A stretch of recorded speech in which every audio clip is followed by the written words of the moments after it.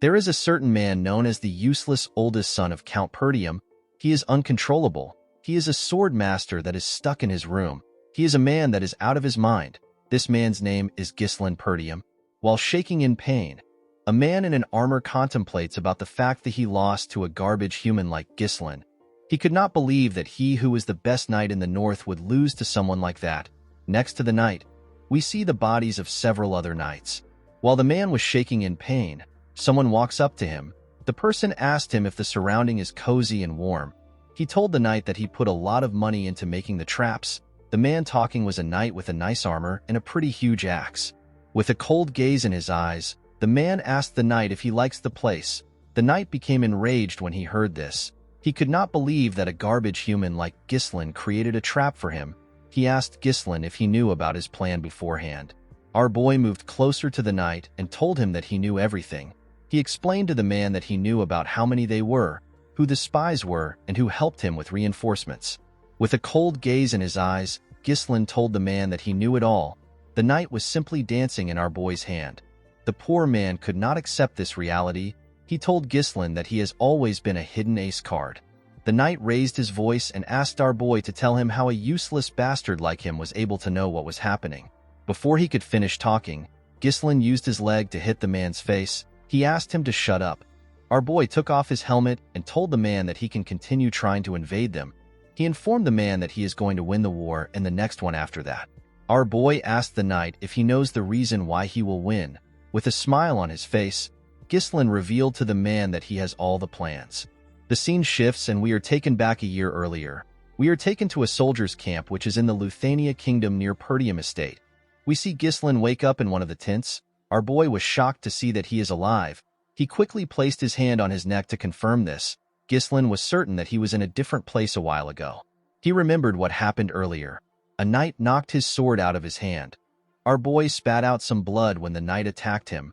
When our boy fell to his knees, the knight with red hair and a golden armor said that it is now over for Ghislain, who is the mercenary king and one of the continent's 7 strongest men. With a smile on his face, the knight said that the war is over. This man is also among the continent's 7 strongest men. He is known as the noble knight Aiden. Aiden pointed his sword at Ghislain and asked him if he has any last words. Our boy told the man that he simply regrets being unable to fulfill his revenge.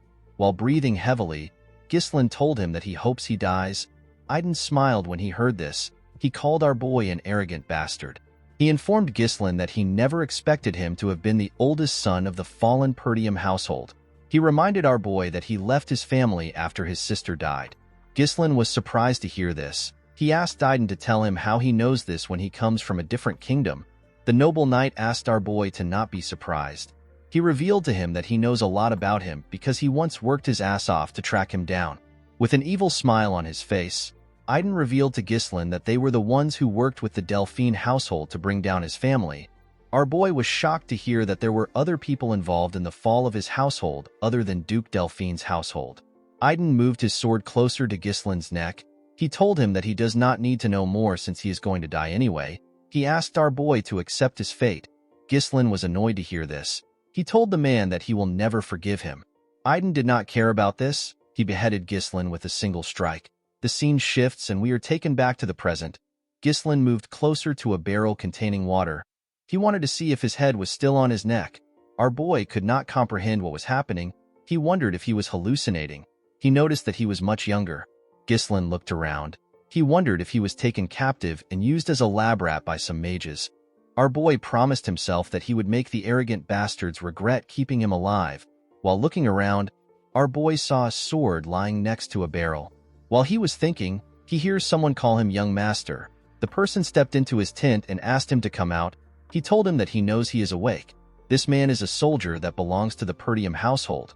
His name is Ricardo. Before the soldier could take another step, Ghislain appeared behind him and put a sword to his neck. The man was shocked to see this. With a serious tone in his voice, our boy informed the man that he will let him leave if he answers his questions correctly. Ricardo referred to Ghislain as young master and told him that he is crossing the line. Our boy was surprised to see how casually the man spoke. He did not expect the man to have such a weird reaction when he is being threatened. Ghislain asked the soldier to tell him what he is talking about. Ricardo pushed Ghislain back and revealed to him that he tired himself out from his tantrum earlier and fell asleep. Our boy was surprised to hear this. While touching his neck, Ricardo asked his master if he forgot everything after sleeping. He reminded Ghislain that he was throwing tantrum about how he wanted to command the group to raid the orcs. Ghislain could not comprehend what the man was saying. He asked the man to stop spouting nonsense. Ricardo picked up a bag and asked our boy to pack his stuff. He explained to him that people are waiting. With a nervous look on his face, Ghislain asked the soldier to tell him where they are going. Ricardo walked past our boy and told him that they are going to the Perdium estate. Ghislain was shocked to hear this. He quickly turned around and grabbed the man. He asked him to repeat what he said. Ghislain asked Ricardo if he is talking about the fallen Perdium estate. The scene shifts and we see our boy outside. While standing at the top of a cliff, Ghislain looked at his estate from afar. Our boy was certain that this was the Perdium estate. He did not understand why it was looking fine. He remembered that it was reduced to ashes the last time he saw it. Ricardo moved close to his master and asked him if he had a nightmare. He could not believe that Ghislain would call his household a fallen one. He told our boy that the Count will kick him out if he hears this. Our boy still wasn't convinced that everything was real. He believed that he was dreaming, pinched his cheek to confirm if he was dreaming. Seeing that he could feel pain, Ghislain realized that everything was real. Due to the fact that he had a younger face and his estate was in its original form, our boy was able to deduce that he had returned back to the past. Our boy's younger self resented his household. The immaturity born from feeling inferior led to trouble. As time passed, more people in the household avoided him. Ghislain was unable to withstand the criticism, so he ran away from home. Several years after that, our boy became a mercenary. He survived countless battles and managed to build up his skills. He eventually made a name for himself. After achieving so much, Ghislain returned to his county in order to make up for his past mistakes. Unfortunately for him, his household had already been crushed to dust by the time he returned. While looking at his family flag, Ghislain realized that everything is still here. All the people he holds dear are still here. Our boy laughed like a madman. He could not believe what had happened to him. He wanted to sing a song in joy. However, it was too early to rejoice. Ghislain remembered that Ricardo said that they came here to raid the orcs. Our boy could never forget what happened in the orc raid in his past life. This is the day that most people in the raid squad will die. In his past life, Ghislain followed the group to the raid and other to make a name for himself. At that time, the reports had said that there were only 3 orcs. Our boy believed that the fight would be easy enough for someone like him who had no experience in commanding a squad. Unfortunately for him, there were more than 20 orcs. Almost everyone died because our boy had been stubborn and wanted to command a squad. Ghislain pulled himself together. He assured himself that he could take care of the monsters since they didn't really have a strategy. The only problem our boy had was that he did not know if the soldiers would trust him because they all see him as some useless bastard. While he was thinking, Ghislain hears a loud sound. A guard post made out of wood was thrown in front of him. One of the soldiers screams and tells the others that the orcs are here. The men immediately tried to take a stance. Ghislain was shocked to see that the orcs arrived early. He was certain that this was a little more early than his past life. The orcs easily tore the soldiers apart. They overwhelmed them with their huge weapons and their bodies. A man ordered the soldiers to get into formation. The man in a blue armor asked the soldiers not to panic. He ordered them to get into a defensive formation.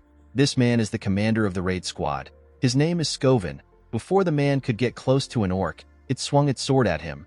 Skovin managed to block the attack with his sword. The commander realized that his squad let their guard down. He could not believe that they were ambushed when they were not prepared. He was quite shocked to see that there were more orcs than reported. While he was thinking, someone calls out to him. The person asked him to look behind him. An orc was about to crush Skovin with its weapon. Before the orc could attack the commander, someone ran to him.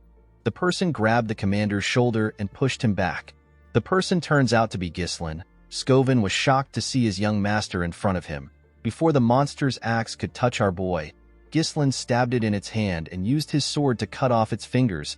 Immediately he did this. He cut the monster's thigh. Skovin and the rest of the soldiers were shocked to see this. The orc screamed out in pain and fell to the ground. Ghislain was annoyed to see the kind of cut he made. He realized that he could not yet use mana. He wished that he had returned to the past earlier. Ghislain turned to Skovin and asked him to give him something. The commander did not understand what the young master was talking about. With a confident look on his face, Ghislain asked Skovin to give him the commander's rights. Skovin could not believe that Ghislain actually asked for the right to command. The commander knew that Ghislain was an idiot, but he never expected him to ask for the right to command when their soldiers' lives are on the line. Skovin stood up and told our boy that he cannot give it to him. Ghislain was surprised to hear this. The man walked forward and asked our boy if he believes that the battlefield is a game. He explained to our boy that he cannot give up the authority that the Lord gave him easily. Our boy was annoyed to hear this, however. He completely understood the man. He knew that he would have also behaved the same way if an idiot walked up to him and asked him for the right to command. While he was thinking, an orc rushed to attack him. Skovin asked his young master to step back. He told him that he is too inexperienced to lead the squad. Immediately he heard this, Ghislain took a stance. He realized that he had no choice. To our surprise, our boy threw his sword. Skovin managed to dodge the sword before it could touch him. He turned around and grabbed Ghislain. He asked him to tell him why he attacked him.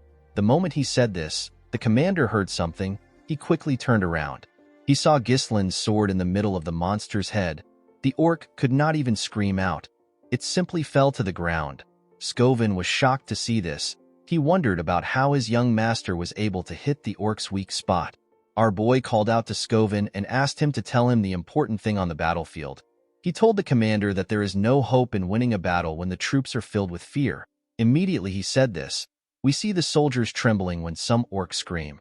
With a smile on his face, Ghislain told the man that they need to gain momentum.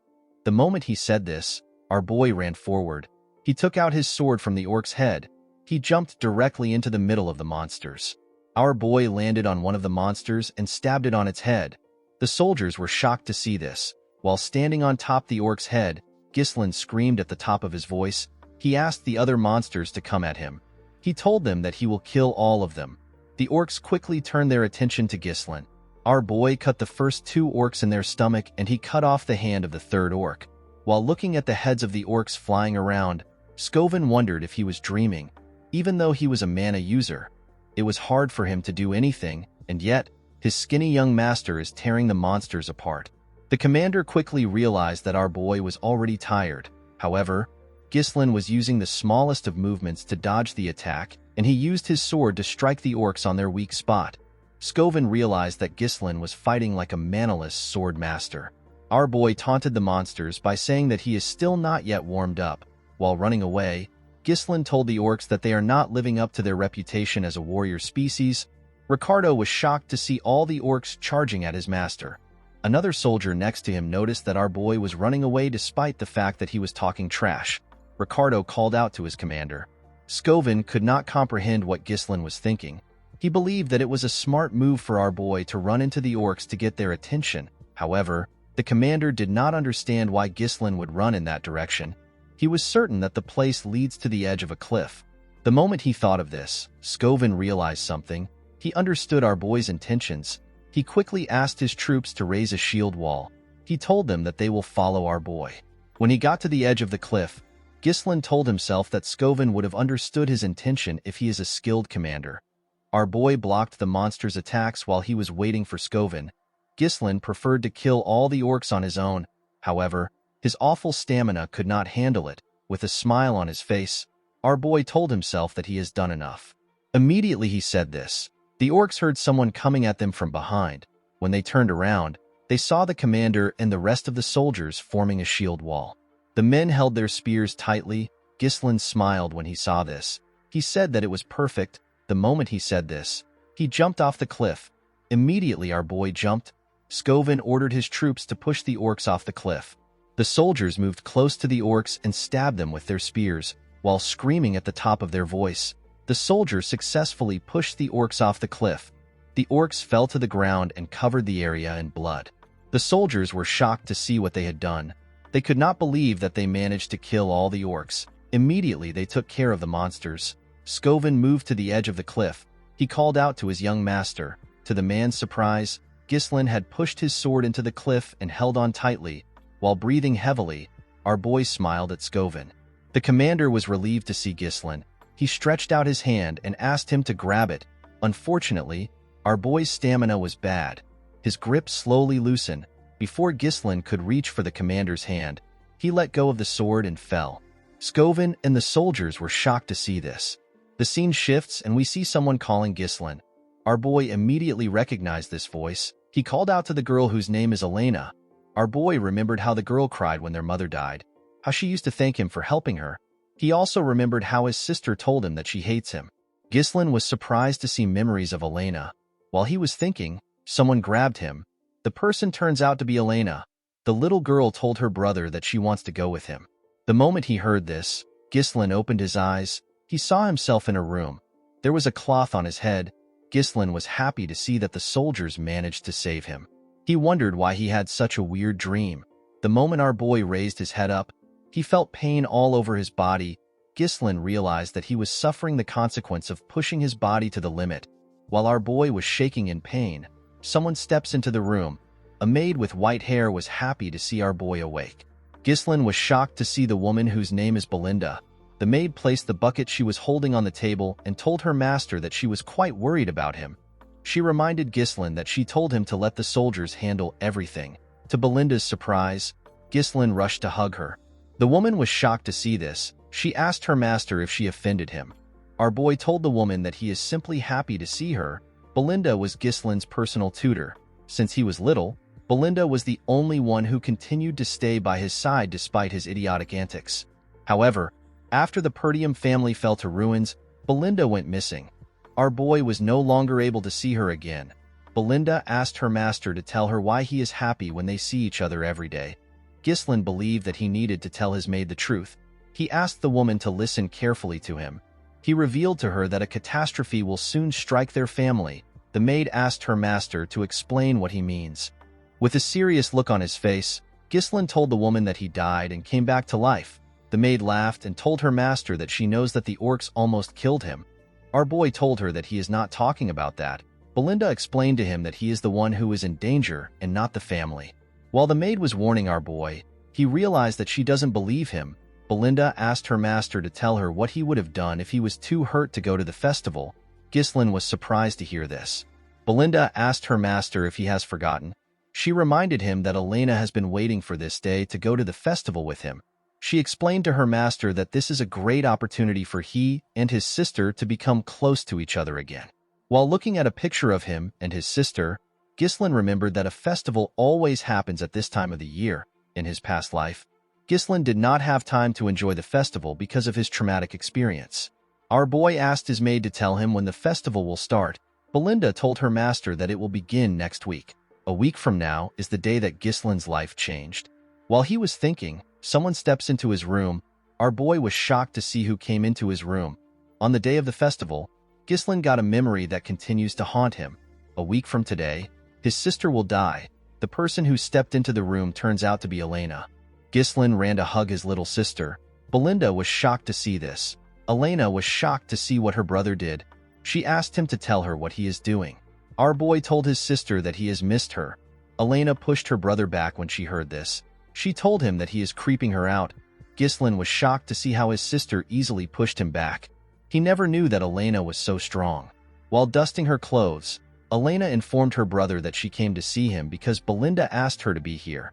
She asked him to tell her the kind of game he is playing. She asked her brother if he believes that this will make everything okay.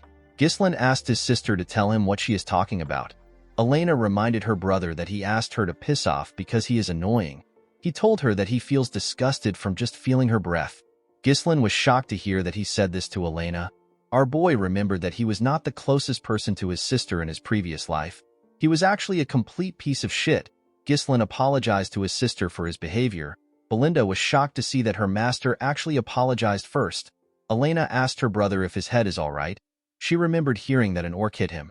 Our boy was annoyed to hear this. He wondered why the two of them kept saying that he got hit.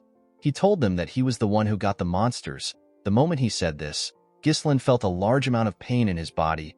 Our boy fell to the ground.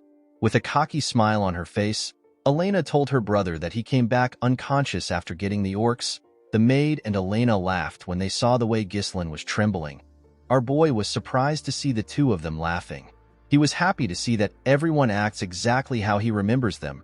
Ghislain wondered why his past self wasted so much time on useless things. In the festival that happens next week, Ghislaine rejected Elena's offer to go together. He told her that the things that happened in the raid made him upset. This was the last time our boy saw his sister. Elena's body was found shredded to pieces along with her bodyguards. Ghislaine was annoyed that he did not go with his sister. While he was thinking, someone knocks on his door. 2 men in an armor open the door. These men were Elena's bodyguards. Their names are Jamal and Philip. Jamal informed his mistress that they were waiting for her. Elena asked the men if something is wrong. She reminded them that she asked them to wait outside. Jamal apologized to Elena. He revealed to her that the servants asked her to oversee their work on the festival supplies. Ghislaine was surprised to hear this. He asked the man to tell him why the maids would ask Elena to do such a thing. Belinda told her master that he does not know anything because he always lays around all day. She informed Ghislaine that there is a shortage of workers in Perdium, that even the young lady has to work. Our boy was surprised to hear this. He could not believe that they were actually short on workers. Of course, it was impossible for our boy to know anything about it because he never cared about such things in the past. Elena told her brother that she has to leave. The moment she turned around, Ghislaine told her that he wants to help as well. Elena was shocked to hear this. Belinda could not believe that her master volunteered by himself. Elena wondered if her brother really got hit on his head. In the town, we see some servants arranging and preparing for the festival. The people of the town heard Elena chasing her brother away. The girl informed Ghislaine that people will be too scared to work with him around. Our boy asked his sister if this is how she treats people that wants to help. The girl informed him that the best way for him to help is to stay out of their way. While his sister was pushing him away, Ghislaine remembered that her body was found near the slums, which is far from the festival grounds. Our boy believes that someone must have called Elena out there or forcefully moved her there. In order to prevent this, Ghislaine realized that he needs to know the ins and outs of the castle. While Elena was struggling to move her brother away, a soldier ran to him. The man referred to Ghislaine as his lord. Our boy immediately recognized this voice. He was surprised to see the old soldier. He referred to the man as Old Man Fergus. While breathing heavily, Fergus cleaned his sweat. He was relieved to see that his master was well. The man grabbed our boy and referred to himself as a lowly servant. He told him that he ran to him immediately he heard the news about the orcs. Our boy told the man that everyone can stop talking about it now. Elena moved close to the man and commended him on his great timing. With a smile on her face, the girl explained to the man that her brother has been acting weird since he woke up. She begged Fergus to take Ghislaine to his room. The old man easily accepted Elena's request. Ghislaine was annoyed to see how his hooligan image was getting in his way. Our boy realized that he had to give up. He decided to find out more about the castle the following week. Ghislaine told the old man that there is an abandoned training field in the castle. He asked him to take him there. Fergus was surprised to hear this. He asked his master to tell him why he wants to go there. With a serious look on his face, Ghislaine informed the old man that he wants to train. Fergus was shocked to hear this. The scene shifts and we see our boy and the old man arrive at the training ground. Ghislaine was shocked to see the place. It was in a much better condition than he expected. Even the weapons were good. The place was a perfect location for our boy to train. Ghislaine never saw anything like this when he was a mercenary. Fergus revealed to our boy that they kept it maintained in case he wished to use the facility. The old man told Ghislaine that he always believed that what he was going through was just a phase. Our boy realized that the man also did this in his past life. Ghislaine tapped the man's armor and told him that he wants to live a long life. He revealed to Fergus that dying feels horrible. The old man was surprised to hear this. He asked his young master to tell him why he is speaking as if he has already experienced life and death. With a confident smile on his face, Ghislaine commended the old man for being sharp. He explained to Fergus that he died and got resurrected. Fergus told our boy that he is not interested in jokes. Ghislaine asked the old man to step out. He told him that he wants to start training. Fergus bowed his head and informed his master that he will be outside.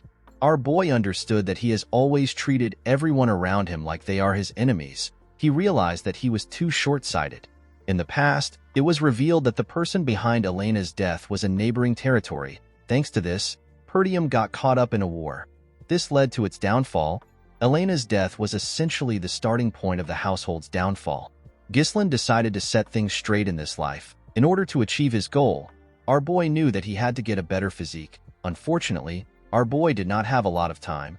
Ghislaine was still certain that he will be able to learn mana control. He sat in a lotus position and began to meditate. Mana is a supernatural resource that allows humans to break through their limit.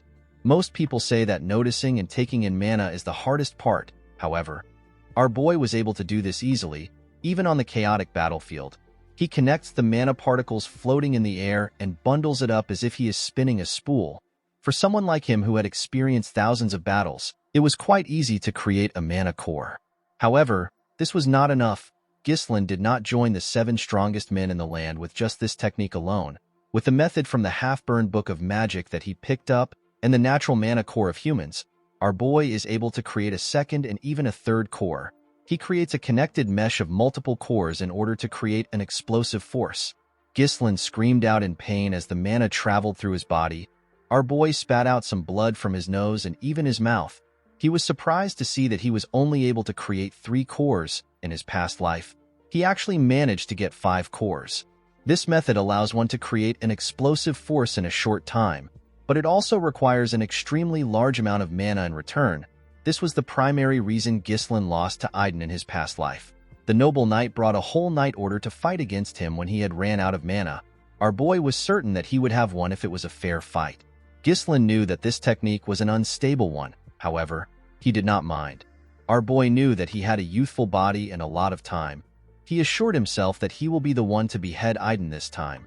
With a look of anger on his face, Ghislain promised to destroy the bastards that helped House Delphine to destroy their county. The scene shifts and we are taken to the day of the festival. We see Ghislain gear up and walk into the festival grounds. Elena was shocked to see her brother. She asked him if something is wrong. She reminded him that he never used to come to things like this. Ghislain explained to his sister that he needs to come to these things once in a while, since he is also a member of the Perdium household. Elena told her brother that he has been acting weird recently. She revealed to him that she heard that he has been training for the entire week. With a nervous look on his face, Ghislain explained to his sister that there is nothing weird for the heir of a knight family to be training. Elena reminded her brother that he never cared about these things before. She reminded him that he said that their father is annoying and he cannot wait to be lord. Our boy was shocked to hear what he said. With a bright smile on her face, Elena informed her brother that she likes the way things are now. She told him that it feels as if he has returned to his old self. Ghislain realized something in the past week. Due to the fact that his actions have changed, his reception and his future are also slowly changing. While thinking, our boy saw Belinda instructing Elena's bodyguards. She asked them to figure out a solution by themselves if Ghislain causes any trouble. She explained to them that they cannot afford to have any problems, especially when there are a lot of visitors around. The 2 men told the woman that she can trust them. Although the general flow of things were the same, it was difficult for Ghislain to gauge the impact of his actions on small events. Making good use of the information he has was our boy's work. Ghislain knew that he needed to respond to each situation effectively. Our boy followed his sister around during the festival.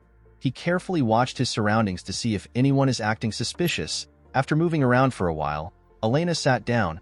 She told her brother that she enjoyed the festival a little. She explained to him that it is a little boring to have the same thing every year. She wondered if there was nothing new this year. Ghislain found it odd that nothing had happened to his sister even though the festival is almost over. He wondered if this happened because he is with his sister. While he was thinking, someone asks Elena if she wants to check out other areas. The person turns out to be a soldier. The soldier explained to the girl that his friend told him that there are new events elsewhere. He asked the girl if she will come with him. Elena was surprised to hear this. She grabbed the soldier's hand and told him that the events have to be fun. Upon seeing this, our boy realized that the 2 soldiers in front of him are the traitors. Ghislain could not believe that Jamal and Philip were the traitors of their household. Elena's bodyguards were the most trusted knights in the feud. This is because they have protected Elena since she was a little girl. It was known that they were murdered while protecting her in the past. With a smile on his face, Jamal welcomed his mistress to the event. To the girl's surprise, there was no one there. Elena did not understand what was happening. She asked Jamal if there is really going to be an event in such a dirty place. With a nervous look on his face, Jamal told her that the people must have not yet prepared. He told her that people will soon arrive. Elena believed her bodyguard was joking with her. She asked him if he would perform in such a dirty place. While she was talking, our boy looked around. Although the place looked like a simple deserted street, Ghislain could tell that the men have carefully blocked the escape route. He realized that they must have made their preparations in advance. While he was thinking, his sister pulled him. She asked him to leave with her. Jamal asked his mistress to stay in order to see the show. Elena told the man that she is not going to watch a show in a place like this. Ghislain asked his sister if she works out. He told her that she is quite strong. Before the girl could reply, Philip appeared in front of her. With a scary look on his face, the man asked Elena to wait for a little while. The girl became nervous when she saw the look on his face. She told her two guards that they are acting strange. She asked them if something is wrong. Jamal apologized to her for scaring her. With a creepy look on his face, the man informed his mistress that a reasonable request came in. Elena was surprised to hear about a request. The moment Jamal said this, 3 men walked into the area. 2 of the men were wearing black clothes. The other man, who appears to be their leader, was wearing a blue coat with a blue hat. This man's name is Frank. Frank commended the men on their smooth work. Jamal walked up to the man. He told him that they brought their mistress just like they promised. He told Frank that their deal ends here. Frank noticed that Ghislain was also here with Elena.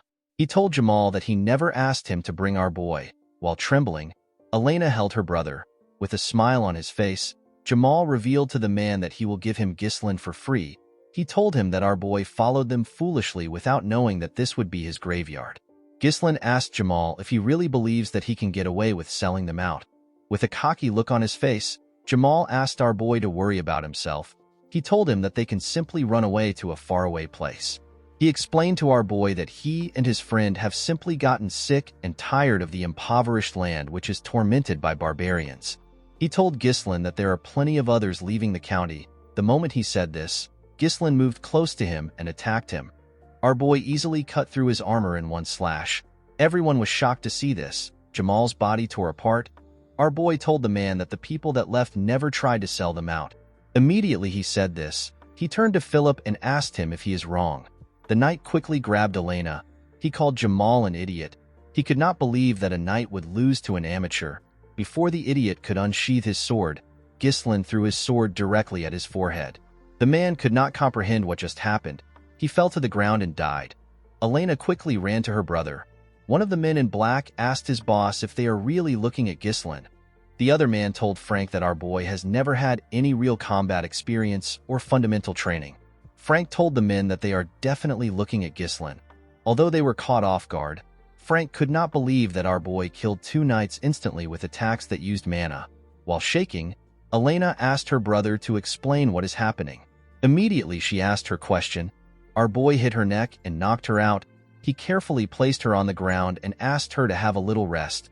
The moment he did this, Frank thanked him for making their work easy. He told Ghislain that he is much different from what he heard. He revealed to him that they were planning to take care of Jamal and Philip. The man smoked a pipe and asked our boy if he has been hiding his true skills. Ghislain took out his sword from Philip's head and asked Frank to tell him why he cares about his skills. Our boy took a careful look at the men. The men in black were nothing for him. However, Frank was different. The amount of mana he exudes is on a whole different level. Ghislain realized that he had to end the fight quickly. He released his mana and took out some strings. Before fighting, our boy asked the men to tell him who made the request. Frank told our boy that there is no need for a dead man to get that information. Ghislain already knew that the men wouldn't answer him easily. He took a stance and told the men that they will soon spill out the truth anyway. One of Frank's subordinates asked him if they should sever Ghislain's head. The man told his subordinate that he wants them to capture our boy alive and break all his bones so that he can't help but go mad. With a creepy smile on his face, Frank said that Ghislain has to be screaming in pain for the shape to come out beautifully. The moment they heard this, the 2 men rushed to attack our boy. Ghislain took out something from his pocket and threw it at one of the men. The man was surprised to see a firecracker. The moment he lost focus, Ghislain moved close to him and stabbed him in the head. The other man calls this a shallow trick. He quickly attacked our boy. Ghislain moved his sword behind him and used it to block the attack. While holding on, our boy put his hand around the sword. He used his sword to hit the man's hand. Before the man could react, Ghislain beheaded him. The moment he did this, Frank attacked him. Our boy blocked the attack with the other sword. Frank was shocked to see this. He could not believe that Ghislain managed to block his attack in his position. He was certain that it was a perfect sneak attack. Ghislain quickly pushed the man's sword down and stood up. He made a clean cut on Frank's neck. The man's pipe fell to the ground. To our boy's surprise, Frank attacked him. While using mana on his neck, Frank told Ghislain that he is actually surprised. He told our boy that he would have lost his neck if he did not have enough mana. Ghislain was shocked to see that Frank survived an attack to his neck. He quickly realized that the man focused his mana around his neck to reduce the damage. Frank took a stance and told our boy that he does not know where he learned his strange swordsmanship. With a creepy smile on his face, the man promised Ghislain that he will die here. Frank pushed our boy back and told him that he cannot defeat him with his feeble mana. He assured Ghislain that he will die here. To the man's surprise, Ghislain smiled when he heard this. Frank did not understand why our boy was smiling. Ghislain pushed the man's sword away and made him lose composure. Immediately he did this. He used his leg to give Frank a kick on the face. Frank quickly stepped back after he received the attack. With a smug look on his face, Frank reminded our boy that his attacks won't work with his tiny mana. The moment he said this, Frank spat out some blood. He fell to the ground and began to cough heavily. The man could not comprehend what was happening. He realized that Ghislain's attack was much powerful than before. He was certain that it is impossible for Ghislain to pierce through his enhancement with his skill level. Our boy slowly walked up to the man. He revealed to him that he never expected anyone to be the true culprit of his sister's death. With a scary look on his face, he unleashed his third core and asked Frank to prepare himself. The man was shocked to see this. He could not believe that our boy's mana suddenly increased. Before he could think about it, he saw Ghislain in front of him. He was shocked to see how fast our boy had become. Ghislain attacked the assassin more fiercely. However, Frank was able to block the attacks, but the attacks were quite heavy. Ghislain did not hold back. Frank could not comprehend what was happening. His hands were turning numb just from blocking our boy's attacks. While looking at his almost ruined sword, the man reminded himself that there is usually a limited effect when someone draws a lot of mana. However, this was different for Ghislain. Frank had never heard of a method that increases mana so explosively. It was as if our boy had become a different person. While Frank was trying to regain his stance, Ghislain used his sword to crush the man's weapon. Immediately he did this. He landed a heavy strike on the man's body. He grit his teeth and pushed his sword into Frank's body. The assassin screamed out in pain. Before he could continue screaming, Ghislain placed his hand on his throat and pushed him to the wall. While holding onto his sword, our boy told the man that they need to continue their conversation from earlier. He asked Frank to tell him who requested for the assassination. The man did not care about responding to Ghislain. He took out a small blade and told himself that he will not go down so easily. He decided to take Elena along with him. Before the man could throw his blade, some strings grabbed his hand. Our boy was the one who took out the strings. He asked the man to make a deal with him. With a cold gaze in his eyes, Ghislain asked the man to not make any stupid moves. He told him that he will return his sword into its sheath. Frank was shocked to see that the threads were created with mana. He did not know when our boy had the time to create such a thing. Ghislain pushed his sword deeper into the man's body. He told him that someone on his level should be able to patch up this injury. With a horrifying tone in his voice, our boy told Frank that his level won't matter when his mana core is destroyed. The assassin was shocked to hear this. When he looked down, he saw our boy's sword glowing. He immediately began to scream. He could feel his mana scattering. Frank yelled at Ghislain and asked him if he has lost his mind. He told him that the backflow could cause an explosion and blow the whole area away. He asked Ghislain if he is planning to self-destruct. With a terrifying look in his eyes, our boy told the man that only those who are unskilled make such a mistake. He assured him that he can manage himself. Frank was shocked to see the look on Ghislain's face. He realized that our boy was not bluffing. He became certain that he is going to die. While screaming at the top of his voice, Frank revealed to our boy that he was sent by Count Desmond.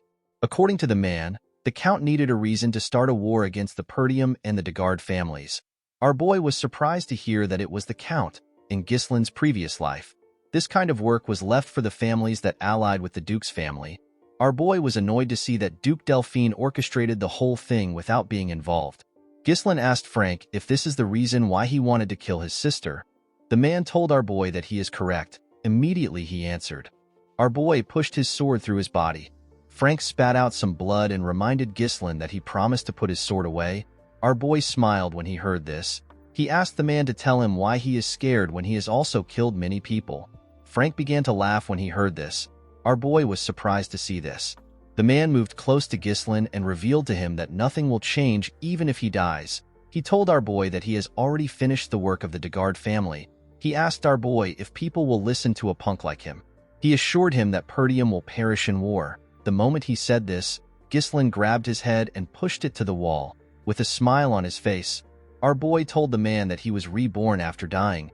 He assured him that things will be different this time around. Immediately he said this, his sword began to shine brighter. Frank raised his head up and screamed out.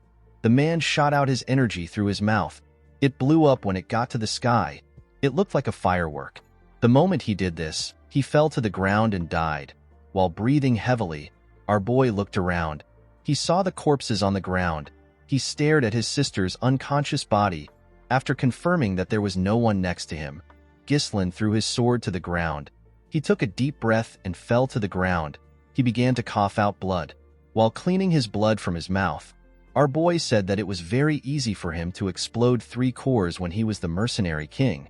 He pushed himself up and told himself that he will not fall here. Our boy rushed to a building and kicked the door open. He found 2 bodies inside the building. In Ghislain's previous life, there was another body that was found in this place besides Elena. Due to what Frank said earlier, our boy realized that the body in front of him belonged son of the Degard family. The boy was killed along with his escort knight. The 2 men were silenced and framed as Elena's killers. Our boy moved their bodies. He was certain that a war would take place if these bodies are revealed. Ghislain took out a firecracker. He decided to erase the evidence. After setting the building on fire, our boy carried his sister and slowly walked away. He assured himself that he will never let things go as planned for his enemies. As Ghislain walked forward, we see someone watching him from a tree. The person disappeared after staring at our boy for a while. The scene shifts, and we see the man reporting to his superiors who sat on a round table. The man revealed to them that the assassination was a failure. The people on the round table were shocked to hear this. They could not believe that Frank and the other 2 knights failed the mission. They asked the man if they let their guard down because they believed that the work would be easy. With a nervous look on his face, the man told them that they failed because of Ghislain. The men were shocked to hear this. They could not believe that the useless bastard of the north actually did something. One of the men on the table reminded the spy that Ghislain is actually a useless piece of shit. He asked the man to stop using our boy as an excuse. The spy revealed to the man that Ghislain is completely different from the information and rumors they have about him, while remembering how our boy dealt with their men. The spy told his superiors that Ghislain was basically a completely different person. The man revealed to his superiors that they have already taken care of the Degard family. He assured them that it will not be difficult to start a territorial war. He begged them to give him another chance. The men asked the spy to shut up. They could not believe that he was not able to get enough information on one kid. They asked the spy if he knows that he has pushed their plans back. They could not believe that the man was asking for another chance when he failed his first mission. The members of the group ordered for the spy to be eliminated. The moment they said this, someone sitting on a throne told them that they are noisy. The man asked the spy to tell him the kind of chance that he wants. The spy assured the man that he can get rid of Ghislain. The man asked him to tell him how he wants to do this. The spy revealed to the mysterious man that he will make a duel happen naturally. He told the man that he has someone in mind. The men on the table asked him to tell them who he plans to choose. The man revealed to them that he plans to choose Cain Loges. This person is famous for his strength-based swordsmanship. Despite his young age, he is the epitome of strength. The spy assured his masters that there is no one in the north who is a match for Cain's strength. According to the man, Cain is Ghislain's cousin, so it won't be difficult to get them to meet for a duel. With a cold gaze in his eyes, the mysterious man told his subordinate that he will not be granted another chance after this. The spy assured the man that he will not disappoint him. The scene shifts and we are taken to the training hall of the Perdium household. Fergus stepped into the room and told his master that it is already meal time. The moment he said this, he saw something coming towards him. Our boy placed his thread on a sword next to the man. He wrapped the thread around the sword and used it to pull it to himself. Ghislain carefully moved his sword.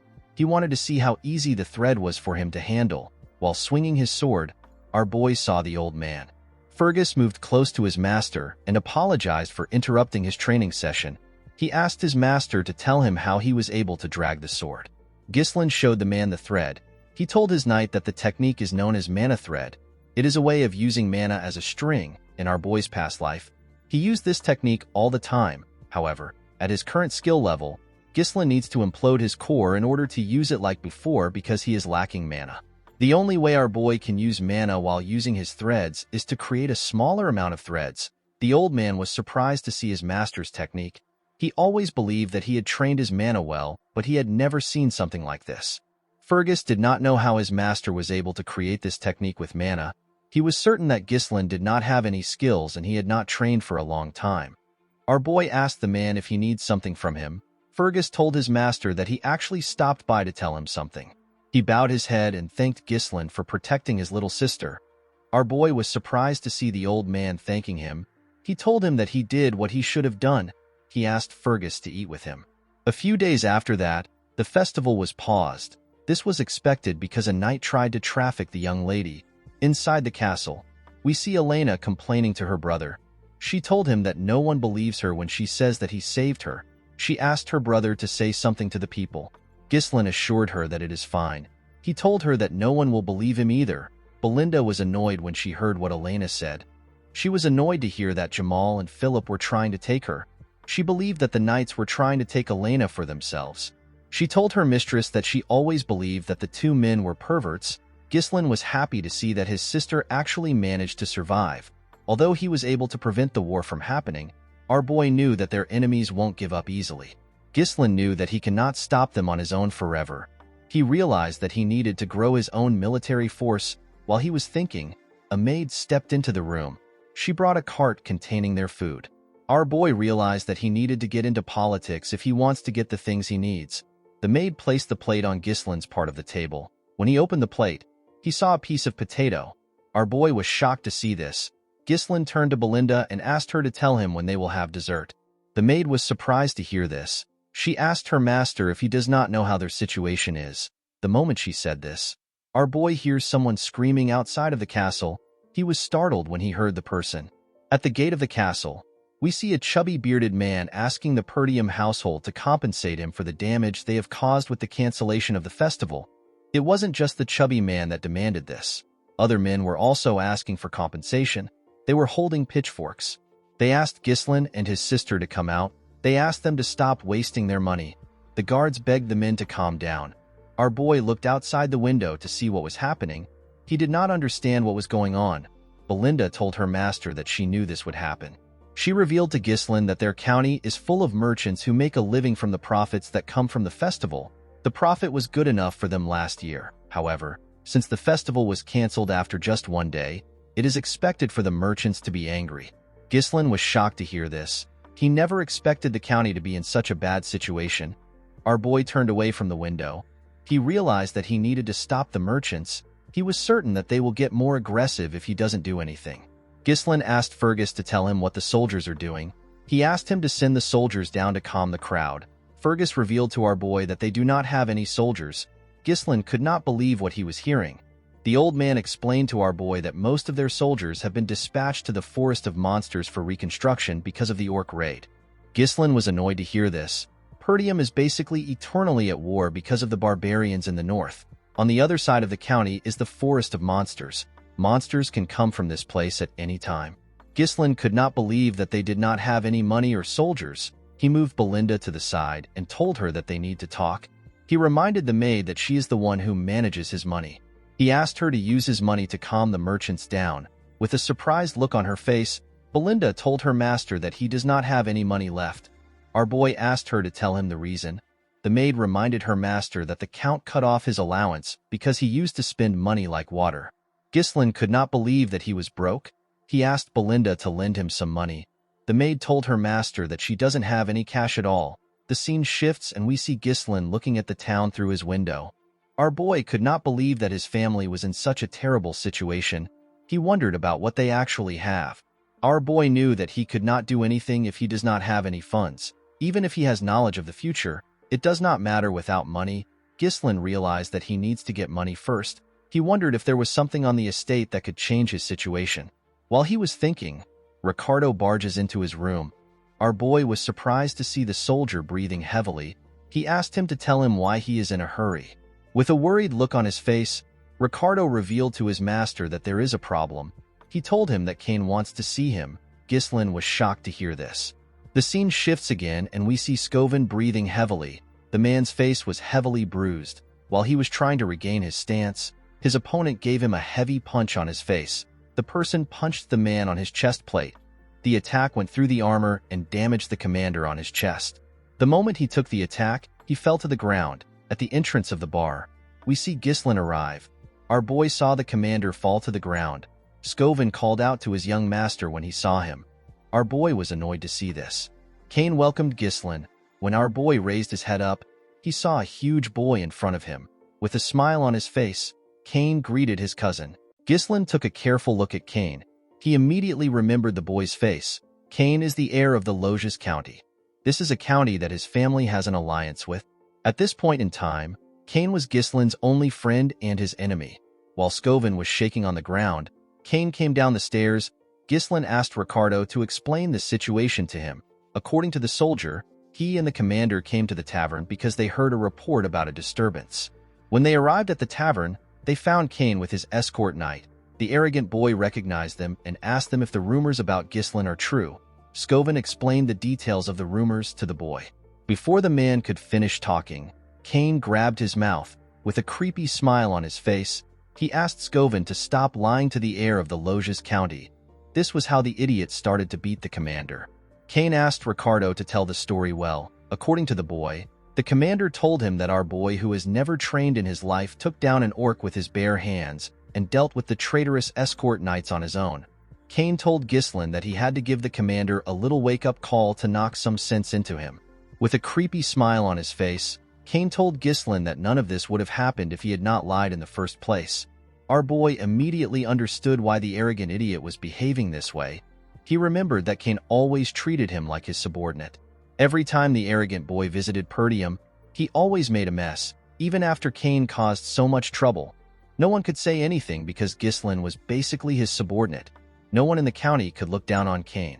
Unlike Ghislain, who always had an inferiority complex, Cain's confidence and bold demeanor were praised as qualities befitting of an heir. Thanks to this, Ghislain was criticized more by the people. Our boy smiled when he remembered this. Cain was surprised to see him smiling. He never expected this reaction. Normally, Ghislain would have charged at him after receiving this much provocation. The scene shifts and we are taken back some hours earlier. At the Loges County, Cain hears the spy ask him to kill Ghislain.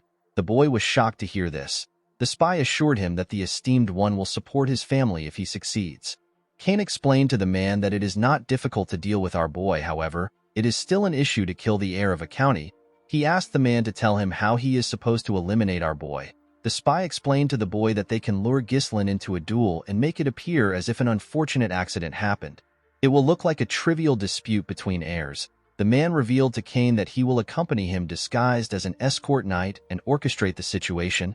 He assured the boy that everything will be fine.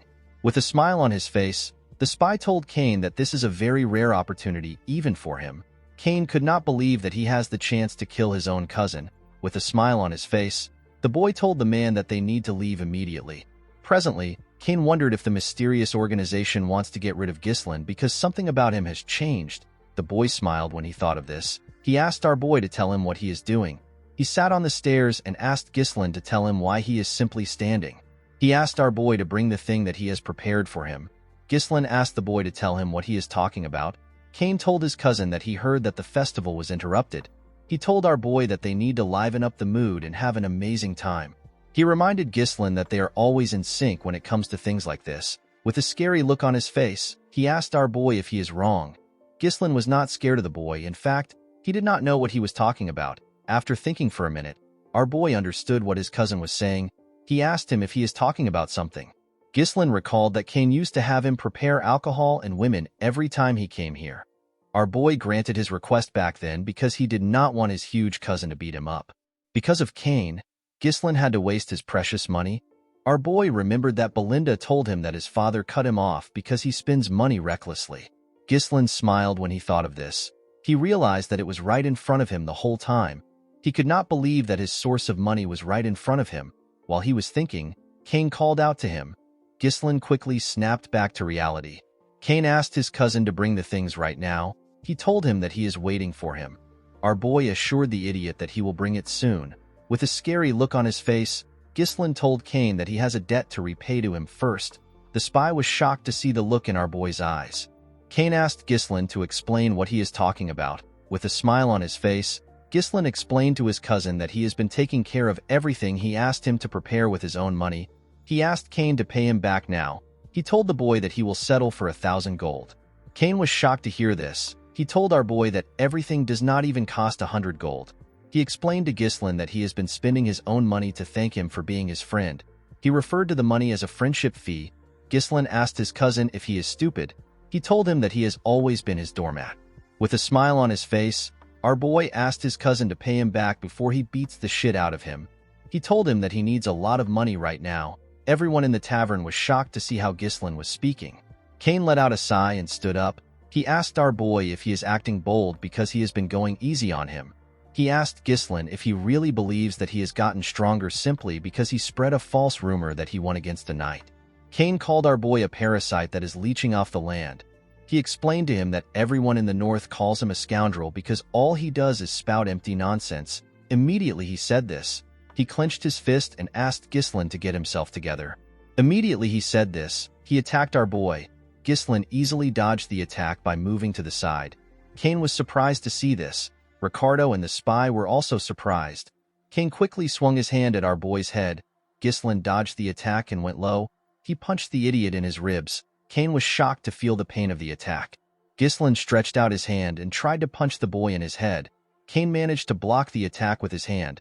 He smiled when he blocked the attack. Our boy was surprised to see this. Cain fell on his knees and screamed out in pain. The spy quickly rushed to the boy's side. He asked Cain if he is all right. Ghislain asked the boy to stop whining.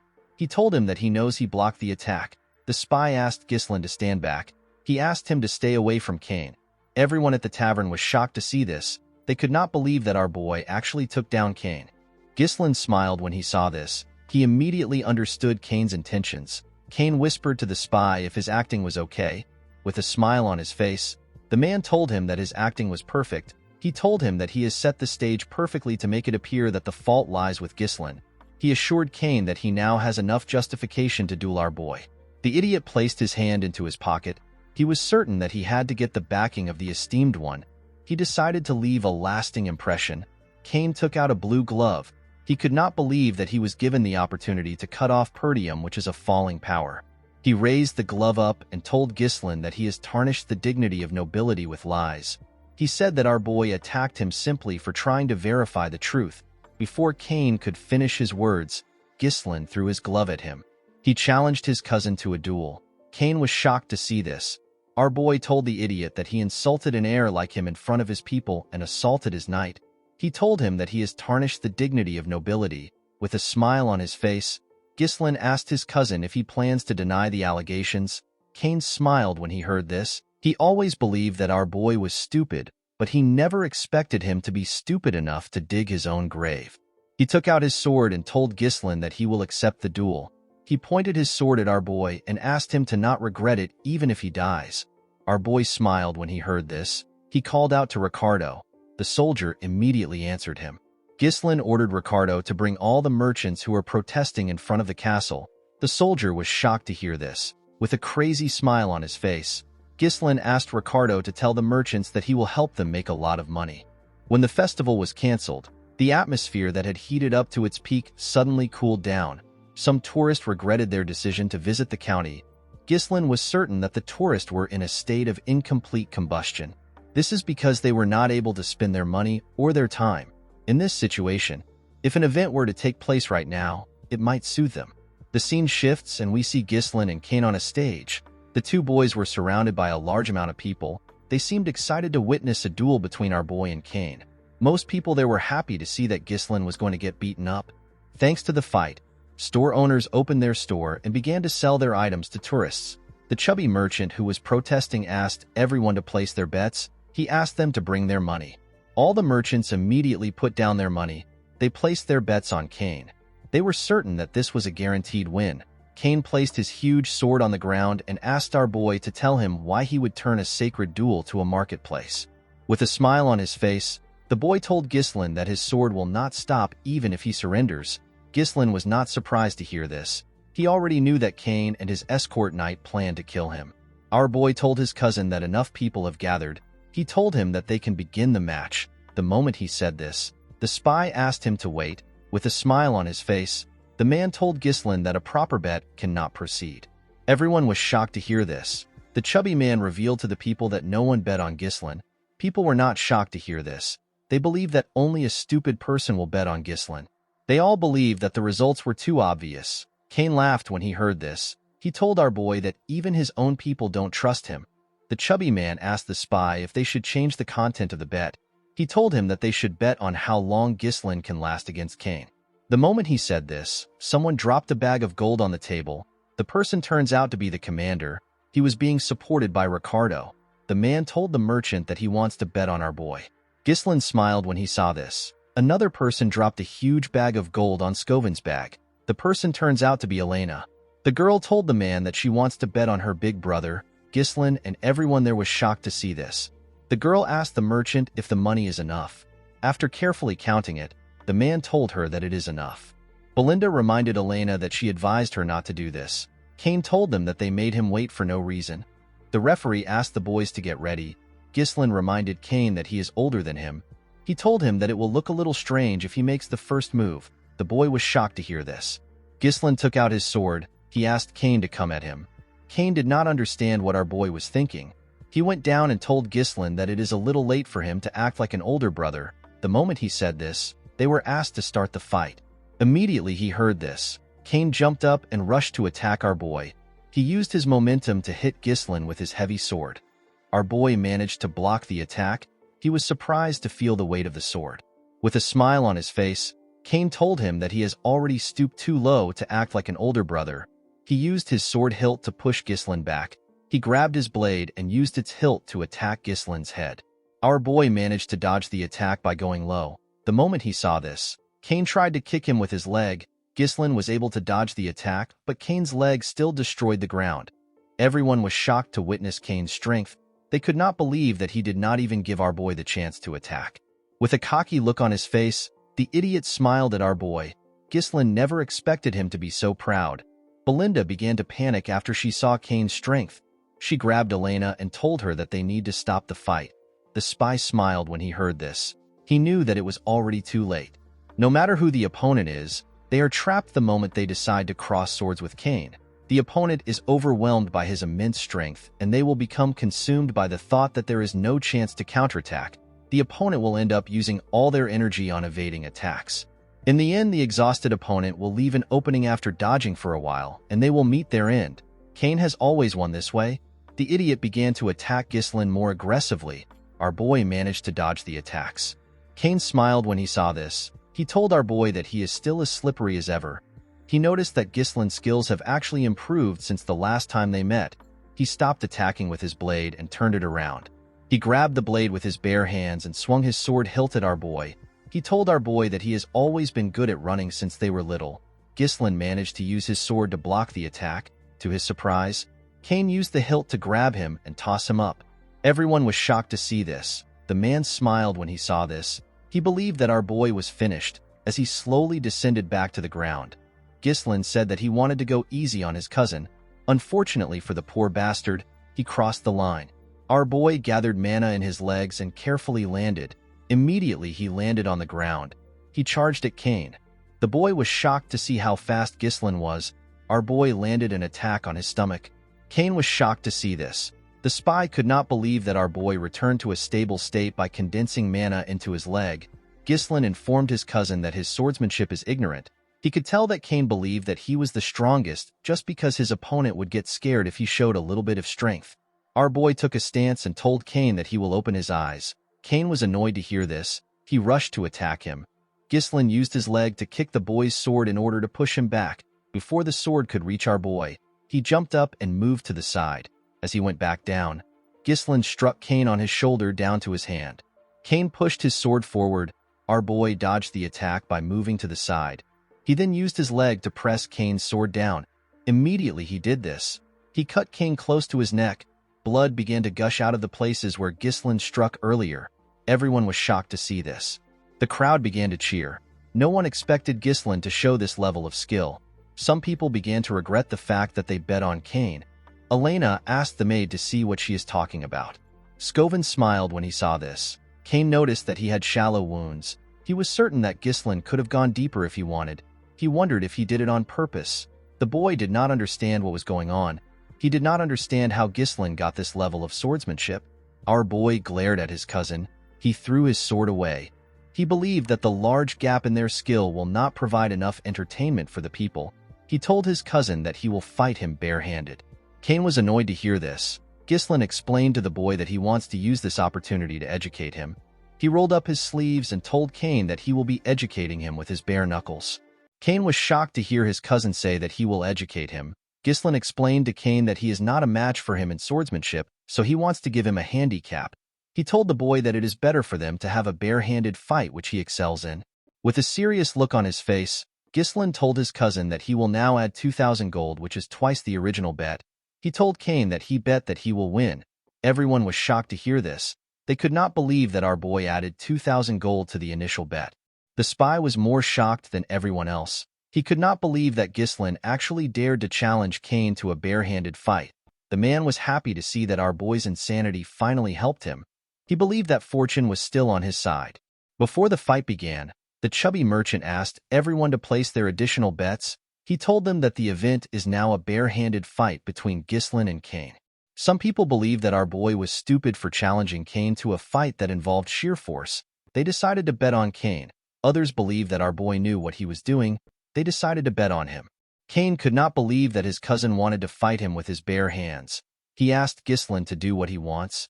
He grabbed his weapon and threw away his coat. He raised his weapon up and told his cousin that he will use his sword. The moment he said this, he rushed to attack our boy. Belinda was annoyed to see this. She asked her master to pick up his sword and defeat the bastard. Immediately she said this. Cain swung his sword at his cousin with the intention of killing him. Ghislain smiled when he saw this. He realized that he needed to knock some sense into his cousin. The moment he thought of this, he went down to dodge Cain's attack. Cain tried to move his sword closer to cut our boy. Ghislain quickly moved to the boy's side. Our boy punched Cain in his lap. Before Cain could react, Ghislain gave him a heavy punch on his jaw. This attack made the boy lose his balance. He quickly fell to the ground. Cain could not comprehend what was happening. He did not know how a loser like our boy was able to display such movements. Everyone began to scream when they saw how their young master fought. They slowly understood that Ghislain might actually win. With a cold look on his face, Ghislain asked his cousin to get up. He told him that he has not even gotten started. Cain was annoyed to hear this. He raised his sword and rushed to attack our boy. He swung his huge sword at our boy when he got close to him. Ghislain easily dodged his attacks. Our boy grabbed his cousin's arms. He twisted it and locked Cain down. Before Cain could do anything, Ghislain used his knee to give him a blow in his rib.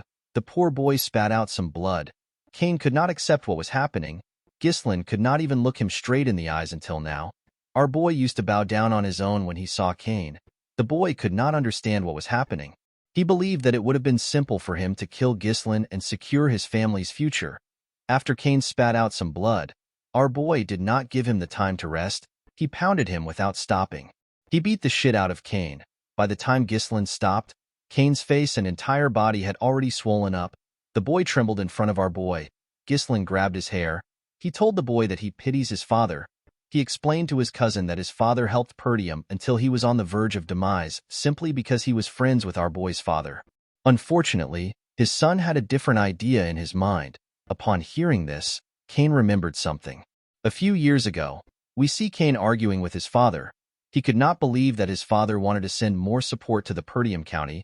He reminded his father that they are also having a hard time right now. He asked his father to tell him why he continues to invest in a land that is withering away. He told him that it is like pouring water into a cracked bucket. He reminded the Count that it has not been a week since he returned, and yet he is already going back to help Perdium. Cain asked his father not to leave. He told him that everyone is asking him to stay. He asked his father to tell him why he insists on helping Perdium. Count Loges turned around and told his son that he is doing all of this because he is friends with Count Perdium. Cain finally understood what his father was talking about. The moment the boy remembered this, he saw Cain's fist coming close to his face. Cain closed his eyes out of fear. Upon seeing this, Ghislain told his cousin that he has done enough. When Cain opened his eyes, he saw our boy's hand in front of him. Ghislain asked his cousin to get up. Cain was surprised to see this. He faced his head down and told our boy that he accepts his defeat. Everyone was shocked to see this. The crowd began to chant their young master's name. They could not believe that he actually won. Some people regret betting on Kane, while others were thankful that they ended up betting on Ghislaine. Elena was happy to see that her big brother won. Belinda and the two soldiers were shocked to see that their master actually won. The spy got on the stage and called out to Kane. He moved close to him and began to yell. He asked Kane to tell him why he would accept his defeat just because he had a little bit of a disadvantage. He told the boy that he trusted him. Kane ignored him and told him that he is done. He told him that they need to leave. The man was annoyed to see that he chose a weak brat. While he was thinking, Ghislaine called out to him. With a smile on his face, our boy told the man that he has to do something. The man was surprised to hear this.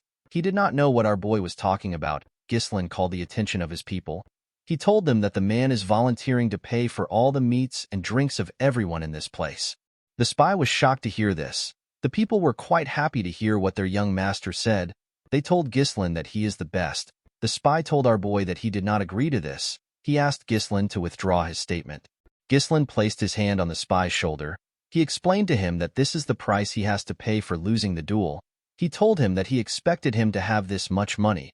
Our boy explained to the man that this money won't be deducted from the bet. Ghislaine pressed the man's shoulder and reminded him to add 2,000 gold to the bet that they originally set at 1,000 gold. With a horrifying look on his face, our boy told the spy that he already knows what will happen if he tries to run. Upon seeing the look on Ghislaine's face, the spy gave up. He knew that he was going to die if he does something stupid. He fell to his knees and accepted our boy's request. The next day, we are taken to Ghislaine's room. Our boy placed a huge box on his table. When he opened his box, Ghislaine saw a large amount of gold coins inside. This was the money our boy made from his bet. Our boy never expected the money to be so much. He was certain that he could hire a small mercenary corps with this money. Ghislaine closed his box. Our boy knew that it takes a lot of time to make more money. He was certain that their enemies won't wait for him. Ghislaine realized that he had to prepare faster in order to start the business that he has in mind. While he was thinking, our boy noticed that Elena and Belinda were next to him. With a nervous look on his face, Ghislaine asked them if something is wrong. With a bright smile on her face, Elena asked her elder brother to tell her where he plans on spending all his money. Our boy asked her if she wants some money. The girl told her brother that she is simply curious. Belinda told Elena that she already knows where he will spend it. She reminded her that Lady Amelia's birthday is coming soon. She asked her master if he put up a show because he wanted to buy Amelia an expensive gift. She told him that he is so easy to read. Elena could not believe that her brother was working so hard to look good in front of his fiancée. Ghislaine was shocked to hear this. He could not believe that he had a fiancée. Our boy asked his maid and his sister if he really has a fiancée. Belinda asked her master to not be shy. She told him that he does not need to play dumb just because he is embarrassed that they knew what he was thinking. Elena reminded her brother that they are talking about Amelia from the Rayfold County. Ghislaine's expression became grim when he heard the name of the county. Our boy remembered his fiancée. He remembered her as a spider.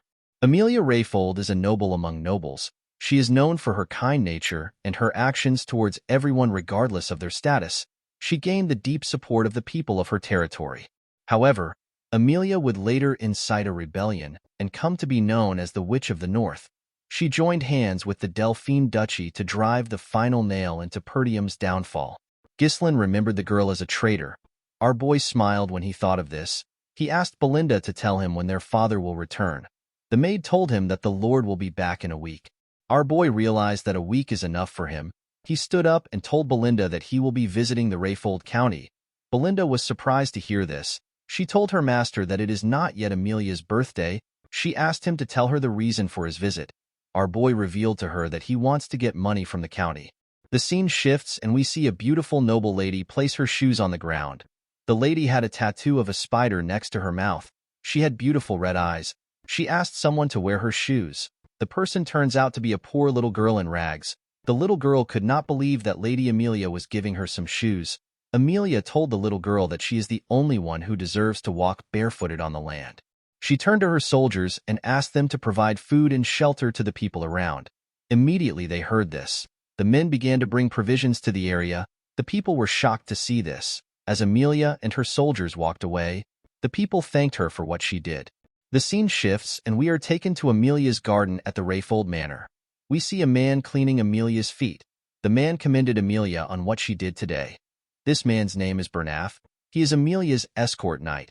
While petting her cat, Amelia revealed to her knight that her father has always demanded absolute obedience from the people of his territory. According to Amelia, the common folk will always follow those who keep them warm and well-fed. Bernarf told his mistress that she has now won the hearts of the people.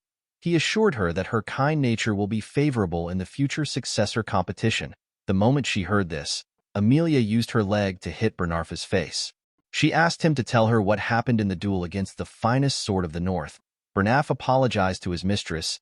He explained to her that he wanted to avoid needless attention. He told her that people will begin to pay attention to her if he won the duel. He reminded Amelia that it is not yet time for her to show her claws. He kissed his mistress's feet and told her that his blade belongs to her.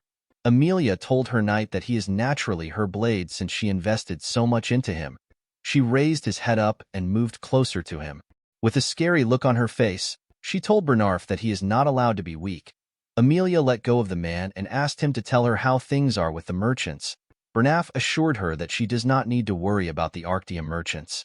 He revealed to her that all the materials used for the reconstruction of the Forest of Beasts outpost, which was recently destroyed by the orc attack in Perdium, are being purchased through their merchant guild. He explained to Amelia that they are recouping all the support funds Count Rayfold sends to Perdium every year. He told her that they are also recruiting all the soldiers and knights leaving Perdium. He revealed to her that many of the soldiers are well trained from battles against the barbarian tribes, which make them excellent quality. Amelia commended her knight on his success. She reminded him to always maintain the appearance of an ordinary merchant guild. She explained to Bernaf that they cannot let their true identity be exposed until they have built up their strength.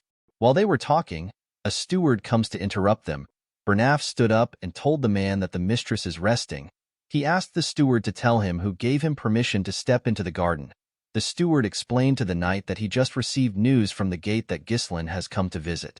Amelia was surprised to hear this. She asked the steward to tell her why Ghislain came. The man revealed to her that our boy said that he has something to discuss about their merchant guild. Amelia and her knight were shocked to hear this. The scene shifts and we are taken to the visitor's room. Amelia stepped into the room and sat down. She saw our boy wearing a rough coat. He was holding a small flower. Ghislain greeted the girl. Amelia told our boy that his visit is quite unpleasant. She told him that he came without any prior notification. She asked him if he has not yet learned manners or etiquette. With a smile on his face, Ghislain told the girl that he wanted to give her a gift in advance because her birthday is coming soon. Our boy placed the flower he was holding on the table. He explained to her that he got the flower from the merchant guild up ahead. He told her that the fragrance is quite nice. He explained to her that he plans to buy flowers from the guild from now on. Ghislain revealed to her that the guild is known as the Arctium Merchant Guild. Amelia could not comprehend what our boy was thinking. She stood up and told him that she does not know what he is talking about. She turned around and told Ghislain that she will be leaving now that she has received his gift. With a cold gaze in his eyes, Ghislain asked the girl to sit down. Amelia was shocked to feel the energy our boy was releasing. She could not believe that the guy who used to be barely able to speak when he stood in front of her was releasing such a powerful energy. Ghislain picked up the tea in front of him. He told Amelia that he does not want to waste her time. He revealed to her that he needs some money. He asked Amelia to give him 10,000 gold. Amelia was shocked to hear this. She could not believe that Ghislain visited her out of nowhere and is asking her to give him a large amount of money. She asked our boy if this is the will of his father. Ghislain assured her that his father has nothing to do with this. He asked her to simply give it to him. Our boy poured the tea on the floor. With a smile on his face, Ghislain told the girl that she never planned to marry him. Amelia was shocked to hear this. Our boy told her that it will be bad for her if word gets out that she is secretly building up her power, especially when the succession fight is quite fierce. The moment our boy said this, Amelia's cat jumped on the table and growled at him. Amelia told our boy that his joke is not funny. Ghislain assured the girl that he will keep her secret for a little while. He told her that his lips might be loose if he leaves the room empty-handed. With a smile on her face, Amelia assured our boy that it won't happen. Immediately she said this, she called for Bernarf. The knight opened the door and stepped into the room. He placed his hand on his chest and greeted Ghislain. Ghislain remembered Bernaf as a knight that has always stayed by Amelia's side. He remembered that Bernaf was a skilled individual who possesses the potential to be compared to the finest sword of the north. Our boy explained to Amelia that a war will break out if he dies there. He asked her if she can handle this. According to Amelia, a ruffian barged in and caused chaos. He was killed by the escort knight because of his actions.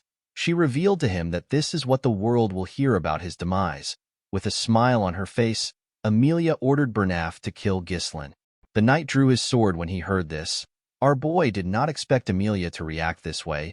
He realized that he had no choice but to get a little serious. He placed his hand on his sword hilt. Before Ghislain could attack, he noticed that Bernaf was smiling. Our boy found this to be weird. The moment he saw this, he heard a sound. An assassin jumped out of one of the knight armors that was behind Ghislain. The assassin stabbed Ghislain's chair. Fortunately, our boy managed to jump out of the chair and go low. As the assassin struggled to remove his sword, he gave him a heavy kick in his chest. The assassin was sent flying. His body broke the window. Amelia and Bernaf were shocked to see this. Ghislain turned to them. He could not believe that Amelia was feigning politeness while she launched a surprise attack. He picked up his sword and told them that they have a poor hospitality. Immediately he said this. Ghislain charged at Bernaf. He swung his sword at the knight, but he managed to block it.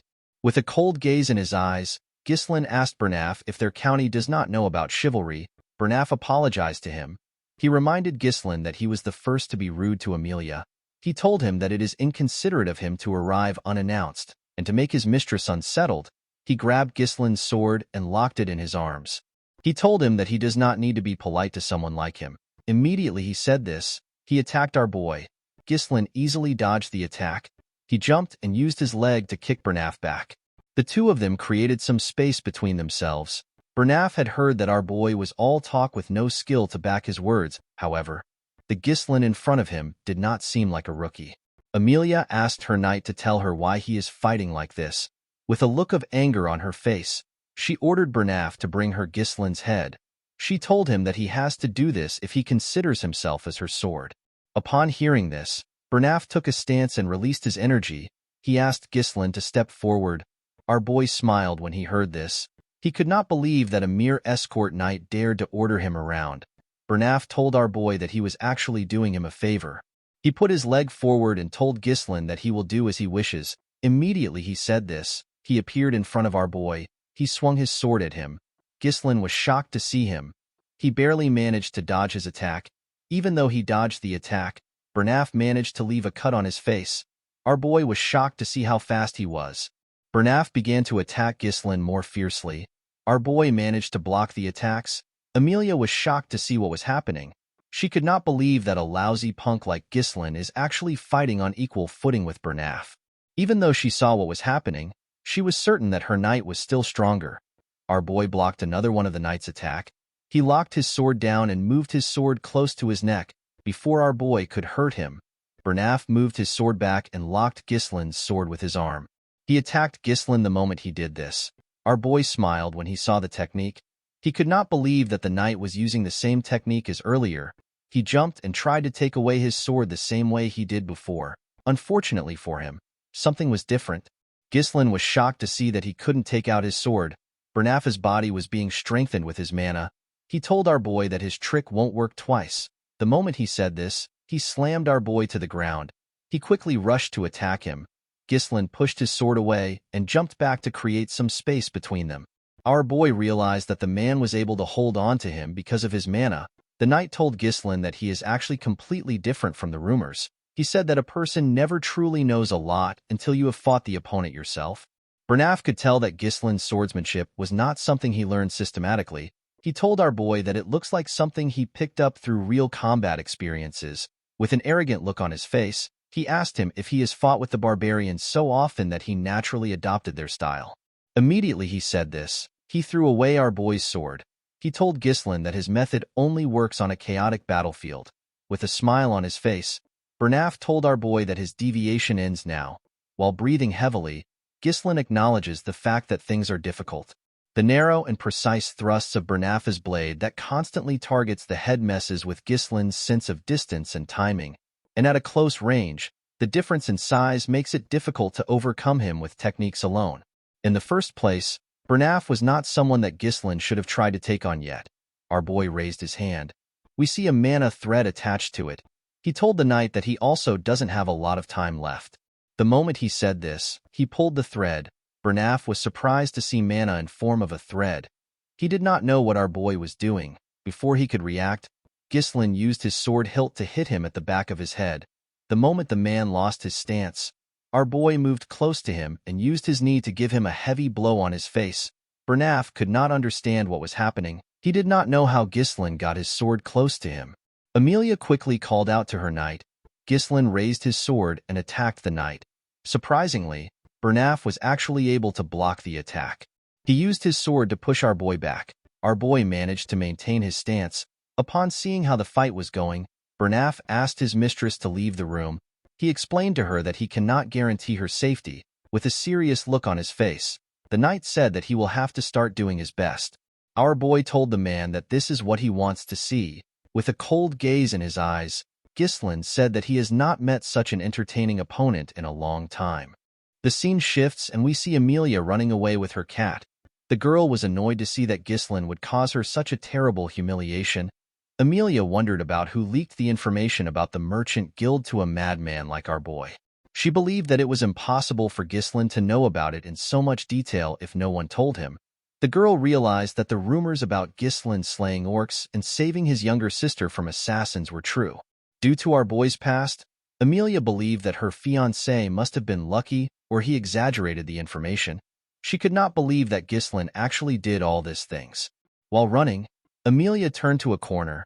She wondered about what the guards which she stationed there were doing. When the girl looked around, she saw her guards lying on the ground. She saw a woman in a hood standing in the middle of them. The woman turned around and smiled at Amelia. She told her that it has been a while since they met. The woman turns out to be Belinda. Amelia was shocked to see the maid. She asked her about what she is doing there. Immediately she asked this question, Belinda appeared next to her with a blade to her neck. She asked her to keep quiet. Amelia was shocked to see a blade at her neck. Belinda noticed that Amelia still had a spider on her lips. The spider turns out to be real. The maid removed the spider away from her lips. With a smile on her face, Belinda revealed to her that she eavesdropped on Count Perdium and Count Rayfold during the engagement ceremony. The maid heard that Amelia's siblings picked on her for having creepy spiders around. The girl raised the spiders herself and took her revenge. Belinda told the girl that she does not understand why she still wears a spider. She asked her if it is to overcome trauma or if it is a display of self-assertion. She threw the spider to the floor and told Amelia that it does not suit her. Immediately she said this, she crushed the insect with her leg.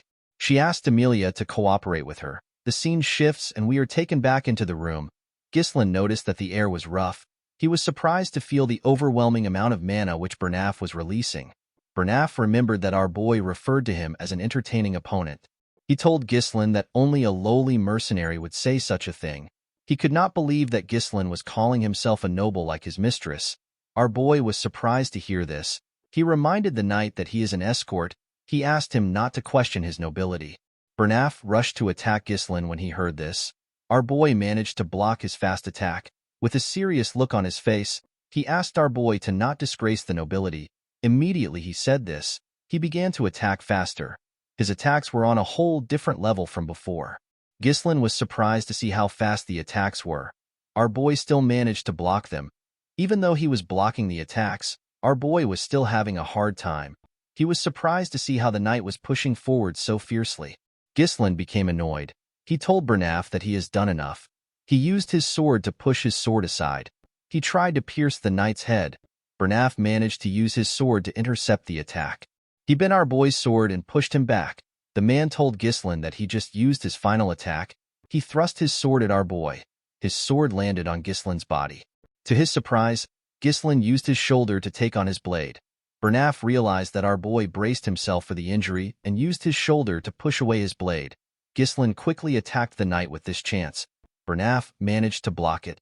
The knight realized that he could never let his guard down until the very end. He pushed our boy's sword and locked it down. He used his leg to kick him away. He told Ghislain that this is the difference between him and a person who wields a sword for entertainment. While breathing heavily, Ghislain thinks about how entertaining the fight is. With overwhelming speed, range, and consecutive attacks, Bernaf controls the flow of the fight. Any attempt to counter him in close quarters through grappling is instantly shut down. In a binding clash, Bernaf makes it seem like their swords are locked together. This is done to deceive Ghislain into thinking that the swords cannot be separated. With his current mana, it was impossible for our boy to counter his strength. The situation was not looking good for Ghislain. Of course, our boy could not counter Bernaf with the mana he is right now. While Ghislain was thinking, Bernaf charged at him. Our boy felt bad that he had to end the fight here. He raised his sword and took a stance. There was one thing which Bernaf overlooked. This was Ghislain's unique mana cultivation technique. Our boy unleashed his third core and charged at the man. The moment their swords touched, Ghislain pushed it down with his strength and knocked it out of his hand. Bernaf was shocked to see this. He did not understand how Ghislain got such an explosive mana during combat. Before our boy could pierce Bernaf's head, someone asked him to stop. The person turns out to be Amelia. With a look of anger on her face, the girl asked Ghislain to take the 10,000 gold and to get out of her sight. Our boy felt irritated when he heard this. He told the girl that it would have been better if she had just handed over the money when he asked nicely. He removed his sword from Bernaf's head. Belinda told her master that what he has done is a bit too much to call it a lover's quarrel. Ghislain assured her that they simply had a difference in opinion. He walked up to Amelia and told her that he has some unfortunate news for her. He placed his sword on his shoulder and revealed to the girl that the fee has gone up to 20,000 gold. In the next scene, we see Amelia smash a vase on the floor. Bernaf was next to his mistress. He apologized to her for his failure. He explained to her that Ghislain is quite strong and different from the rumors. He said that it is his fault for not correctly assessing Ghislain beforehand. He revealed to her that our boy managed to emit a mana that surpassed that of an advanced level knight. With a scary look on her face, Amelia said that Ghislain has changed. Bernaf asked her if she wants to report this change to the Delphine Duchy. Amelia slapped him when she heard this. She grabbed his shirt and asked him to watch his mouth. She asked him if he does not know how scary Duke Delphine is. She explained to him that they are finished if the Duke finds out about the incident. The reason Amelia secretly allied herself with Duke Delphine without her father's knowledge is because they had a covert agreement.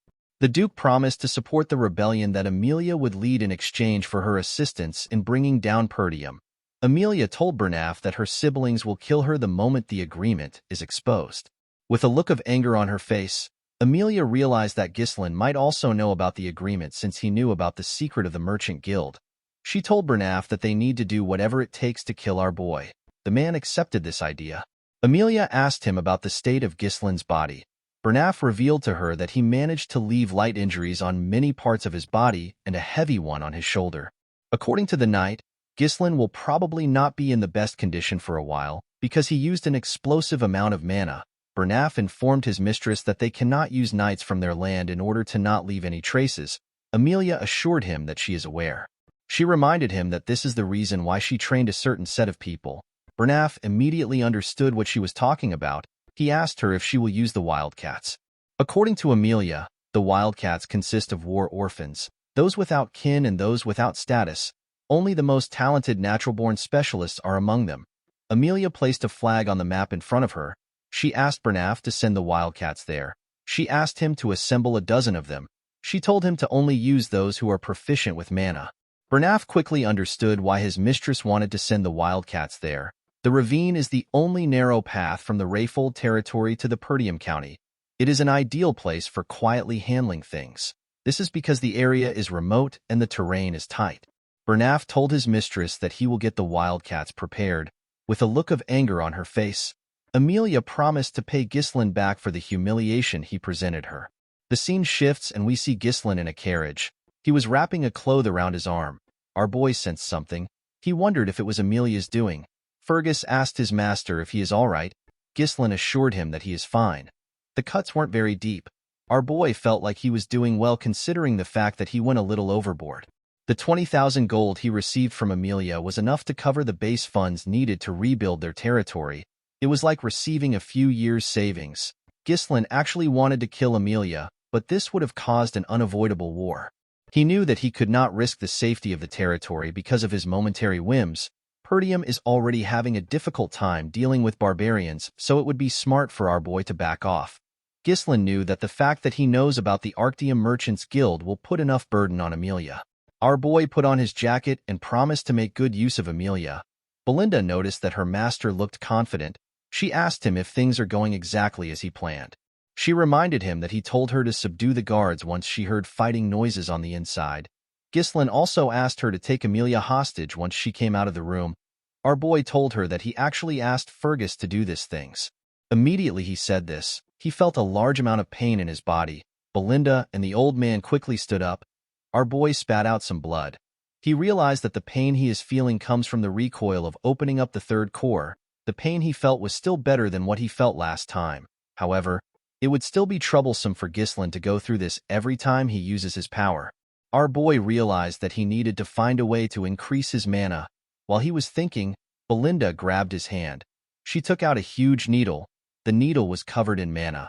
She told her master that the flow of his mana is a mess. The moment she said this, she used the needle to hit different parts of his hand. Ghislaine was shocked to see this. He felt something coming out of his body. When he opened his mouth, he let out some air. Our boy was shocked to see that his entangled mana road has opened up a bit. He was certain that this was a method that cannot be used without a deep understanding of mana. Ghislaine knew that Belinda was not an ordinary maid because it was his mother that brought her into the family. However, he did not know her true identity. He did not understand why such a skilled individual was working as a head maid in the countryside. Although he did not know her true identity, Ghislaine did not care. He believed that it is good to have many skilled people in their territory. This is because the people he has encountered so far are simply just the beginning. Belinda assured her master that she will help him with anything because she trusts him unconditionally. She asked him to tell her why he took such a huge amount of money from Amelia. Ghislaine told her that he needs to spend money and Amelia is the only rich person he knows. Fergus and Belinda were shocked to hear this. She could not believe that he broke off his engagement for this reason. She told him that he will be in trouble once Count Rayfold finds out about it. Ghislaine told her that it is fine. He assured her that Amelia will never tell her father about it. With a smile on his face, he reminded Belinda that she said that she trusts him. The maid was annoyed to hear this. She asked her master to tell her what he wants to spend the money on since she took the risk with him. Ghislaine revealed to her that he wants to spend the money on the Forest of Beasts. Belinda was shocked to hear this. Our boy told her that he will pioneer the Forest of Beasts. Fergus could not believe what he was hearing. He told his master that development has been attempted there ever since his great-grandfather. Ghislaine asked the old man if he remembers the request he made before they entered the castle. Fergus became nervous when he heard this. He revealed to his master that the person he asked him to find was at the location he mentioned. He asked Ghislaine if he is certain about the person. He told him that the man is not right in the head. Our boy told Fergus that everything is fine as long as the man is alive. He told him that they need to go there right now. Belinda told her master that they need to return home.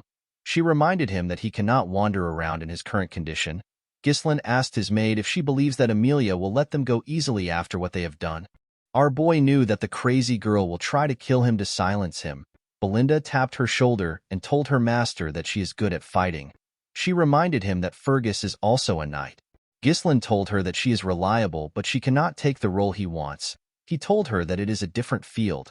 With a smile on his face, he revealed to her that he needs a vanguard. He said that they are on their way to meet the vanguard. The scene shifts and we see the group arrive at a wooden house next to a forest. Belinda said that the house looks abandoned. Fergus assured her that this is the address. Ricardo knocked on the door. A huge old man opened the door. The man had really long hair. He asked them about who they are. Everyone except Ghislaine was shocked to see the man. Belinda moved close to her master and whispered to him. She asked him if this is truly the person he is talking about. She said that the man does not look like he is in the right condition to fight. He looked like he would not survive till the next day. Ghislaine assured her that they are in the right place. The man realized that our boy was a noble. He believed that Ghislaine was a bored young noble. He turned around and asked him to get lost. Our boy referred to him as the ex-captain of the Ratatosk mercenaries. He called out to the man known as Gillian. The man was shocked to hear his name. He quickly turned around. With a smile on his face, Ghislaine told the man that he has been wanting to see him. The group was shocked to hear that this man was the former captain of the Ratatosk mercenaries. The Ratatosk mercenaries is a group that only those who have mastered most weapons can join. Although they no longer exist, their bravery is such that any knight, even in foreign lands, is bound to hear their name at least once. The captain of this mercenary group is Gillian. Gillian threw an axe at Ghislaine. The axe cut his jacket. The group was shocked to see this. They quickly took out their weapons and stood in front of their master. With a scary look on his face, Gillian asked Ghislaine to state his business. Belinda asked her master to stand back. She told him that Gillian is not in the right state of mind. Our boy mentioned something called the eternal punishment to the man. Gillian was shocked to hear this.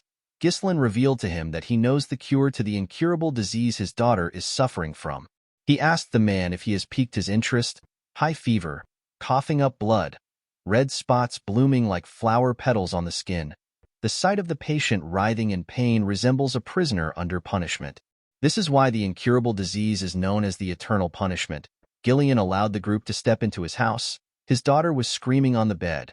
The man grabbed the girl known as Rachel.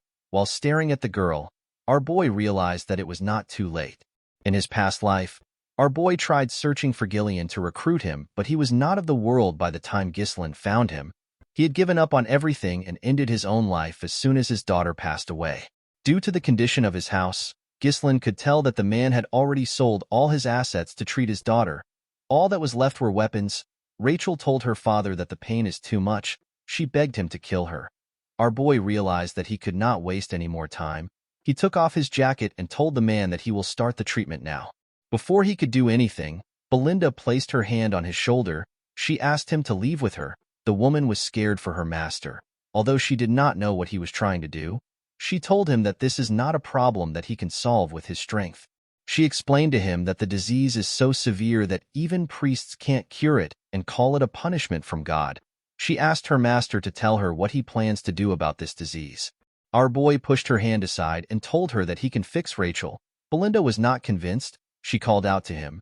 Ghislaine turned around and reminded her that she said that she will trust him. Belinda remembered that she said this. Our boy took out a paper and gave it to her. He asked her to purchase all the medicinal herbs on the list and bring them back. Belinda was surprised to see what was on the list. The maid quickly got the items and returned. For wandering mercenaries without a home, knowledge is directly tied to survival. Although the eternal punishment is an incurable disease right now, a cure will later be discovered in the future. The cure became quite the hot topic, especially since the method was relatively simple. Thanks to the easy method, Ghislaine was able to remember it clearly. The only problem was the exorbitant cost of ingredients.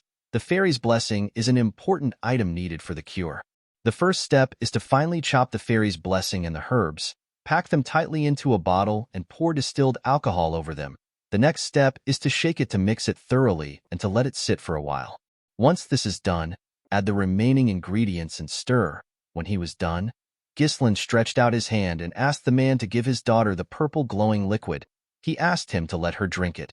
Gillian did not have any other choice. He quickly fed his daughter the liquid. Immediately she swallowed it. The red spots on her face slowly disappeared. Everyone was shocked to see this. The group could not believe that the spots were fading. Gillian was more shocked than everyone. He could not believe that the medicine was working. Ghislaine said that it worked as he expected. With a nervous look on his face, Gillian asked him about how he did it. He told him that even holy power couldn't cure her. According to Ghislaine, the priest's divine power isn't omnipotent. It enhances the body's vitality and strengthens a person's regenerative abilities to help overcome the illness. It is different from a fundamental cure. Gillian's hands began to tremble. He grabbed Ghislaine and asked him if his daughter can truly be cured. Our boy assured the man that his daughter will be cured in a couple of months. Gillian was shocked to hear this. He stepped back and bowed his head to our boy. He asked him about what he wants from him. The man knew that Ghislaine must want something from him to come to such a remote place to find him. He told our boy that all he has left is his useless body. With a serious look on his face, Gillian told our boy that he will become his slave or dog if he commands it. Ghislaine assured the man that he does not need any of these things. He told him that he simply wants the captain of the Ratatosk mercenaries. When Gillian raised his head up, he saw something shocking. He noticed that Ghislaine had the eyes of a dreamer. The man stood up and picked up an axe. He used it to cut his very long ponytail. The group became scared when they saw how the man looked without the ponytail. He was completely different from earlier. He now looked more alive. Gillian moved close to his weapons. He asked Ghislaine if there is anyone besides the people inside the room who have come with him. He asked him if there is anyone who might come looking for him. Our boy told him that he is here with his group. Gillian grabbed a spear and wrapped a rope around it. He asked our boy if he has anyone who holds a grudge against him. Ghislaine told him that he does. He explained to him that he will have more people like that in the future. The man grabbed the rope's end and threw the spear outside his house. He destroyed the wooden wall. The spear was sent into the forest in front of the house. Gillian managed to hit his target. Immediately he did this. He used the rope to drag his spear back to himself. When the spear came into the house, we see Gillian's target on it. The man had captured an assassin. His spear hit the assassin directly in the chest. While the assassin was struggling to take out the spear, Gillian grabbed his neck. He asked him to tell him who sent him. The assassin turned out to be a wildcat. The wildcat did not know how Gillian found him. The mercenary asked Ghislain to tell him what he wants to do with the wildcat. Our boy told the man that he already knows who sent him. Ghislain placed his hand on his sword. He told Gillian that he did not want to use his sword again today. Gillian placed his hand on his hilt to stop him from unsheathing the sword. With a smile on his face, the man asked Ghislain to leave it to him. He used his hand to snap the assassin's neck. After doing this, he bowed to our boy. Belinda was shocked to see how Gillian killed the assassin. He showed no hesitation in killing. She did not understand why her master would want to recruit such a dangerous person. Gillian went on his knees. He promised Ghislain that he will leave his life in his hands. Our boy realized that he has acquired a crucial card for the upcoming reconstruction plan. With a smile on his face, he told Gillian that he looks forward to working with him. The scene shifts and we are taken to a cabin in the woods. We see a wildcat trafficker reporting to the rest of the members. He told them that their teammate has been killed. The wildcats were shocked to hear this. While they were all talking, someone asked them to lower their voices. This person is known as Vigo. The traffickers apologized to their captain for raising their voices. The captain explained to the man that Bernaf said that Ghislain wouldn't be able to find the reconnaissance unit and it would be impossible for him to kill them. He asked the man if the reconnaissance unit is stupid or if they were given the wrong intel. The man did not know what to say. He revealed to Vigo that Gillian has joined the team. The man was surprised to hear this. He stood up and grabbed his teammate's neck. With a scary look on his face, he asked him if he is certain. While trembling, the man told his captain that he is certain. He said that he saw it with his own eyes. Vigo smiled when he heard this. He was happy to hear that his former captain was finally starting to make a move. The scene shifts and we see Gillian riding a carriage through the woods. Belinda complained about the carriage suffocating her. She asked her master if Gillian really needed to bring so much weapons. She told him that he is not an arms dealer. She said that a sword or two should have been enough. She could not believe that they had to buy another carriage because of Gillian's weapons. Ghislain told her that they already needed to buy one to take Rachel comfortably to the county. He assured her that it is fine. Fergus and Ricardo carried Rachel in their carriage. Ghislain told his maid that Gillian has a use for the weapons. He asked her to bear with it for now. He reminded her that the important thing now is for them to escape the rift. Belinda asked her master if the watcher they caught was sent by Amelia. Our boy told her that he was. Belinda realized that this could be a problem for them. She explained to Ghislain that the mask the man was wearing is a symbol used by the Wildcats traffickers. She said that the Wildcats are a fairly powerful guild in Rayfold. Our boy was surprised to hear this. According to Belinda, the Wildcat traffickers' main trade is smuggling. They also take on assassination, drugs, human trafficking, and other things. They are filthy trash who take on all kinds of vile work. Among the members are many skilled former mercenaries. This made them a shadowy guild that has armed combat power. Ghislain asked Belinda to tell him how she got this information when she stays in the castle all day. The maid told him that she heard these things before she started working there. She asked her master to be careful because the Wildcats are persistent. Ghislain smiled when he heard this. He assured her that he will be fine. He reminded her that they have Gillian with them. Immediately he said this. We see something come out of the ground after their carriage passed by it. The things ran after the carriage. Gillian sensed their presence. The things jumped out of the ground when they caught up to the carriage. The things turned out to be the Wildcats. They rushed to attack Gillian. The man was surprised to see an ambush from the ground. He took out his axe and his sword. He used it to block the attacks of the Wildcats. He used his axe to cut off one's hand and quickly used it to stab the other one in his chest. Before the man who lost his hand could react, Gillian tore his head apart. Their bodies fell to the ground. The moment the men died, their teammates cut some ropes. The ropes released some huge trees on the carriage. Gillian was surprised to see the trap. Belinda said that the trees would crush them. Gillian quickly grabbed the ropes and slowed the horses down. They managed to avoid getting crushed, however. Their path was blocked. Ghislain said that he already expected the ambush. Next to their carriage were some Wildcat traffickers. Vigo called out to the former captain of the Ratatosk mercenaries. Gillian was surprised to hear his title. Vigo referred to him as a coward who disbanded an entire group of mercenaries because of his daughter. Gillian stepped down from the carriage. He told the man that he does not know what he is talking about. Vigo was annoyed to hear this. He revealed to his former captain that he ended up living a life that he never wanted because of him. He asked him if he has gotten so senile that he can't even remember his former peer. Gillian did not know what to say. Vigo believed that the man was playing dumb. With a smile on his face, he told him that he will make him remember him. He ordered his men to kill the group. They quickly rushed to attack them. Ghislain asked Gillian if he needs help. The man told him that he is fine. He told him that the captain seems to have business with him. He asked Ghislain to rest for the meantime. He assured him that he will be fine on his own. Before the wildcat's swords could touch him, Gillian covered his huge axe with his mana. He tore all 4 of them apart in one swing. The others were shocked to see this. They rushed to attack the man. Gillian took out his short sword. He tore the first person that got close to him with his axe. He stabbed the second person in the neck with his sword. He blocked the third person's attack and used his axe to tear him in half. Vigo was not surprised to see how strong his former captain was. He could tell that he still had his same strength. He ordered his unit to spread into 2 groups. He asked them to take Gillian from both sides. The wildcats quickly followed their captain's order. Gillian got on a horse. The wildcats were surprised to see this. Gillian grabbed a much bigger axe and spun it in the air. He charged at the wildcats. He covered his axe with his mana. With a single swing, the man tore several wildcats apart. Some of them got pushed back. One of them said that he cannot get near the man. Another one advised everyone to aim for the horse. Before the men could even get to the horse, Gillian attached a rope to his axe handle and swung it around him. He split their bodies apart in one swing. Belinda was shocked to see this. The moment he took care of his subordinates, Vigo rushed to attack him. Gillian grabbed a shield when he sensed the man's energy. He used the shield to block the captain's attack. Vigo told Gillian that he should not hinder his work since he ruined his life. With a scary look on his face, the man promised his former captain that he will kill him. He took out 3 blades. He threw the blades at the horse. The blades stabbed the horse. It fell to the ground. Before he could lose his balance, Gillian jumped off the horse. The moment he landed on the ground, he saw a blade in front of him. Gillian quickly took out his smaller axe. He used it to block the attack. He told the man that he is not the captain of the Ratatosk mercenaries. Immediately he said this. He used his shield to hit the man in his rib. Vigo quickly moved back. He asked Gillian to stop spouting nonsense.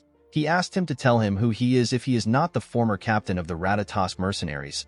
Gillian covered his axe with his mana.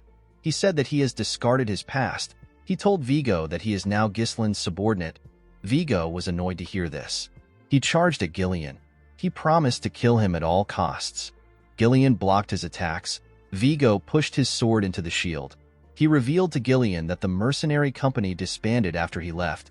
He told him that he lost his purpose and ended up living a disgraceful life just to earn a living. Gillian pushed the man's sword away and swung his axe at him. Vigo dodged the attack by going low. He quickly attacked Gillian with his leg. The man managed to block the attack with his wooden shield. However, the shield got destroyed. Vigo explained to Gillian that he was prepared to sacrifice his entire life to make the Ratatosk mercenaries the best in history. He could not believe that his former captain threw away everything only to end up as a mere pawn of a spoiled noble. The man took out some blades. He told Gillian that he cannot forgive him. He covered the blades with his mana and threw them at Gillian. Gillian used his axe to block the blades. The moment he blocked the attack, Vigo appeared in front of him. He tried to stab him with his sword. Gillian dodged the attack. He quickly attacked him with his axe while he was in the air. Vigo managed to land in time and block the attack with his sword. The man smiled when he did this. He and Gillian began to attack each other more fiercely. The man believed that Gillian is still the same captain he knew years ago. While his former captain was spending his time trying to find a cure for his daughter, he was putting himself through countless battles to get stronger. The man believed that Gillian is no longer a match for him. Gillian attacked him with a huge swing. Vigo dodged the attack by jumping over him. He used his sword to hold himself and land behind Gillian. Immediately he landed.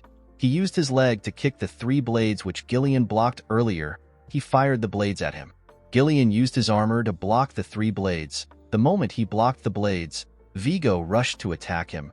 Gillian sensed his presence and swung his axe at him. Vigo jumped and dodged the attack. He rushed to attack his former captain. He told him that it is over. Unfortunately for him, Gillian covered his hand with his mana and grabbed his blade. He asked Vigo if his reason for vengeance is hatred. Vigo did not reply. He was shocked to see that Gillian put mana around his hand to grab his dagger. He realized that Gillian was not showing his true power until now. Gillian slammed the head of his axe on the man's face. The attack sent Vigo flying. He was slammed into a tree. Gillian told him that he does not understand him. He believed that Vigo had a lot of chances to kill him if he wanted revenge. He asked him about why he did not come to kill him earlier. Vigo laughed when he heard this. He told his former captain that he does not know a lot. He revealed to him that he already visited where he used to stay, but he did not find the captain of the Ratatosk mercenaries. He said that he found a feeble old man who was not even worth killing. With a look of anger on his face, Vigo asked him to tell him where the Gillian he used to look up to disappeared to. Gillian threw the man's dagger on the ground. He asked him to pick it up. He told him that he is now a body bound to another's will. He took out his sword and told the man that he will still show his former comrade the highest level of respect. He said that he will do this as captain of the Ratatosk mercenaries. Vigo was happy to hear this. He picked up his dagger and charged at Gillian. His captain blocked his attack. Vigo said that this is what he wished for. He began to attack Gillian more fiercely. His captain managed to keep up with him. Gillian made a huge swing. Vigo dodged the attack by going low.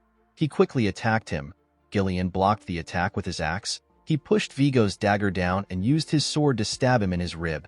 Vigo grit his teeth to endure the pain. He quickly attacked Gillian. The man managed to dodge the attack. He raised his axe up. He told Vigo that he will remember him. He referred to the man as the 5th unit commander of the Ratatosk mercenaries. He called him Vigo Villanos. Vigo smiled when he heard this. The moment he smiled, Gillian stabbed him. After the man died, Gillian picked up his dagger. While he was staring at his comrade's corpse, Ghislain commended him on his work. Belinda said that they will make some money from selling the Wildcat's loot. Gillian apologized to our boy for causing more delays than necessary. Ghislain assured him that it is fine. He never expected Gillian to be so exceptional. When our boy first left home to start mercenary work, the stories he heard about Gillian from his seniors helped lay the foundations for him to become the mercenary king. Ghislain became more certain that he made the right choice by moving quickly. He was happy that he gained a reliable comrade. Our boy asked Gillian if he remembers who Vigo was. The man told him that he does. He raised Vigo's sword and said that he was an old comrade. This words resonated with Ghislain. He wondered about what his old comrades were doing right now. He was certain that they are living a life of their own because this was before they met him. He knew that he would have to scout this people at some point. Ghislain told the group that they should follow Belinda's suggestion and gather anything valuable from the Wildcats. Belinda ordered Gillian to take lead and start collecting for them. The man reminded the maid that he is not her subordinate. 2 days later, we see the group enter the Perdium territory. Belinda was relieved to see that they had finally arrived. Gillian looked at the city and asked his master if that is Perdium. Our boy told him that it is. Ghislain felt happy that he had a home to return to. When he first ran away from home, he thought that he would be able to come back any time. Gillian carefully looked at the county. Our boy asked him if he likes their land. Gillian was startled when he heard this. With a nervous tone in his voice, he said that the county is great. Ghislain told him that the county is really bad. Gillian was surprised to hear this. Our boy said that all the houses are outdated and renovations are out of the question. He revealed to Gillian that the fields are uncultivated. This is because all the farmers have been conscripted into the military. They left the land forcibly fallow. Gillian explained to Ghislain that he has heard that Perdium is always at war because of the northern barbarians. He said that the situation is worse than he expected. Ghislain told the man that he will fix all these problems. He told him that he needs his strength to fix the problems. Belinda and Gillian were surprised to hear this.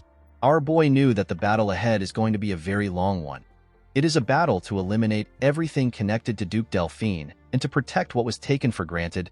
Ghislain promised to revive the land no matter what he has to do. When they arrived into the county, Belinda saw something shocking.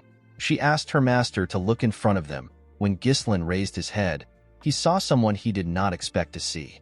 He quickly recognized this person's silhouette. Our boy saw a man in an armor who had a coat on his shoulder. This man is his father. At the Perdium castle, We see some men talking to the Count. The Count suggested that they reduce their forces. The men were surprised to hear this. One of them said that it will be difficult to maintain the front lines properly if they cut their forces down. Another man advised the Count to request more support from the Rayfold family. The general administrator revealed to the men that the Rayfolds were the one who reduced the support fund. He said that the Rayfolds are gathering soldiers and stockpiling food right now.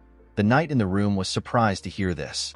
Another man said that they need the funds because they need to rebuild the Forest of Beasts garrison that got partially destroyed during the last battle against the orcs. According to the man, reducing the Night Order's forces is barely enough to give them some breathing space.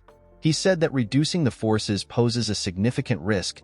Ghislain watched the men as they argued. He found this to be normal. The knight in front of him was the knight captain. His name is Randolph. The man with a lot of beards is the treasurer. His name is Albert. The general administrator's name is Homer. Our boy wondered about how long it has been since he saw his father, as the young lord of Perdium. It has only been a few months, however, it has been several decades for him as the mercenary king. Ghislain called out to his father and welcomed him back home. The Count found it odd that his son did this. The Count's name is Walter Perdium. As a child, Ghislain never liked his father for being so strict and serious all the time. But now it was different for him.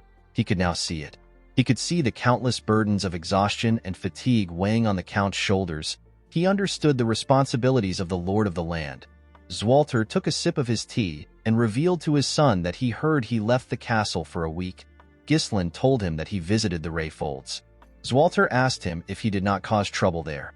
Our boy told him that he didn't. The treasurer turned to Ghislain. He told him that he heard that he won a duel against Cain and won some money. He actually found this hard to believe. With a serious look on his face, Albert asked him if he went to Rayfold to gamble. Ghislain was annoyed to hear that the man thought that he went to gamble when he actually went to invest. He told him that he actually had some business with Amelia.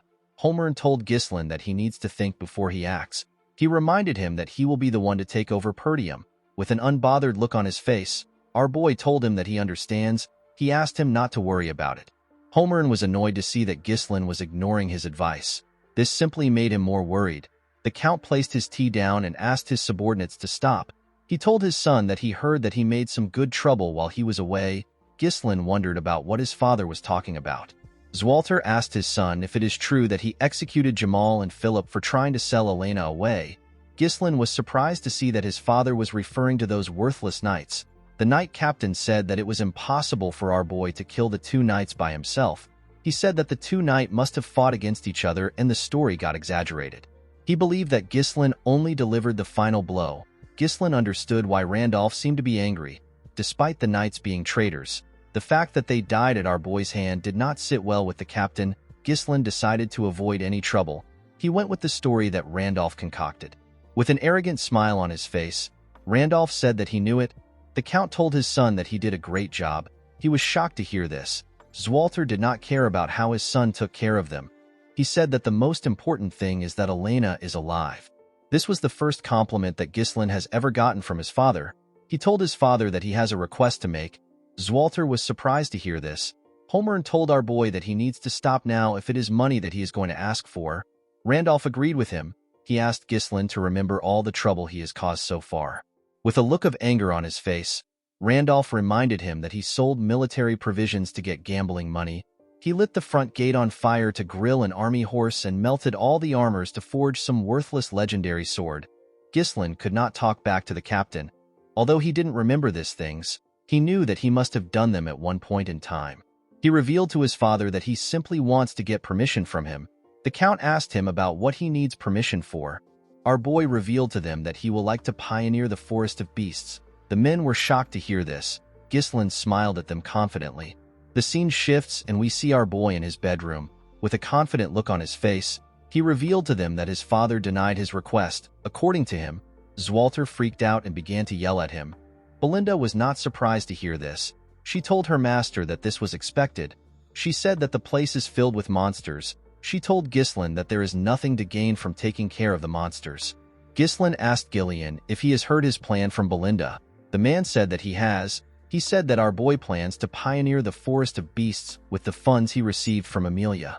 Gillian explained to his master that the forest is a forest of death which no one can return alive from. Because of this, Nothing is known about the place and everyone avoids it. The forest's notoriety is already well known in other regions. With a smile on his face, Ghislain told his guard that he is well informed about the forest.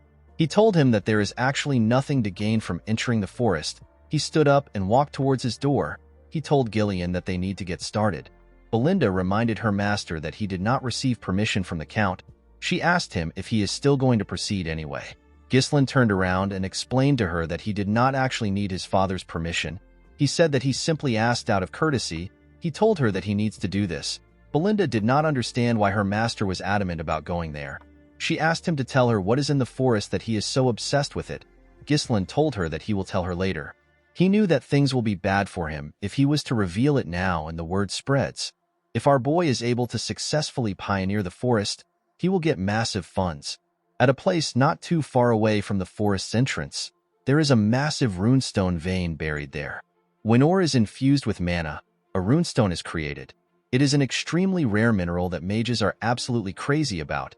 It is used in all sorts of magical tools, things like barriers, magic circles, magic scrolls, alchemy, and magic research.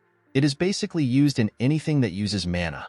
In his previous life, Duke Delphine was the one who discovered it, but now, only Ghislain has this important piece of information. Belinda could not see through her master's intentions. She decided to give up. She knew that he must have a plan.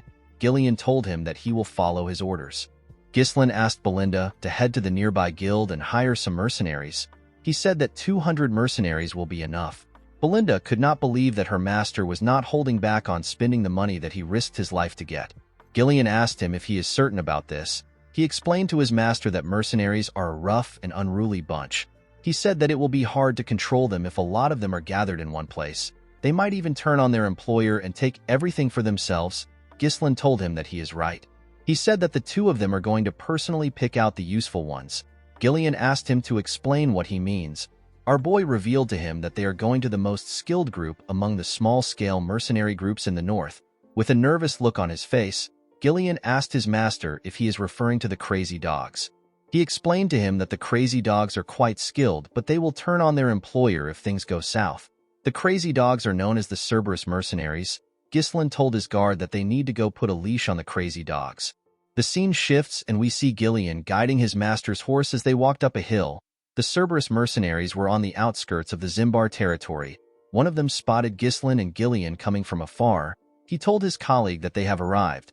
The man laughed when he heard this. He referred to Ghislain as a poor soul and said that they do not know what they are walking into. The man took another look at Ghislain. He realized that he was a noble. He believed that they were going to make a lot of money off our boy. While the man was looking at Ghislain through his spyglass, someone grabbed him. The man screamed out in pain. The men in the camp were surprised to hear his voice. Gillian was the one who grabbed his head. He raised him up with one hand. The man called Gillian a bastard and asked him about what he is doing. Gillian threw the man with so much force that the upper half of his body got pushed into the sand. The mercenaries were annoyed to see what was done to their comrade. They began to yell at Gillian. They asked him if he has lost his mind. A mercenary stepped out of the crowd. He told Gillian that he can't act reckless just because he is from a noble family. The mercenary held a chain and a hook. With a smile on his face, he told Gillian that he should not expect to return home alive. Unfortunately, this dumbass did not know who he was talking to. The man noticed that someone else was coming into the camp. He saw Ghislain on a horse. Our boy asked him to shut up and bring his captain. The man laughed when he heard this. He began to spin his chain. He said that the noble brat has lost his mind. He told Ghislain that it is time for him to understand what it means to take responsibility. The moment he said this, he threw his chain at him. Before the spiked ball could touch our boy, something hit it and stopped it from moving. The person who stopped it turns out to be Gillian. The man stopped it with a dagger. He put the dagger into a part of the chain. The man was shocked to see that Gillian shoved his blade into the chain. The spiked ball fell to the ground. Ghislain smiled when he saw this.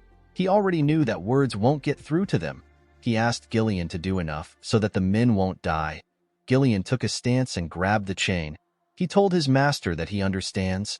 He pulled the man in front of him with the chain. The man flew to his side without any resistance. The moment the man got close to him, he swung the spiked ball at him. The ball hit him in his stomach. The man screamed out in pain. The mercenaries were annoyed to see this. They called Gillian a bastard. They said that they won't go easy on him because he works for a noble. They charged at the man.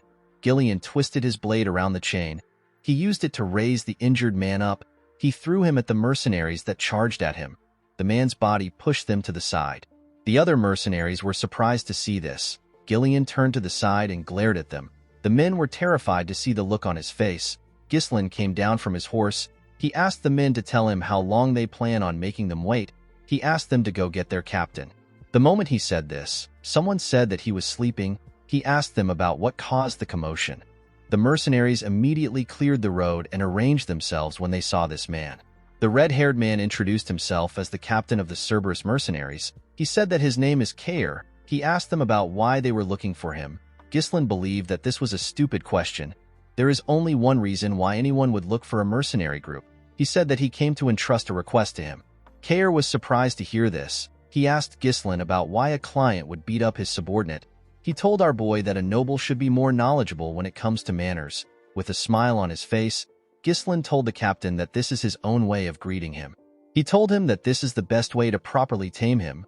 Kair smiled when he heard this. He wondered about what would happen if Ghislain had greeted them twice. The scene shifts and we see everyone in Kair's tent. He had some mercenaries with him. He asked Ghislain to tell him the kind of request he has. Our boy revealed to him that he would like to hire him to pioneer the forest of beasts. The mercenaries behind Kair were shocked to hear this. They could not believe that our boy wanted to send them to the forest filled with beasts. They knew that the forest was near the Perdium territory. With a smile on his face, Kair asked Ghislain to tell him the kind of person he is for him to try disturbing such a dangerous forest. Our boy revealed to him that he is the young lord of Perdium. Kair was surprised to hear this. He and his men began to laugh. They could not believe that they were looking at the insane young lord from the rumors. They became certain that he had lost his mind. Kair told our boy that he does not know what the forest of beasts is like because he was raised in a greenhouse. He told him that it is not a place for rookies like him. The captain said that he is no longer interested in hearing anything from Ghislain. He signaled his men and told them that the negotiation is over. The men raised their weapons. Gillian raised his axe when he saw this. Ghislain asked Kair if he is scared. The man was shocked to hear this.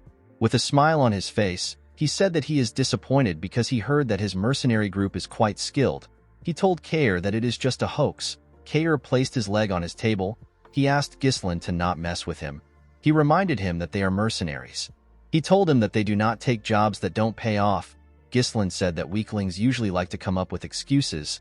Kair was annoyed to hear this. He told our boy that the mood is ruined. He told him that all he is doing is throwing around pathetic provocations. He referred to Ghislain as a clueless brat. He told him that he is not even worth killing. He assured our boy that he will let him go. He asked him to hand over some money for the trouble he caused and to get lost. Ghislain told him that this won't happen. With a serious look on his face, our boy requested to have a Moriana's recognition with the captain of the Cerberus mercenaries. Gillian and the other mercenaries were shocked to hear this. Kair asked him if he even knows what this means. With a confident smile on his face, our boy told him that he does. Moriana's recognition is a traditional betting method passed down among mercenaries. When two people agree to the bet, they fight using only a single dagger without relying on mana. Each of the participants have one of their arms tied together. Stepping outside the small circle counts as a loss. This match forces them into a brutal life-or-death struggle within limited space and movement. In many cases, not only the loser but even the victor ends up dead. Ghislain explained to Kair that the loser must cleanly admit defeat and absolutely obey the words of the winner. In other words, the loser becomes the winner's dog. He asked Kair about how he feels about the bet. Gillian wondered why his master, who is a noble, would know about a filthy mercenary tradition. In the mercenary world, rejecting this challenge would mean admitting to one's weakness. Due to this, it is something that can never be refused. Kair began to laugh like a crazy person. With a creepy smile on his face, he told his subordinates that they have a bold little noble who wants to be recognized in a mercenary's way. He told them that they should help our boy a bit.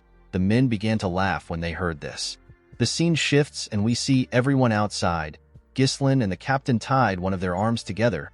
They were both given a dagger. Kair took off his jacket. The mercenaries were cheering for their captain. They asked him to kill the insolent noble. Kair believed that Ghislain heard about this method from somewhere and decided to fight him with it. He told our boy that he cannot back out of it now. He pulled Ghislain to his side. With a confident smile on his face, He told him that he has done this 5 times. Ghislain went back to his original spot. He pulled the captain close to him. With a condescending look in his eyes, he revealed to Kair that he has done this over 100 times. The captain was shocked to hear this. Ghislain and Kair were asked to start. The two of them charged at each other with their daggers. They both managed to dodge the attacks. They swung the daggers at themselves again. They barely missed each other. Ghislain attacked Kair with more strength.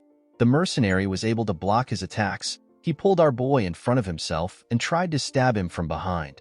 Ghislain managed to block each of his strikes, even though he couldn't see the dagger well. He bent his head and made Kair miss an attack. He quickly attacked him with the opportunity. Kair managed to dodge it. He pulled our boy close to himself.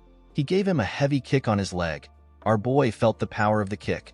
With a smile on his face, the mercenary told Ghislain that he is doing better than he expected. He could not believe that our boy was claiming that he has done a Moriana's recognition 100 times. This is something that most people don't get to do once in their life. Kair charged at Ghislain. He advised him to make his bluffs sound realistic. He did not give our boy the chance to attack. The members of the Cerberus mercenaries were happy to see this. They asked their boss to kill Ghislain for messing with them. Gillian glared at them when he heard this. The men immediately became silent. Gillian could tell that this was a losing battle. The area of the circle is barely large enough for one person to lie down. The rules forbid mana and force. This forces the opponent to purely rely on physical strength. Another problem is the size difference and the limited movements due to the hands being tied together. Ghislain can barely dodge or block his opponent's attacks. Meanwhile, the opponent has every opportunity to take control and dominate the fight. Gillian gently placed his hand on his axe. He decided to interfere if the situation becomes dire. Kair grabbed our boy's hand and held him down. He swung his dagger at him. Ghislain jumped to dodge the attack. He landed on the other side. The moment he landed, our boy noticed that he could feel some pain in his leg. The pain was surging from the leg he used to block Kair's attack earlier. The damage was stacking up due to the lack of mana protection. Kair smiled when he saw the look on Ghislain's face. He told him that he is looking pale. He asked him if he has already reached his limit. He began to attack our boy more fiercely. The mercenary believed that our boy looked pathetic the way he was trying to resist his strength. Although he did not like Ghislain, he believed that our boy still had more guts when compared to the other nobles he has met. He believed that Ghislain was not skilled. He was certain that he could see through him. He assumed that Ghislain's strategy was to deflect and dodge the blade strikes with his weapon, while enduring less damaging blows by absorbing them with his body. However, Moriana's recognition is a fight that prohibits the use of mana. All the attacks will inevitably stack up. Kair could tell that our boy was already aware of the strain building up in his legs. It was showing on his face. The mercenary smiled. He wanted to see Ghislain struggle for his life. This was the only way that it would be fun for him. He spun his dagger and charged at our boy. Ghislain managed to block his attack. Kair moved closer to him and swung his dagger at his head. Our boy bent his head to dodge the attack. He tried to attack Kair from below, but he blocked the attack. Kair dragged his hand to the side and held him down. He used his leg to attack him. Ghislain blocked the attack with his already wounded leg. He felt a lot of pain. Because of the look on his face, Kair believed that he had won. He raised his dagger and asked our boy to die. His subordinates became excited when they saw this. Gillian took out his axe. He wanted to rescue his master. Ghislain smiled. He dodged the dagger by going low. Kair was shocked to see that he was able to dodge from that position. Our boy pushed himself to the other side and gave Kair a cut near his ribs. Kair was shocked to see what just happened. The Cerberus mercenaries and Gillian were also shocked to see this. Kair charged at Ghislain out of anger. Our boy skillfully went low. He gave Kair another cut on his chest while he was below him. The mercenaries were shocked to see that he wounded their captain again. They were certain that their captain was the one swinging Ghislain around with his strength earlier. They asked him to show our boy what a mercenary is made of. Gillian was shocked to see his master's movements. Kair swung his dagger at our boy's head. Ghislain dodged it by going low. He pushed himself back up and used his shoulder to hit the captain's face. He clenched his fist, which he used to hold the dagger. He gave the captain multiple blows on his face. Before he could get a hold of himself, Ghislain turned his dagger and used it to stab Kair in his hand. Kair did not scream. He simply charged at our boy more fiercely. Ghislain easily dodged his attacks. The captain did not understand what was going on. He was certain that our boy was just struggling to withstand his strength a few seconds ago. Gillian finally understood what was happening. Swinging with power stiffens the muscles and burdens the body with rigidity. Exerting strength in order to pressure and take control made Kair lose his flexibility. Ghislain didn't fight against the opponent's momentum. Instead, he relaxed and redirected it to create his own flow. Gillian never expected his master to overcome the disadvantage of size in this manner. He put his axe back. While Kair was breathing heavily, his men asked him to stop playing around. They told him that he is not making anyone laugh. Our boy commended the captain on his resolve. He told him that many opponents would break the rules and use mana when cornered. Kair smiled when he heard this. He believed that Ghislain was talking like someone who had actually done this 100 times. He told him that he won the position of captain with this very method. He explained to Ghislain that mercenaries who break the rules don't last in this line of work.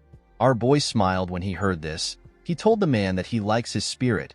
Kair admitted that he is at a disadvantage in a head-to-head match. With a smile on his face, he told our boy that the conditions for victory is not limited to simply overpowering him. In Moriana's recognition, if even 1 foot steps outside the circle, it is an automatic loss. Kair grabbed Ghislain's hand. He raised him up. He wanted to throw him outside the circle.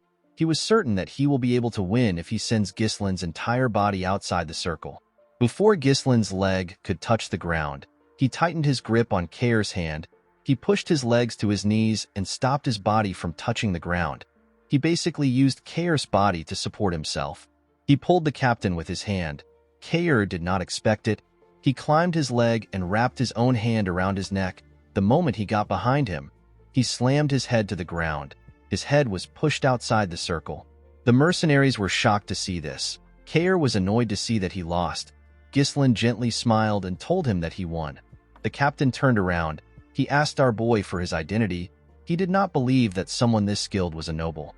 With a cold gaze in his eyes, Ghislain told him that he does not like his attitude. He reminded him that he is now talking to his new master. Ghislain pulled him up with his hand. The captain asked him about what he wants. He told him that the fight is over. Our boy told him that it is not yet over. He said that he hasn't gone outside the circle yet. Kair was surprised to hear this. Ghislain clenched his fist. He said that he is going to discipline his subordinate. He gave the captain a punch on his face. The punch knocked him down. The man quickly asked our boy to wait. He reminded him that the fight is over once a combatant steps out of the circle. Ghislain gave him another punch on his face. He asked him if he is going to fight according to the rules on the battlefield. Kair called him a bastard. He said that a noble is not supposed to behave this way. With a serious look on his face, Ghislain asked him to not talk back to his master. Kair called him a lunatic. Our boy gave him another punch. Ghislain did not stop. He continued hitting the captain on his face. His hand was covered with his blood. The mercenaries were not happy to see this. They believed that our boy would let their captain go since he won the bet. Kair begged our boy to stop. Ghislain pulled him up. With a cold gaze in his eyes, he told him that he is not yet out of the circle. Kair was horrified to hear this. His face was already quite swollen. He quickly turned to his men. He asked them if they are going to allow this to happen. He asked them to kill Ghislain. The mercenaries immediately grabbed their swords. Before they could move close to their captain, Gillian took out his axe. They quickly stopped moving. With a scary tone in his voice, Gillian told them that anyone who hinders his master's disciplinary measure will be killed. Everyone knew that Gillian was not messing around. Kair was shocked to see what happened. While trembling like a scared dog, he turned to his new master. Ghislain asked him if he is done. The next thing Kair saw was our boy's fist. The captain laughed out of fear. He knew that he messed up. The punch pushed him back. All the nobles Kair had met in his life were simply losers. They were overconfident pigs, traitors, narcissists. A little scare tactic worked wonders for them. Kair found it entertaining to take money from their pockets. It was thanks to how he treated the nobles that he earned the title of Mad Dog. But now, the Mad Dog was taking a beating from some noble brat who he did not think much of. The mercenaries became worried when they saw the state their captain was in. Unfortunately, they couldn't do anything. Ghislain took a look at Kair's body. He wondered if he had done enough. He asked the men to stop standing around. He ordered them to bring him some water, a bandage, and a towel. The men were surprised to hear this. Ghislain told them that their captain will die soon if they don't act quickly. The men were shocked to hear this. They accepted his order. Gillian carefully watched his master. he noticed that the unruly mercenaries were listening to his orders. In the world of mercenaries, where fists are closer than the law, Ghislain engraved his position into their heads using the most direct and surefire method. He showed them who the boss is. In the next scene, we see Kair sitting on a chair. His body was wrapped in bandages. Our boy placed a paper on the table. He asked him to sign on the paper. Kair stared at Ghislain. He knew that he had no choice but to do it. He took out his pen and signed. He asked our boy to take it.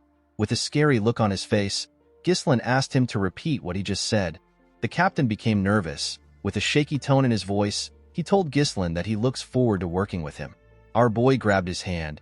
He was quite scared to see this. Ghislain told him that they are now family. He told him that he also looks forward to working with him. A few days later, we are taken to the outskirts of the Perdium territory. We see some mercenaries gathered there. One of them yawned. He asked the others if they know the reason why they were called early in the morning. A bald man with a shield told some of them that he heard a rumor that their employer is the young lord of Perdium. The men were shocked to hear this. One of them said that our boy is just a brat. He believed that Ghislain will not be able to handle the mercenaries properly. He said that the job might turn out to be easy. A shirtless man clapped his hand and called for the attention of his fellow mercenaries. The huge man said that they need a representative to handle their brat employer. The other mercenaries were surprised to see the man. They referred to him as Gordon the Muscle. With a smile on his face, the man said that they are correct. He said that he thoroughly observed the admirable posture of all of them discussing ideas to reap rewards without working hard. He told them that they won't be able to get the result they want if they don't unite their voices. The mercenaries realized that he was right. One of them remembered a time when an idiot made an unreasonable demand and made the whole thing fall apart. The bald man asked Gordon about what he plans to do. The man said that it is important to know one's boundaries in matters like this. He opened a bag which contained some coins. He explained to the men that he will pressure their employer as the representative. He asked them to put the compensation for his hard work into the bag. The men believed that Gordon was perfect for the situation. They knew that his large build would be good for pressuring a person. They told him that he is quite reliable. They did not expect someone who works out all day to be so good at making money. They poured their money into the bag. The moment they did this, one of them said that someone is coming. Everyone quickly raised their head. They saw Ghislain coming from the distance. He was riding his horse towards them. They were shocked to see that he was alone. One of them said that our boy might run away after seeing Gordon's muscles. Gordon asked the men to move close with him. He said that it will help them set up a scary mood. With a smile on his face, the man said that it is time to teach a brat how scary the real world is. Before he could walk up to Ghislain, he noticed something strange. He saw some people moving close to our boy. It was Gillian and the Cerberus mercenaries. One of the mercenaries quickly recognized the dog snout-shaped helmet. He said that this men are the Cerberus mercenaries. Gordon was shocked to hear this. He wondered about how Ghislain managed to make the crazy dogs follow him. When Ghislain got close to them, the men stepped back. He turned to Gordon and asked him if he is the representative. With a nervous look on his face, Gordon said that he is. Ghislain asked him for his name. The man introduced himself as Gordon the Muscle. Our boy found the name to be unique. He tapped Gordon on his chest and told him that his name is pretty cool. Our boy introduced himself as the young lord of Perdium. He asked Gordon to gather the mercenaries. With a serious look on his face, he announced to them that they will now begin the pioneering of the Forest of Beasts. In the next scene, we see Belinda helping Ghislain wear his armor. All the preparations for pioneering the forest were done. Construction of the expedition's temporary base and resource procurement were complete. He also acquired the most important asset, which is the troops. Ghislain begged Belinda to do a head count one more time. The maid accepted his request. She revealed to him that there are 148 mercenaries contacted from the office and 41 Cerberus mercenaries which he brought there. The total number of people there was 192. Ghislain told her that she did well. He asked her if she has properly informed Scovin. Belinda said that she has. She expected Scovin to have stopped them from going. To her surprise, the knight stepped in to ensure that they aren't detected while entering the Forest of Beasts. Since he is the commander of the Forest of Beasts post, Belinda believed that they would not have any issues. She asked her master to not worry about him. Ghislain smiled when he heard this. He found this reassuring. He called out to the mercenaries. He asked them to line up. He told them that the land they are going to pioneer lies ahead of them. He believed that everyone must have heard the rumors about the forest being a place filled with unknown danger.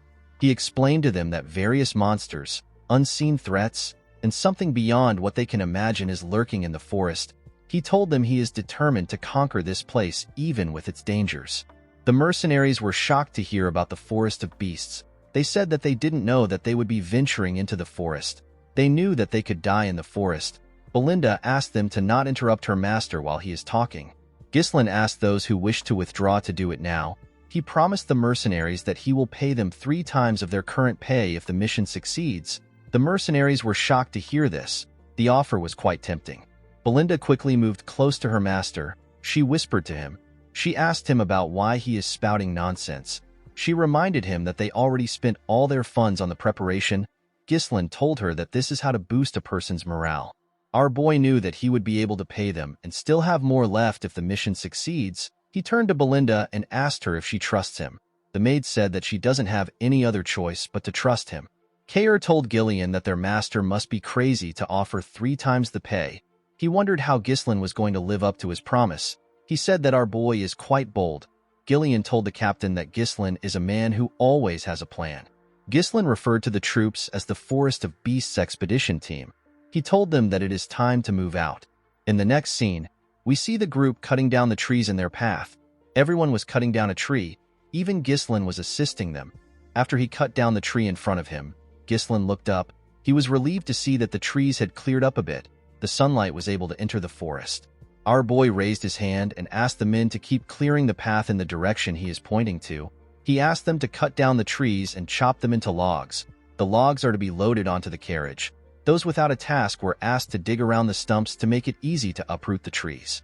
According to the Forest of Beasts developmental journal which Ghislain obtained in his previous life, the forest is ridiculously large. Our boy believed that one day they will drive out the monsters and make full use of the forest resources.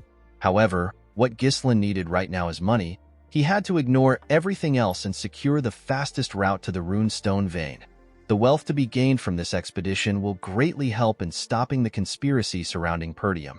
Kair found it odd that their employer was stepping up to do something. One of the mercenaries said that Ghislain was doing this to show the dignity of a noble. Another mercenary with a helmet said that our boy is just pretending. He said that Ghislain will soon give up. Belinda asked the men to stop chattering. She asked them to get to work. The mercenaries quickly returned to work. Belinda was annoyed to hear what they said about her master. She moved close to Ghislain and reminded him that he went through so much trouble to hire the mercenaries. She asked him about why he is personally working. She revealed to him that the men are taking him lightly because he is doing the same work as them. Ghislain told her that it is fine. He told her that they will be done faster if they have more hands. He said that nothing good will come out of staying in this place for too long. Belinda decided to accept her master's explanation. She told him that he talks as if he already knows everything in advance. Kair smiled when he saw Ghislain and Belinda talking. He could not believe that his employer had a woman worrying about him while he became his employer's dog and is now walking to hell with his own feet. Gillian hit him with his log when he heard this. Kair asked the man if he is trying to pick a fight. So far, everything was going smoothly.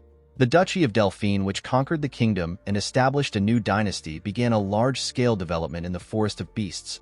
Our boy wasn't able to find out why the Duke chose to develop this place. Instead, he managed to obtain a developmental journal that recorded the locations of major resources and the ecosystem of monsters. Thanks to the journal, Ghislain was able to come somewhat prepared. One of the mercenaries wondered about why Ghislain brought hundreds of oil lamps. He believed that torches would be cheaper if our boy wanted to use something at night. The absence of incidents made Ghislain feel uneasy. He only read about what happened. He was not there to experience it himself. He asked the men to not let their guard down. He told them that the forest is getting deeper. While some mercenaries were cutting some trees, one of them asked if they were already in the night. Everywhere had gotten darker, with a smile on his face. Another mercenary said that they haven't encountered a single monster, even though they said that the forest was dangerous. The man he was speaking to agreed with him. He said that it might have been a false rumor. He said that things would have still been easy for them even if Gordon did not do anything. The mercenary he was speaking to said that he feels bad that their pay was tripled for such a simple job. While they were talking, the bald mercenary hit Gordon on his back while he was carrying a log of wood. He asked him to give him his money back. Gordon noticed something strange. He reminded them that they cut down countless trees on their way there. The men said that they did. Gordon turned around and asked the men to tell him why this path is blocked. The mercenaries were shocked to see this. Ghislain called out to everyone. He asked them to pay attention. The troops quickly grabbed their swords. The mercenaries who were talking about how easy the work was began to panic. They noticed the sudden change in the atmosphere. Ghislain called out to Gordon. He told him that he will die if he stays there. He asked him to slowly walk to them. Gordon accepted the order. When he turned around, he hit a tree and fell to the ground. The group quickly took a stance. They called the man an idiot. Gordon quickly turned around. To his surprise, nothing happened. The mercenaries were confused. They did not know what was happening. With a smile on his face, the bald man said that their employer gets scared easily. He said that there is nothing there. He told everyone that it only seems like there is no path because the scenery is similar. He said that Gordon was mistaken. He told them that the Forest of Beasts is just a grand name. In reality, it is just a slightly dense forest. With a serious look on his face, Ghislain asked the man to move close to them if he doesn't want to die. The man was annoyed to hear this. He asked our boy to tell him why he keeps trying to create a scary atmosphere. He told him that they know that he is trying to intimidate them. The moment he said this, some vines got wrapped around his waist. Before the man could react, the vines pulled him to the top of the tree in front of them. At the top of the tree, we see a large mouth filled with sharp teeth. The monster threw the man inside its mouth. This monster had no presence at all. There was no way to predict how it would move. It was a being that you can only fall victim to if you are unaware. The huge monster tree opened its eye. Ghislain realized that he was looking at a Derusant. A large amount of Derusants surrounded the group. Gordon and the rest of the mercenaries began to panic. They wanted to run away. They believed that they were going to be eaten. Before Gordon and the mercenaries could get away, the monsters stretched out their vines and grabbed them. They managed to throw the mercenaries into their mouths. Fortunately for Gordon, he was able to hold on to a tree. He screamed out for help. One of them moved close to him with his axe. He asked him to hold on tight. He hit the vine with his axe. He wanted to cut it. To his surprise, the vine was not affected. Instead, his axe began to slowly break. The man wondered why the vine was so sturdy. While he was looking at his axe, the monster pulled Gordon. The huge man began to scream. Before it could raise Gordon up, Ghislain appeared above it. He covered his sword with his mana and used it to hit the vine. He managed to cut it. While he was in the air, he landed a cut on the monster's eye. A large amount of blood burst out of its eye. The mercenaries were surprised to see that their employer managed to cut it down. They assumed that the Derusant's eyes were their weakness. Ghislain took a deep breath. While screaming at the top of his voice, he asked the mercenaries to get themselves together. The men were shocked to hear their employer's voice. Our boy told them that they will become easier targets if they spread out. He asked them to raise their shields and form a tight formation to make sure that no one gets caught by the vines. He asked them to focus on defense until they received the next order. They all accepted his orders. They quickly got into position. One of them said that he is not going to die in a place like this. Ghislain quickly went to the carriage. He asked Kair about the oil lamps. The captain said that they are all there. Our boy asked Kair to light the lamps and throw them at the monsters to burn them down. Kair was surprised to hear that this was the reason his master brought so many lamps. One of Kair's teammates told him that the monsters are looking at them. Ghislain asked the captain to throw the lamps now.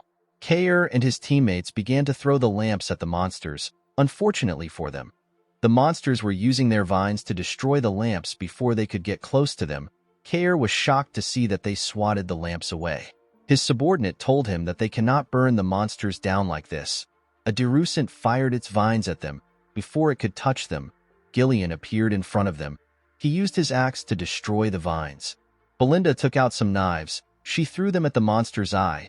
Ghislain asked Gillian and Belinda to prepare to throw the oil lamps while guarding the Cerberus mercenaries.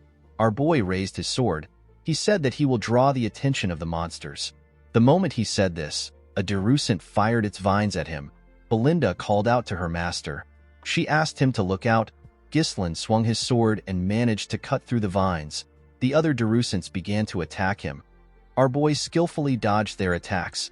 One of the Derusants raised its leg to crush him. The mercenaries were shocked to see that the monsters had legs even though they were trees. They believed that their employer was going to get stomped on. Ghislain covered his sword with mana and used it to cut the monster's leg. He jumped and stabbed the Derusant directly in the eye. The other Derusants turned their attention to Ghislain. The mercenaries were surprised to see this. Belinda ordered the Cerberus mercenaries to throw the lamps now. The mercenaries were certain that it would work this time. They quickly began to throw the lamps at the Darusants. The monsters screamed out in pain when the lamps touched them. The Cerberus mercenaries were happy to see this. Ghislain asked them not to stop. He asked them to keep throwing the lamps until they burn all the Darusants down. The flames spread on the monster's body. The mercenaries were shocked to see what was happening. They could not believe that they were able to fight against them. One of them said that the entire forest will burn at this rate. With a nervous look on his face, Gordon said that the Darusants aren't anything big. He said that it is natural that they are weak to fire because they are trees. Ghislain asked the men to not let their guard down. He told them that it is not over yet. The mercenaries were shocked to hear this. With a serious look on his face, Ghislain informed them that the Darusants will now show their true appearance. The Darusants released some steam into the surroundings. The mercenaries did not understand why there was steam there. They wondered if the fire has already been extinguished. Belinda and Gillian quickly ran to their master. Belinda asked Ghislain about what is happening. Our boy explained to her that the shells of the monsters are weak against fire, but their insides are different. He said that the fire that is burning the shell is meeting the moist flesh and causing them to release steam.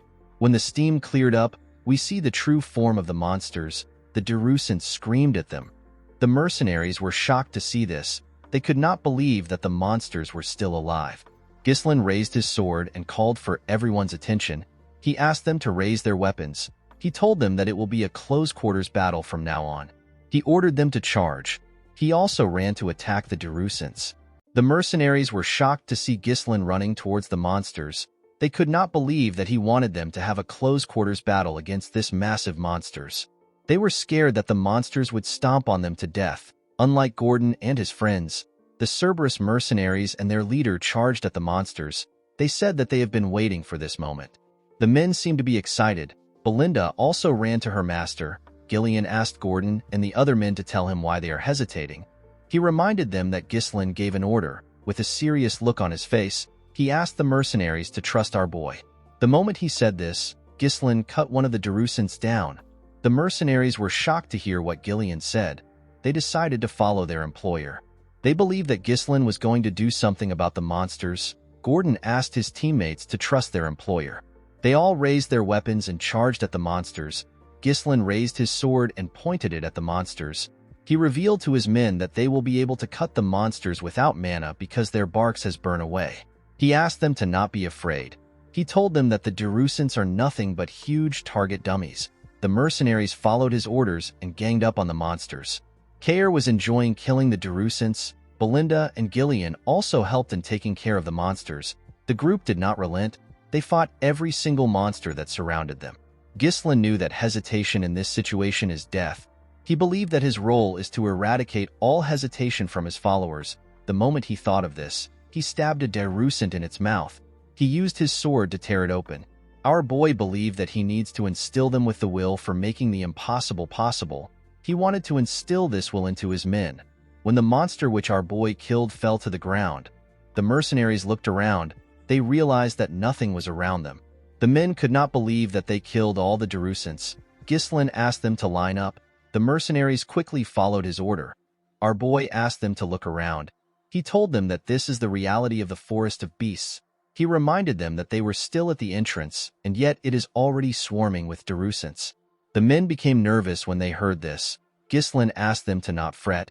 He assured them that he will always be standing at the forefront. He turned around and looked them in the eye. He asked the mercenaries to trust and follow him.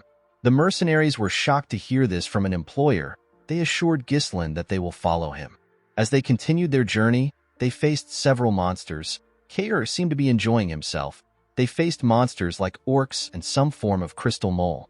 As they fought monsters, Belinda took care of her master. The group also faced some form of ancient birds. When they went deeper into the forest, they came across a giant rat. The mercenaries became nervous. They never expected the monsters to be endless. They had already gotten tired. Kair and Gillian appeared in front of them. Kair charged at the rat and cut off its leg. The monster screamed out in pain. It opened its mouth as it fell to the ground. The mercenaries were shocked to see it falling. Before the monster could fall on them, Gillian appeared in front of them. He used a shield to block the monster's mouth. While the monster was struggling on the ground, Ghislain climbed on it and stabbed it in the head. After taking care of the monster, Ghislain asked the mercenaries if anyone is injured. The men told him that they are all fine. They all gathered around him. One of them said that they cannot leave their employer's side if they want to survive. Gillian told his master that the formation of the mercenaries is starting to look decent. Kair explained to him that training through real combat always yields the best outcome. Ghislain told the mercenaries that they still have a long way to go. He asked them to keep cutting down the trees to clear the path. One of the mercenaries watched as the others worked. He was breathing heavily. The man said that everyone is insane. He believed that everyone had lost their mind because they were in a crazy forest. At night, we see the group arrive at a lake. The mercenaries were extremely happy to see a water source. They quickly ran to the lake. They could not believe that the water was so clean. Belinda was not happy to see the mercenaries close to the lake. She told her master that something can come out of the water. Ghislain realized that they have taken the right path so far. The lake is the most important milestone in reaching the runestone mine. He asked the men to set up camp. He told them that they will be taking a break. The mercenaries quickly followed his orders. The scene shifts and we see some mercenaries sitting together. One of them asked the others to tell him what they are doing. He could not believe that they were already facing this amount of monsters when they are only at the entrance. He told his teammates that he cannot imagine what is waiting for them ahead. Another one said that they are lucky that nothing happened in the last 2 nights. In another part of the camp, we see the man who was breathing heavily earlier talking to Gordon and some men. The man suggested that they sneak out of the forest with him. One of them asked the man whose name is Manus to explain himself. Manus told the men that they do not need to risk their lives anymore. He told them that their lives matter more than money. Gordon reminded the man that they have already come far into the forest. He told him that Ghislain said that their destination isn't far from the entrance. He assured the man that they are almost there. Manus was shocked to see that Gordon believed our boy. He told him that he is gullible. He reminded him that their employer is the well-known scoundrel of Perdium. He told him that Ghislain wants to pioneer this forest to get an accomplishment. A man with an eye patch reminded Manus that they have already been paid. He told him that it is their job as mercenaries to do as the employer says. Gordon told him that Ghislain has also saved their lives multiple times. Manus admitted the fact that Ghislain is a good fighter. He told the men that they have simply been lucky until now. He told them that our boy is only human. He said that they can die from a single mistake. With an ugly smile on his face, he said that Ghislain will use them as meat shields once the situation becomes dire. He told them that all nobles are the same. The men's resolve began to shake when they heard this. Manus was happy to see that they were scared. He knew that it would be suicidal for him to go back alone, especially with monsters waiting at every corner. He wanted to use the men as bait. The man with the eye patch asked him if he is trying to tell them that they would all be dead without their employer. Manus was surprised to hear this. The eye patch man pointed at Ghislain. He asked the other men to see what our boy was doing. Ghislain was applying some cream on a wound for one of the mercenaries. He advised the mercenary to not allow water seep into the injury. He told him that it will get infected. The man thanked our boy. After the man stood up, Belinda leaned in and asked her master if he knows how expensive the medicine is. She advised him to use it for himself. Ghislain told her that this is what the medicine is meant to be used for. After saying this, he called for the next person. Manus was shocked to see how nice Ghislain was. The eye patch man told the bastard that the medicine and potions that their employer is using on them is more expensive than them. He asked Manus if he really believes that our boy would use such medicine on them just so that they can be meat shields. The other mercenaries agreed that Ghislain is different. They were certain that he wouldn't abandon them. Manus had to turn around. He hated the eye patch man for interfering in his plan. He wanted to persuade a few men to get out, but the man was making it difficult for him. Ghislain walked up to Gordon and the other men. He asked them to stop chit-chatting.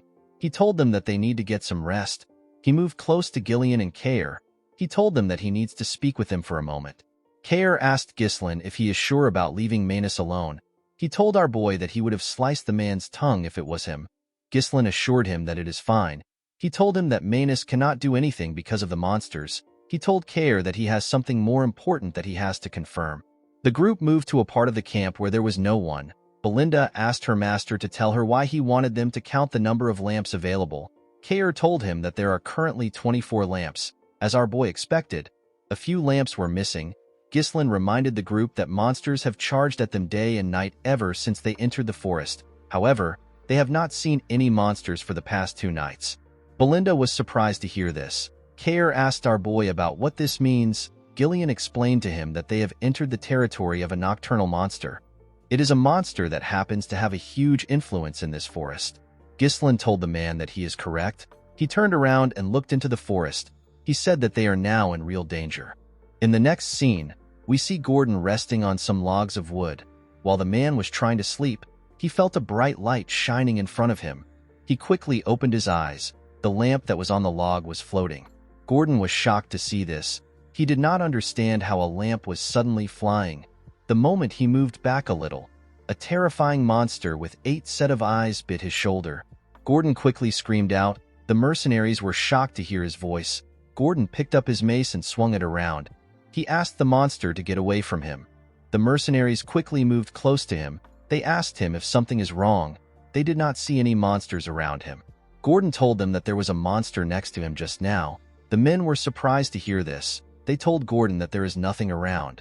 The man was shocked to hear this. He looked around. He could not believe that they were right. The men believed that Gordon had a nightmare. They told him that his sleep talking is terrible. They believed that Gordon had such a bad dream because they have had to deal with a lot of monsters recently. The man tried to explain himself to them. One of the Cerberus mercenaries told the men that they are wrong. He explained to them that he woke up because he felt a strange presence. He saw the lamp disappear right in front of his eyes. Other mercenaries agreed with the man. One of them said that he heard a creepy laugh. Another said that he also witnessed the same thing. One of the men who told Gordon that he is wrong asked the others to tell him why they are acting like this. With a serious look on the man's face, he told the others that there is definitely something out there. Ghislain asked the man if he really saw through the monsters. The man was surprised to see our boy. Ghislain ordered the men to gather around. The scene shifts and we see the men gather outside our boy's tent. Ghislain allowed Gordon and the man from the Cerberus mercenaries to join the meeting. Gordon was shocked to find out that the monsters had surrounded them. The man with the head cover told our boy that they cannot see the monsters with their naked eyes. Ghislain explained to them that this is a feature of the monsters. He told them that the monsters started following them when they reached the lake. These monsters are one of the monsters that dominate the night in the forest. They are the hunters of the darkness. They are known as Falors. They can melt into the darkness. This means that you cannot see them and physical attacks don't work on them. A few hundred of them follow their prey and take away their light. Luring their prey into the darkness is what they excel at. It is their hunting method. The head coverman and Gordon were shocked to find out that a few hundred Falors surrounded them. Belinda was surprised to find out that this was the reason why they have been losing their lamps. Kair was annoyed to hear what Ghislain said. He wondered if the monsters were trying to play with them before killing them. He suggested that they take care of the monsters now. He told our boy that it will be better for them to strike first before the monsters start toying with them. Ghislain told him that they need to wait until the monsters start attacking them. He said that it will be the best time to counterattack. Belinda reminded her master that they have already lost more than half of their lamps. She told him that they cannot just wait around. Ghislain explained to her that attacking the monsters recklessly would only stimulate their sadistic tendencies. The Falors would fall back for a bit and harass them more thoroughly later. He told Belinda that they would be losing their chance to wipe out all the monsters at once. Gillian was surprised to hear this. He asked his master if there is a way to achieve this against hundreds of invisible monsters. Our boy told him that there is a way. He asked Belinda if she has prepared the magic scrolls. The maid said that she has given out one to each of the mercenaries. Ghislain told the group that he will now explain how they are to fight the monsters. The group was surprised to hear this. Our boy drew some images on the ground to signify their current position. He told them that a herd of Falors has surrounded their camp from 3 different directions. The monsters are stealing their lamps to slowly tighten their position. Since they were vastly outnumbered, it will be impossible to cover the entire area, especially since what they are up against isn't human. Ghislain told them that they will start collapsing from the sides if they start fighting them head-on. Gillian explained to Ghislain that due to the fact that they set up their camp with a lake in the back, they avoided being surrounded from all directions. Our boy told him that he is correct. Although it looked like they were at a disadvantage, Ghislain assured them that it is not the case. He told them that they have the initiative of this fight. The group was surprised to hear this. Our boy explained to them that they need to first divide their forces into 3 groups. The defenders will take on the monsters' attacks, the crossbow unit will stop them, and the elite assault unit, which Ghislain is part of, will do the rest. The defenders and the crossbow unit will gather in the middle and push away the enemies. In the meantime, the assault unit will attack them from the left. They will be focusing all their firepower on that side. If they are able to surround them with the forces in the middle, It will be their victory. Gillian quickly understood his master's plan. Gordon asked if this is even possible. Kayer said that it is possible as long as the units in the middle hold out long enough. Belinda interrupted the men. She reminded them that Ghislain said that followers are immune to physical attacks because they can melt into the darkness. She asked them about how they plan on dealing with the monsters. Everyone turned to Ghislain. Kayer assumed that they just have to use mana. Ghislain asked her not to worry about it. With a smile on his face, he told her that they have magic scrolls. Later in the night, we see the defense unit standing in front of the monsters with their shields up. One of them asked the others to not break the formation. He asked them to remember what their employer said. One of them announced that the followers have taken their last lamp. He said that something is coming. In the Pioneer Journal of the Delphine, it was stated that the followers are extremely vulnerable to light. When they shone intense light on them, they revealed their true selves. The moment he thought of this, Ghislain raised his magic scroll and tore it. He asked the others to do the same. Gillian, Belinda, and the rest of the group followed his order. They all tore their first circle magic scrolls. The spell is known as light. The magic scrolls fired some energy into the sky. The energy turned into a ridiculously bright light. The followers screamed when they saw the bright light. The mercenaries were surprised to see that the darkness has been repelled.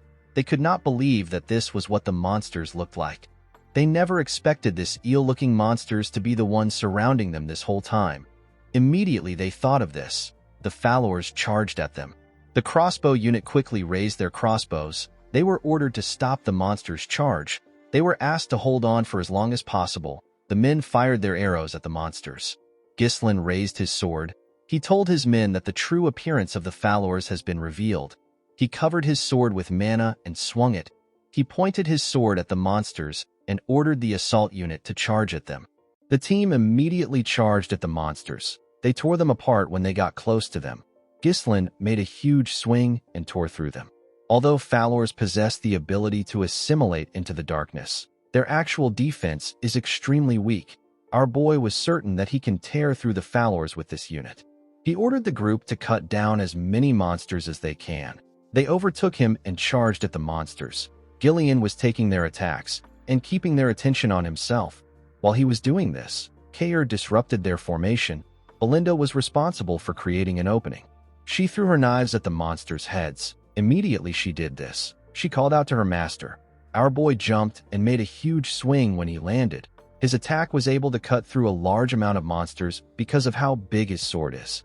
This team was the elite unit of Perdium. While Ghislain and his unit were taking care of the monsters in their path, the crossbow unit fired their arrows at followers. Unfortunately, this did not slow down the monsters a lot. There were quite much. The crossbow unit began to panic. They were almost out of arrows. They wondered about when the assault unit were going to reach them. While they were panicking, the followers got close to the defenders. Before the followers could ruin the formation, the assault unit arrived and cut through them. Ghislain turned to the men. He told them that they have done well. Gordon and the rest of the mercenaries were extremely happy to see their employer. They knew that they were saved. Ghislain ordered them to widen their formation and surround the followers from all directions. He said that it is now their turn to overrun the followers. The mercenaries quickly followed his order. One of the followers screamed and signaled the rest of the group. The moment it did this, the followers began to run. The mercenaries were shocked to see this.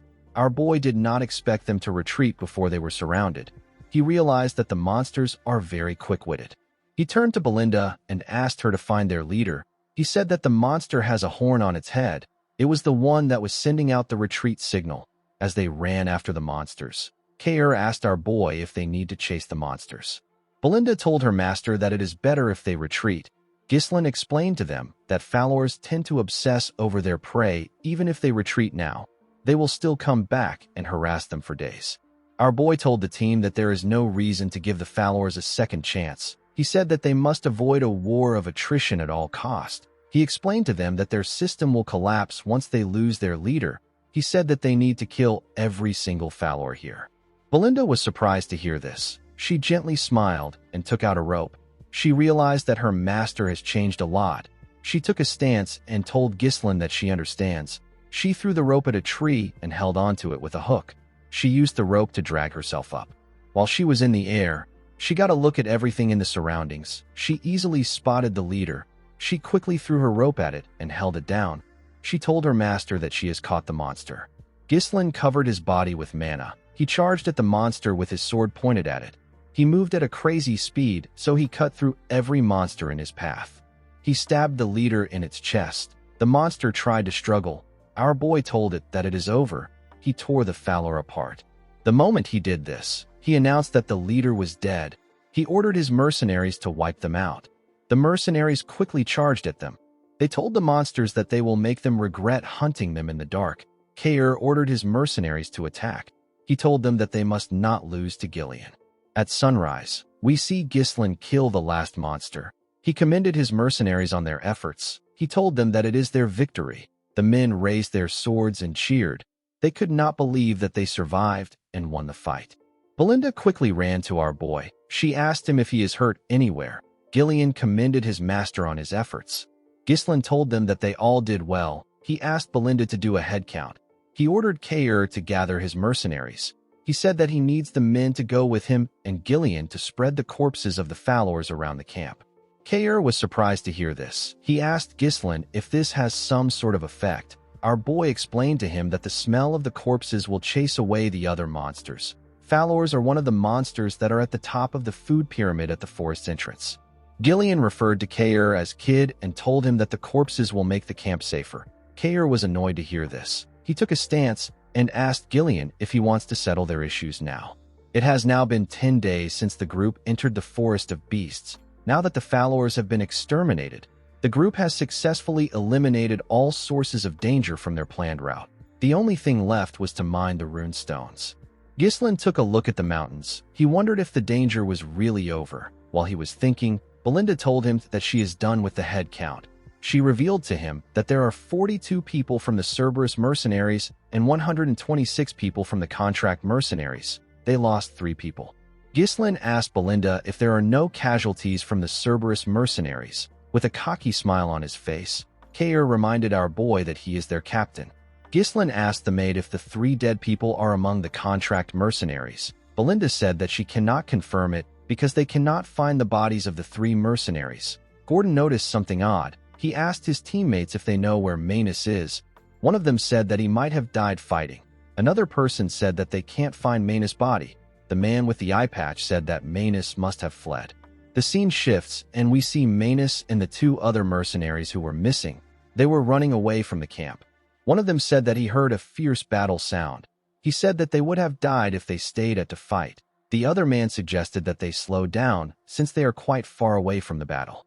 Manus turned around and called them fools. He asked them to get themselves together. He told them that they need to get out of the forest while the group was busy fighting. He asked them to keep running if they want to leave. The moment he said this, he noticed that the men stopped moving. He moved close to them and asked them if they are deaf. The men began to tremble. One of the men pointed up and asked Manus to look behind him. When the idiot turned around, he saw a terrifying beast. He did not know what he was looking at. In the next scene, we see a ridiculously huge snake on the rune stones. The snake had a large amount of bones in front of it. It opened its mouth and let out something. It dropped the bodies of Manus and the stupid men on the bones. The scene shifts, and we see the group cutting down the trees in their path. The mercenaries wanted to end their journey and return back to the town. They were working extra hard. Kair noticed that they were working well without someone ordering them around. He said that he has never seen the lazy mercenaries working so hard. Gillian told him that the mercenaries are different from him. Kair decided to ignore him. He asked Ghislain if he is going to let the mercenaries go once the mission is over. He told our boy that it is a waste to only use the mercenaries once. Ghislain asked him not to worry about it. He pushed a tree down and revealed to Kair that he is going to hire the men as his personal mercenaries. Mercenaries naturally have weak organizational skills. It is impossible for them to win against a regular army in large-scale battles. However, these men have already surpassed the limits of mercenaries just through the experience they gained in this forest. Ghislain knew that they will be an excellent foundation for expanding his power. The man with the head cover told his captain that they spread the corpses of the Fowlers around their path. Kair commended the man known as Gazelle for his efforts. He turned to Ghislain and told him that the effect of the corpses has been really good. He said that they have not seen a single monster ever since they left the camp. They did not even encounter a lone monster that has lost its path. Ghislain looked into the forest. He got an eerie feeling. He hoped that it was just a needless worry. While he was looking around, Belinda jumps down from a tree. She called out to him. Ghislain asked her if she saw anything up ahead. With a bright smile on her face, Belinda said that she did. Ghislain was shocked to hear what she found. He turned around and ordered the mercenaries to pave the path with all their might. They all accepted his orders. As they moved closer to their destination, they saw a bright light through the trees. When they walked out of the woods, they saw something shocking. The mercenaries were shocked to see what was in front of them. With a confident look on his face, Ghislain told them that this is the reason why they started the expedition. He told them that they came for the highest quality runestone mine. Around the mine, there was some fog. Kair could not believe that the forest really had something that was worth a lot of money. Gillian told him that his master always acts upon reason. Belinda hugged our boy. She asked him about how he knew about the runestone mine. The mercenaries could not believe that they were actually looking at rune stones. They were stones that most people don't see in their entire lives. They knew that they were going to be rich once they take it back to the town. The moment they thought of this, someone rose up from the fog. He told them that they are not going anywhere. Ghislain quickly knew that something was wrong. The person turned out to be Manus. The dead man told them that it is all over. The moment he said this, he fell to the ground. Gordon and the other mercenaries wanted to run to him. Ghislain stopped them with his sword. He asked them to step back. He took a stance and made a huge swing. His sword pushed away the fog. The men were able to see the bones of the monsters and humans. They were shocked to see the amount of corpses that were there. They wondered about what happened there. Kair, Belinda, and Gillian quickly grabbed their weapons. They called out to our boy. Ghislain told them that they cannot mine the rune stones for free due to the amount of bones. Our boy was able to tell that this was the nest of a high-class monster. Since some corpses are yet to be corroded, the monster must still be staying there. Ghislain was not able to figure it out immediately because the harmful gases from the corpses were mixed in with the fog. Our boy did not like the situation. There was no particular recording that stated that the mine itself had any danger factors. He turned around and asked everyone to prepare for battle. Immediately he said this. He saw something on the rune stones. He saw the python. The monster quickly charged at them. Ghislain ordered everyone to scatter. He charged at the python. He dodged its mouth by going above it and made a slash on its head. When he landed on its body, he covered his sword with mana and charged at its head. He pushed his sword into its head. Unfortunately, it barely damaged the monster. Gillian and Kair were shocked to see this. They could not believe that Ghislain only left a scratch on the python even after using many. Kair had never seen such scales. The monster tried to push Ghislain down. Our boy jumped off its head. While he was in the air, the snake fired its venom at him. Ghislain could tell that its venom is extremely poisonous. He turned around and used his coat to block the attack. The venom melted it. Before our boy could get in a good position, the snake charged at him with its tail. Ghislain used his sword to stand his ground. He tried to push the tail back. Unfortunately, the monster was much stronger. It pushed him into the ground. Belinda quickly called out to our boy. The snake spread its body around the group. The men quickly realized that it was trying to squash them. Before the monster was able to crush them, Gillian, Belinda, and Kair saved them. They were trying to save as many men as they could. As the group struggled to put themselves together, they called out to Ghislain. They wondered about where he was. Our boy was standing on top of the bones. Now that he had seen the monster with his own eyes, his bad feeling went away. He knew that this monster is the master of the runestone mine. It is known as the blood python. It is one of the monsters he considered impossible to hunt down in this expedition. Ghislain didn't think that he would have to face the monster because it lives in the deepest part of the forest. Our boy knew that the chances of them winning against this monster is very low. It would be best for them to retreat for now and come back prepared next time. However, our boy had no time for delays. He believes that everything he has done up until now will become meaningless if he gives up now. A bright light shined from his chest, and he took a stance. He asked the monster to not get in his way. He said that he has too many things on his back. Ghislain opened his third core after saying this. The blood python turned to him and charged at him. Our boy managed to block its head and landed a cut on it. Before letting the monster go back up, he landed a cut in its eye. The moment he did this, the blood python used its tail to attack him. Ghislain quickly used his sword to shield himself from the crushing weight of the monster. He managed to push the tail back. However, the monster did not stop attacking him. It used its tail to aggressively attack our boy. Ghislain managed to block off the attacks. Even when winning is unlikely, there are battles that one must not avoid.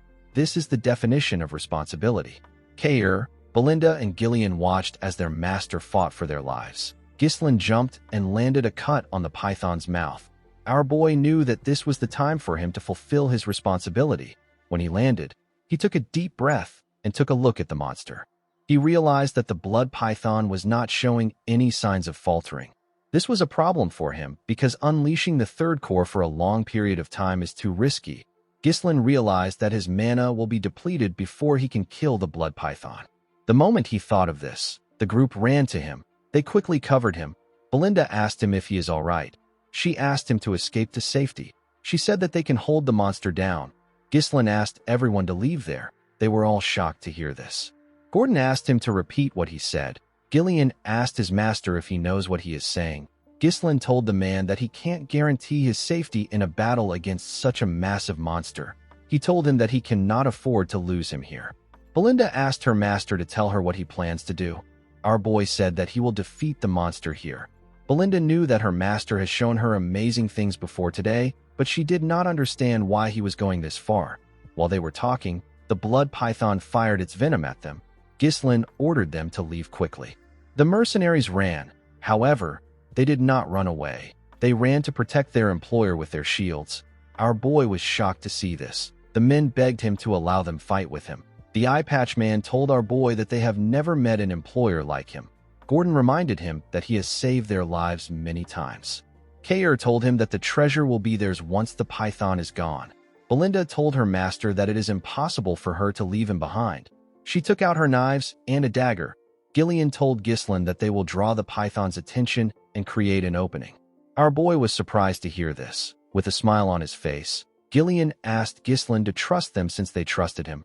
Our boy informed them that the monster is massive and it has a lethal venom. Its extremely sturdy crimson scales will deflect even blades imbued with mana.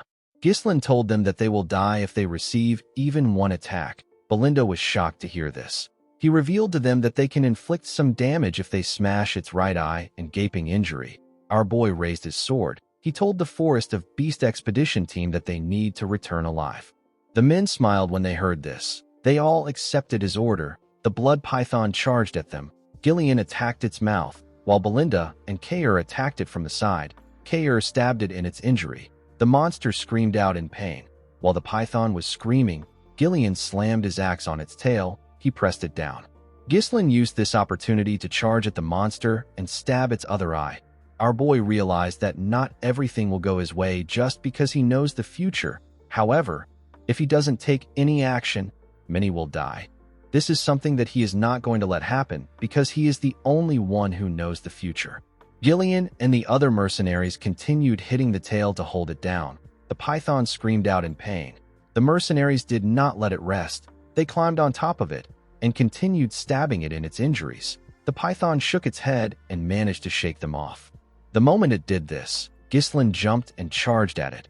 He was going to stab it on its head. Somehow, the python managed to sense his presence. It opened its mouth and ate our boy. Everyone was shocked to see this. Before the python could even move, a blade came out of its head. Ghislain used his sword to split the monster's head open. He came out of the python's mouth. His clothes were covered in its venom. The group was shocked to see him. He referred to himself as the future of Perdium. The scene shifts, and we are taken to the Perdium castle. We see Albert and Holmern talking to Zwalter. Albert slammed his hand on the table and told his lord that Ghislain has committed a serious crime. He could not believe that our boy ignored his father's order and went into the forest. Holmern asked Albert to calm down. Albert said that he always knew that Ghislain acts unruly. He told the count that our boy thinks that he is the lord of the land because of his long absence. Holmern asked Albert to not get worked up by the issue. He reminded him that it has already been 2 weeks since Ghislain entered the forest. He said that they could have stopped our boy if Scovin had not made a false report. The general administrator did not understand why Scovin would help Ghislain. A crime like this could cost him his knight status. Albert told the Count that he cannot let our boy continue to behave as he wishes. He told him that he should imprison Ghislain the moment he returns and punish him.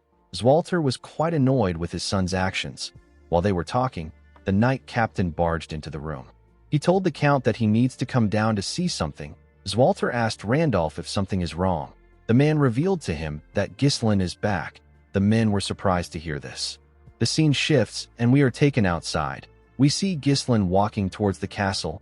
He was in normal clothes. In the next scene, we see Ghislain in his father's office. The officials were there with him. They all glared at him in silence. Even the Count glared at his son. Ghislain told his father that he is home. The Count reminded his son that he did not permit the development of the Forest of Beasts. Our boy apologized to his father. He told him that it had to be done. Homern was annoyed to hear what he said. Randolph reminded him that he downright ignored his father's orders. He explained to Ghislain that entering the Forest of Beasts is a serious crime. He told him that he could have lost his life and the monsters from the forest could have invaded their territory. Ghislain told him that he is fine. He said that the monsters did not invade their territory. Homern and Randolph were annoyed to hear this. They could not believe that he was talking back. Albert asked our boy if he finds this funny. He said that they can let the Forest of Beasts incident pass since it didn't lead to any trouble. He put his hand into his clothes and brought out a paper. He placed the paper on the table. He asked Ghislain if he has any excuse for this. When our boy picked up the paper, he was able to tell it was from Count Rayfold. Albert said that he felt uneasy when he heard about our boy's visit to the county. He told Ghislain that they found out about how he extorted 20,000 gold, which is the estate support funds that is given to Perdium regularly from Amelia, by threatening her. Albert told our boy that Count Rayfold was absolutely furious, and he has decided to cut off all forms of support to their territory and cancel the engagement as if it never happened. The treasurer told Ghislain that this will negatively affect their entire land. Ghislain was surprised to see a letter written by Count Rayfold who doesn't get along with Amelia well. The letter did not seem to be fabricated. Our boy knew that it isn't difficult for Amelia to pull this off by manipulating the Count's money-driven mindset. The only thing Ghislain did not expect was that Amelia was willing to join hands with her enemies just to screw him over. This means that she will stop at nothing to get what she wants. Our boy had a feeling that the assassins weren't going to be the end of things. Unfortunately for him, he no longer has a leverage over the girl. If he was to reveal the secret deal with the Duke and the merchant guild that she controls, everything he will say will be dismissed as nonsense meant to cover up the incident. Ghislain realized that he would be tied down in the territory if he had been a little late. He became more certain that time was not on his side. Albert asked Ghislain to say something. Homern told our boy that they are in an urgent situation. He said that they need to ask him to return the money first. Randolph said that the 20,000 gold will be enough to run the entire night order for months. Ghislain revealed to them that he has used it all. He said that he used it for the development of the Forest of Beasts. The room became silent. Albert asked him if he wasted the entire money on a useless forest filled with monsters. Our boy apologized to the man. He said that he doesn't have much to say about the Rayfold incident. Randolph grabbed Ghislain's shirt. He called him a stupid little brat. He reminded him that he is supposed to be the successor of the land. He could not believe that Ghislain sold the future of their land with his own hands. Homern told Ghislain that he is no longer the young lord of their land. He said that he is now a filthy criminal. He asked Randolph to tie him down and throw him in a cell. Ghislain asked the man not to worry. He said that they will receive support funds from him. He told him that he will also add the 20,000 gold. The Count asked him to explain what he means. Our boy called out to Belinda. The woman entered the room with a box. Ghislain told the men that he won't have started the development if he wasn't going to bring anything back. Belinda opened the box and showed the men the runestones. Ghislain revealed to them that these are the highest quality runestones. Albert was surprised to see the runestones. Homern held one of the runestones. He asked our boy to tell him where he got such a valuable thing. Randolph said that he might have spent the 20,000 gold on it. Ghislain revealed to them that they mined it from the Forest of Beasts. Albert explained to our boy that the stones are worth a fortune, but they are nowhere near enough to run the land. With a smile on his face, Ghislain told the man that this isn't the end of it.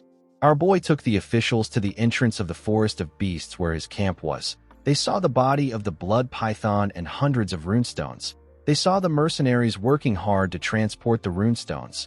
They were moving fast and carefully in order not to scratch the runestones. They were also separating the corpses of the monsters into different sections. Holmern could not believe his eyes. He could not believe that Ghislain and this men managed to get all of this in 2 weeks. Randolph asked Holmern if he is seeing things.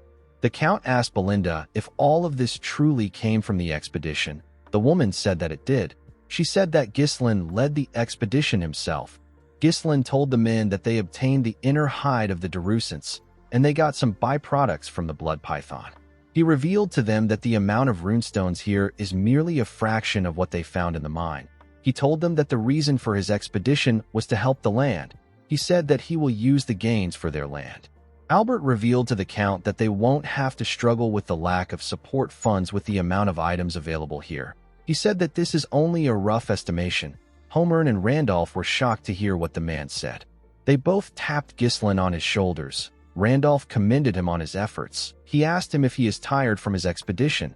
Holmern asked our boy to let them know if he needs anything.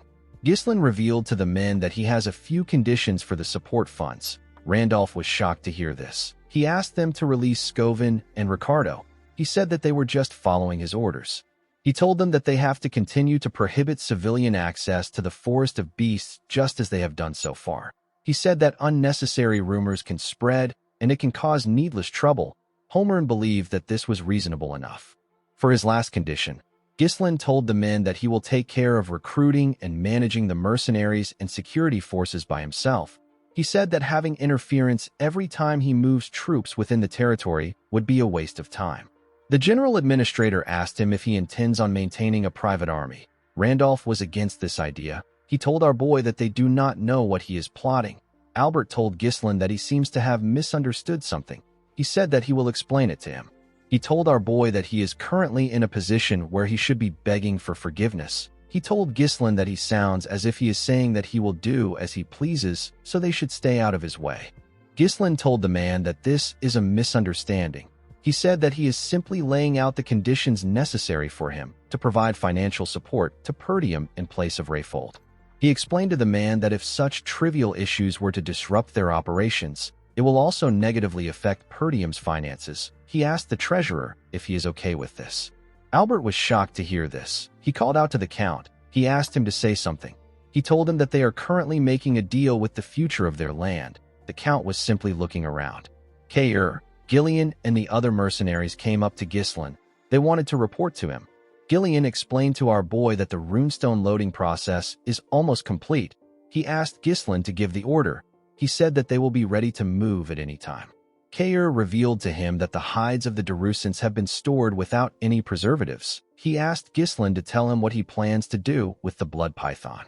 Our boy told him that the blood python will soon be dismantled. The venom, blood, flesh, and hides will all be separated and preserved to prevent decay.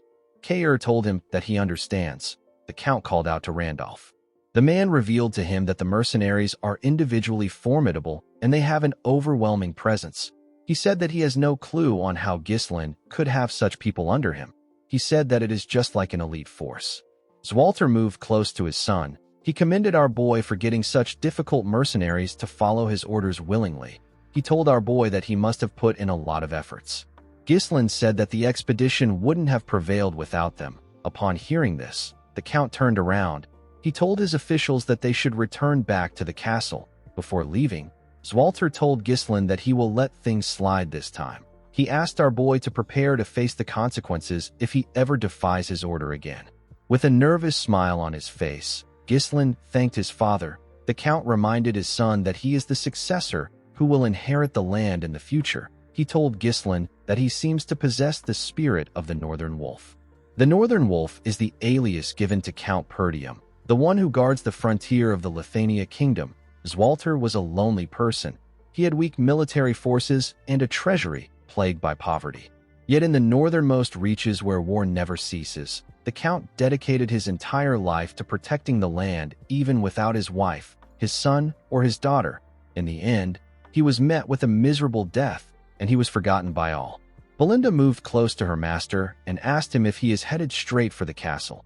Ghislain said that he is not yet going to the castle. He asked her to get everything ready so that they can leave immediately. Belinda was shocked to hear this. She asked him if he is not going to rest. Gillian told him that he has overworked himself. He advised his master to rest. Belinda told him that it is a miracle he made it out alive from the blood python's body. She asked him if he knows how hard she worked to detoxify the poison from his system. Ghislain tapped the woman on her shoulder and begged her to do it. Belinda was surprised to see this.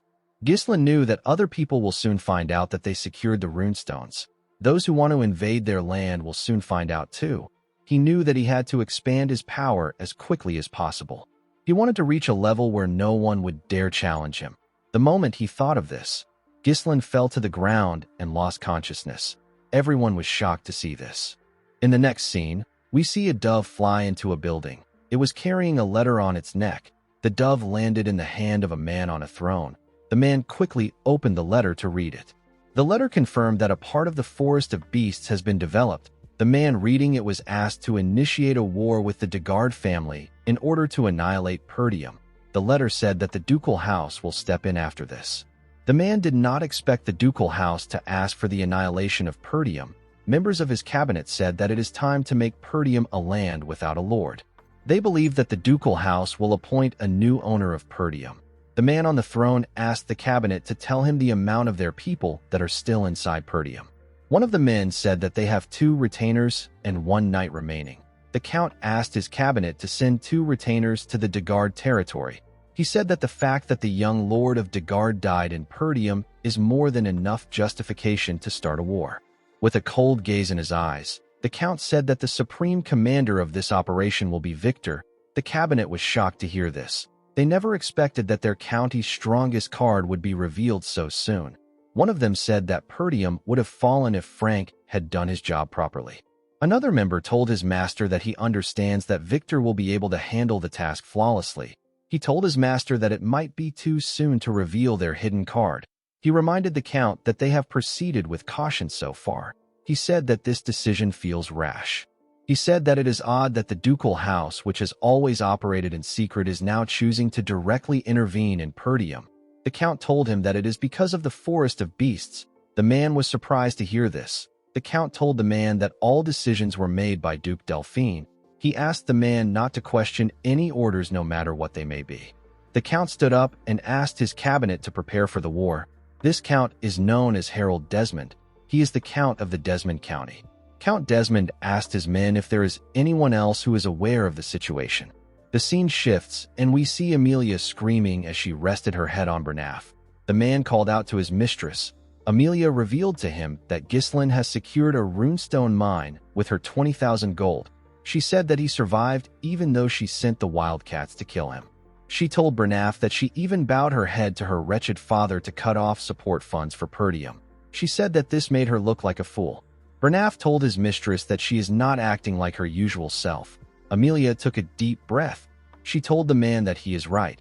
She said that she got too emotional. She said that what is done can't be undone. Bernaf smiled when he heard this. He told Amelia that he is waiting for her orders. Amelia moved close to a map. She said that Perdium will soon escape their financial difficulties because they have obtained a runestone mine.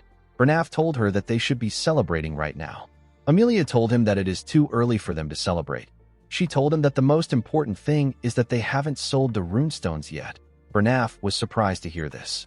Amelia revealed to him that she got information that they secured the runestones 2 days ago. This is far too little time for them to establish a distribution network. She said that they will exploit this weakness. She told Bernaf that it is obvious who they will sell to. Bernaf realized that his mistress intends on acting before they can sell the runestones. He asked her about where she wants to intervene.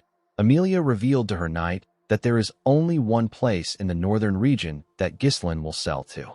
She believed that our boy was going to go to the finest magic tower in the north, which is dominated by the 7th Circle Archmage. The magic tower is known as the Crimson Magic Tower. According to Amelia, runestone is essential for magical research. Due to this, magic towers are always determined to secure their distribution channels. She placed a pin somewhere and asked Bernaf to set up the wildcats for an ambush along the main routes leading to the tower. The target isn't Ghislain. It is the laborers who are transporting the runestones. Amelia said that they will use a hit-and-run tactic to isolate the transport and prevent the transfer completely. She said that they will take the runestones for themselves. Bernaf reminded his mistress that there is another magic tower in the north.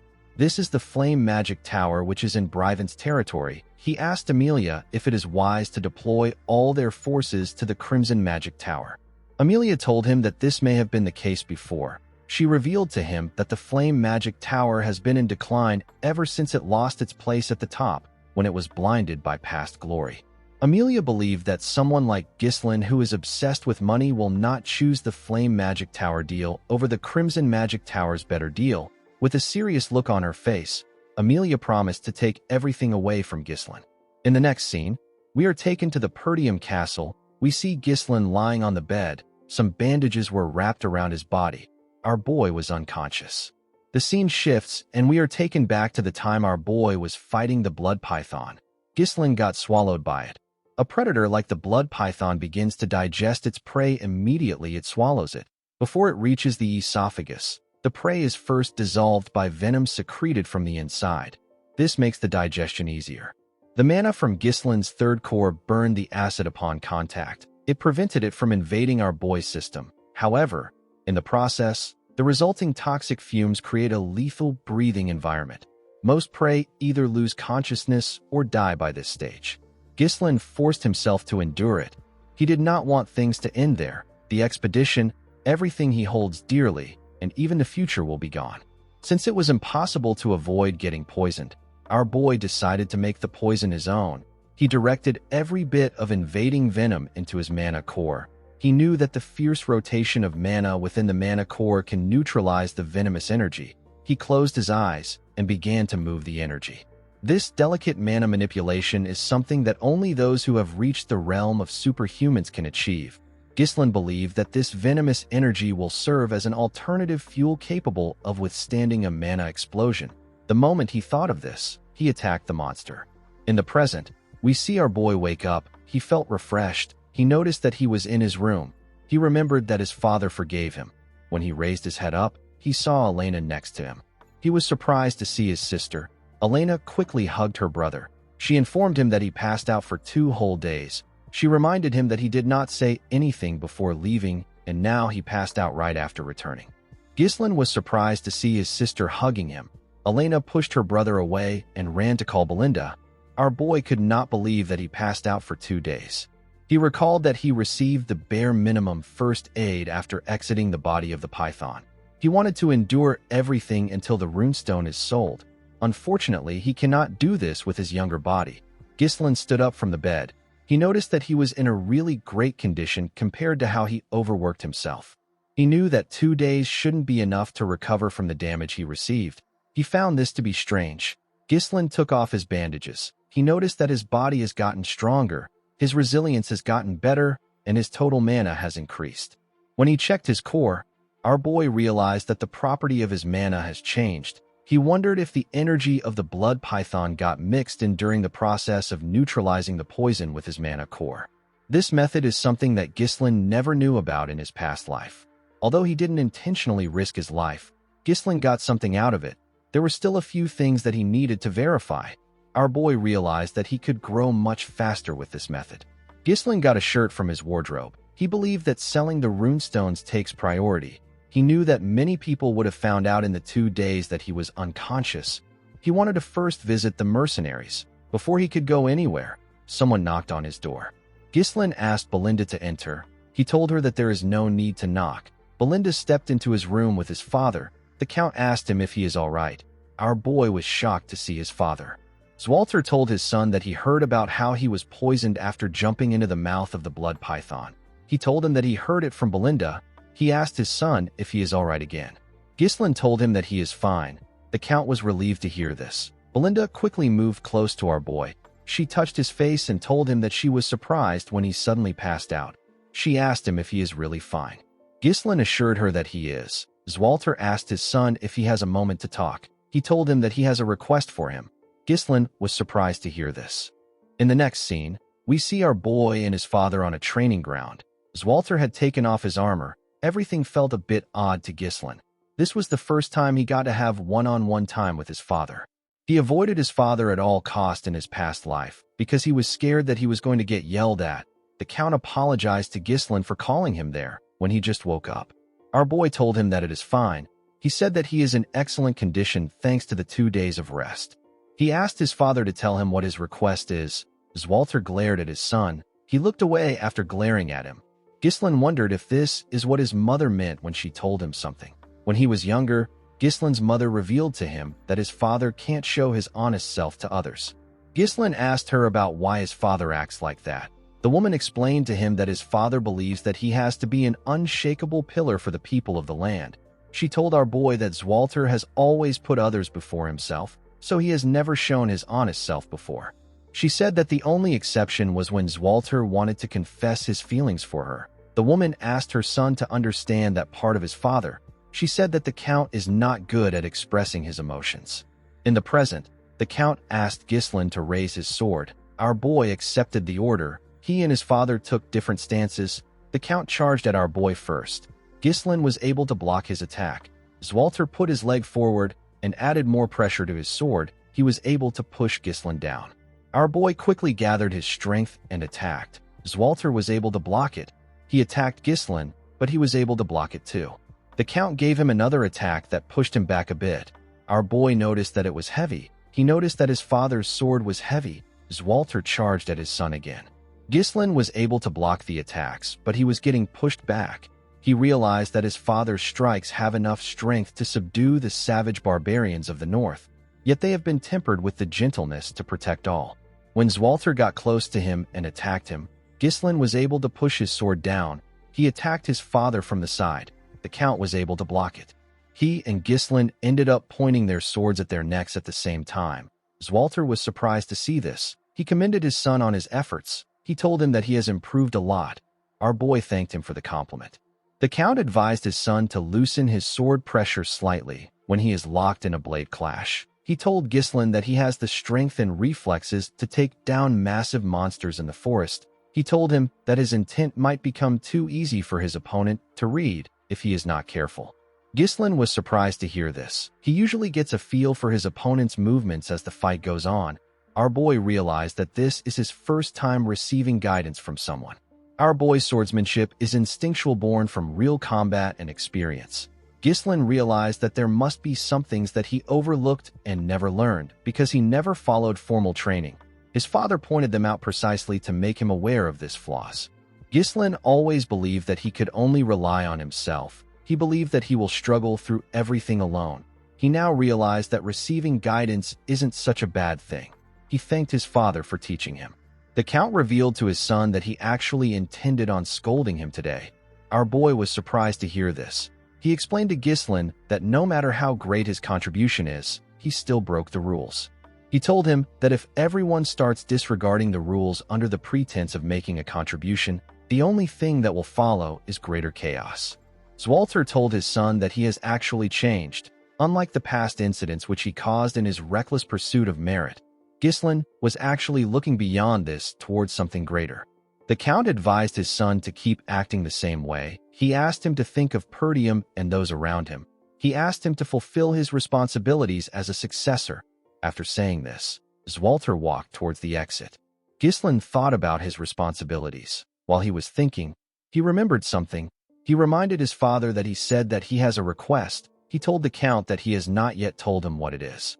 Walter stopped walking when he heard this. With a nervous look on his face, he asked his son if he has some extra funds. In the next scene, we see our boy arrive at the Forest of Beasts outpost. His men were waiting for him. Ghislain smiled when he saw them line up. He asked them if they have all been well. While screaming at the top of their voices, the men said that they are good. Gillian asked his master if he has gotten better. Kair told him that he is looking much healthier now. Ghislain apologized to them for making them wait so long. He asked Gillian about how Rachel is. The man bowed his head. He said that he never thought a day would come when he would see her walk again. He told Ghislain that it is all thanks to him. Ghislain was happy to hear this. He told Belinda, Kair, and Gillian that he has something to tell them. With a serious look on his face, our boy revealed to them that their land is in danger right now. The three of them were shocked to hear this. They all went into a tent. Ghislain told them everything about what happened on the day Elena was attacked. He told them about how he stopped them from killing her and using her death to start a war. He also told them about how he discovered the corpse of the Degard's young lord. He also mentioned the existence of those who are eyeing Perdium. He explained to them that this people are currently surveilling them right now. He said that they have probably been active for a long time. He said that they have neither the time nor the resources to prepare for an attack. Belinda finally understood why her master was in a hurry. She said that she thought that they could catch their breath after securing the runestones. First it was the forest of beasts, and now it is war. Kair said that this land never gives him a chance to be bored. Gillian told our boy that this is the perfect time to attack Perdium. In a territory known for its weak military and poverty, the discovery of a runestone mine, which is a highly valuable resource, can change everything. Ghislain told the man that he is correct. He said that their enemies won't let them be. Belinda told our boy that he should have mentioned this earlier. She told him that they need to tell his father and the vassals. Ghislain told her that it is not yet time to do this. He explained to her that Elena's bodyguards betrayed them.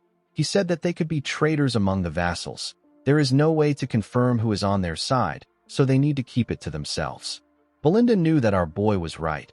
He told them that he bought some time with Elena's survival, but now that they have found the runestone, there is no reason for their enemies to sit still. With a serious look on his face, Ghislain told them that it will be a tough fight. Everyone became silent. Kair asked our boy to order them around. He told Ghislain that staying around him has been fun so far. Gillian reminded our boy that he already swore his life to him. He promised to fight with him until the very end. Belinda told him that no one is going to protect him if she is not around. Ghislain smiled when he heard this. The biggest enemy of Perdium is Duke Delphine, as well as Count Desmond and Amelia, who are taking orders from him. Ghislain promised to not let things go as they planned. He told the group that they will now head to the Flame Magic Tower. Kair was happy to hear that they were finally going to sell the runestones. He said that they will be rich. Belinda asked her master if he is certain. She told him that the Crimson Magic Tower is closer to them, and they will probably pay them a higher amount. Ghislain explained to her that the Flame Magic Tower will cause less friction. Gillian told him that he is right. He explained to them that when transporting high-value goods, unwanted guests are bound to appear. Since their payload is filled with runestones, staying one step ahead of the enemy is the only rational course of action. Belinda realized that they could be ambushed like last time. Ever since Delmuth of the Crimson Magic Tower ascended to a 7th Circle Archmage and made his name known, the Flame Magic Tower has been on a downward spiral. Ghislain knew that it will be more profitable for them to sell the runestones to the Crimson Magic Tower, which is the greatest in the north. The Flame Magic Tower is making its own efforts, but it won't be easy for them to return to their former glory. Yet, despite all this, Ghislain still chose to head for the Flame Magic Tower for his own reasons. Our boy wanted to meet someone. The scene shifts, and we are taken to the Flame Magic Tower. We are shown its amazing and luxurious buildings. Inside the tower, we see a girl surrounded by books shaking. She called out to someone known as Professor Renato. She asked about when the light that he mentioned will come for her. In the next scene, we see Ghislain and his group arrive in the Brivant territory. They saw the huge tower of the Flame Magic Tower in the land. Gordon was surprised to see how huge the tower was. The man with the eye patch said that he has only heard about the tower before. He said that he has never been here before. Just from looking around, the mercenaries could tell that the quality of life was much different here than in Perdium. The territory had magnificent buildings and beautiful carriages. The mercenaries saw a large amount of magic scrolls. They also saw some mages using their magic to tile the road. They had never seen magic used in such manner. The mages were annoyed to see that the mercenaries were staring at them. They activated a different spell and used it to cover themselves. The spell made them invisible. The mercenaries were shocked to see this. They could not believe that the mages disappeared in broad daylight. Ghislain explained to them that the mages used a spell to conceal their presence. He told them that the mages don't welcome them. Kair called the men idiots. He asked them to stop fooling around. Belinda was also surprised to see how big the magic tower is. Even though they were pushed down from the top spot, their magic tower was still amazing. Gillian revealed to her that the Brivant territory is one of the richest lands in the kingdom. Ghislain understood why they were impressed, but he knew that this magic tower that was once at the peak will later fall to ruin. When they arrived at the gates of the tower, Kair said that he can't even see the top of the tower even though he is so close to it. Belinda looked around. She asked about where the gatekeepers were. Only armors were lying at the entrance. The moment she asked this question, someone at the top of the gates raised his hand and asked them to stop. Immediately he said this. He and his partner used their magic to raise the armors up and make them take a stance. The armors were holding huge axes. The mage announced that nobody can just enter the magic tower. He asked them to reveal their identity and state their business. Belinda was surprised to see that they control the armors like puppets. Kair could not believe that the mages couldn't come down to greet them. Gillian stepped down from his horse and introduced his master as the young Lord of Perdium. He asked them to bring their trade officer. He told them that they have some fine goods to sell. With an arrogant look on his face, the mage told Gillian that they are not buying anything. Belinda was annoyed to hear this. She told the man that he has not even looked at their product. The man said that Perdium is the beggar land in the north. He said that anything from Perdium is probably just low-rank monster materials or garbage potions. He told them that it is a waste of time to deal with them. He and his partner made the puppets point their axes at them. The man asked the group to get lost. Belinda was annoyed to hear that he called them beggars. She asked him to come down and say it to her face. Gillian asked our boy about what they should do. Ghislain asked the mage if he really wants them to leave. He showed him a small piece of runestone and told him that he should know what it is if he is a mage. The man was surprised to hear this. He took a look at our boy's hand. He was shocked to see him holding a runestone. He looked at the large amount of carts behind them. He realized that the carts have runestones inside. With a smile on his face, Ghislain asked the mage if he is still not buying. The scene shifts, and we see our boy and Belinda inside the tower. The trade officer and the mage bowed their heads to them. The trade officer apologized for their rudeness. He introduced himself as Sylvain. He asked them to tell him if they need anything. Ghislain told the man that they brought a lot of runestones. He said that he needs someone who will take responsibility until the very end of the deal. He told him that he needs to meet the tower master. Sylvain was surprised to hear this. He quickly agreed to Ghislain's request. He told him that they need to inform him first. He ordered the guard to guide our boy and Belinda to the reception. The man accepted the order. Belinda told him that this is how he should have acted in the first place instead of mocking them. The man could not say anything. On their way to the reception, they heard a loud sound. Ghislain asked the man if something is wrong. The man asked him not to pay attention to it. He told him that it is common during magic research. On the other side of the hall, we see 3 mages open a door and let out smoke from a room. We see the beautiful girl from earlier on the ground. The leader of the mages reminded the girl that he asked her to never set foot into the laboratory again. With a smile on his face, he told the girl that she is taking up space in the laboratory for no reason since she cannot use magic. He asked her if it is smart to ignore him, who is the future tower master of the magic tower and a third circle mage. Alfoy's friends wondered why her teacher brought her to the tower. The blonde boy next to him told the girl that she should be grateful that the tower master gave her a place to sleep. The girl said that she also has a right to use the laboratory because she is a mage. Alfoy told her that they will treat her like a mage. He used his wand to gather fire in his hand. He told the girl that she should be able to use a defensive spell to deal with this basic offensive spell. With a smile on his face, he asked the girl to try and block the attack. The moment he said this, he fired the first circle magic known as Fire Sling at the girl. She quickly raised her hand. She screamed out defense, but nothing happened. She quickly used her hand to cover her face. Fortunately for her, Ghislain appeared out of nowhere and used his sword to cut through the attack. The boys were surprised to see this. Ghislain asked the idiot if this kind of behavior is what is called magic research in the Flame Magic Tower. The scene shifts, and we are taken to the Tower Master's meeting room. We see the Tower Master, whose name is Hubert, telling the elders of the tower that they are running low on runestone. He wondered about how they reached this point. He said that the gap between them and the Crimson Magic Tower will continue to get wider. He reminded them that he has been telling them to get runestone. He asked the elders about what they have been doing. An elder with a yellow hat remembered that the Tower Master usually asked them to wait each time they try to secure a distribution line.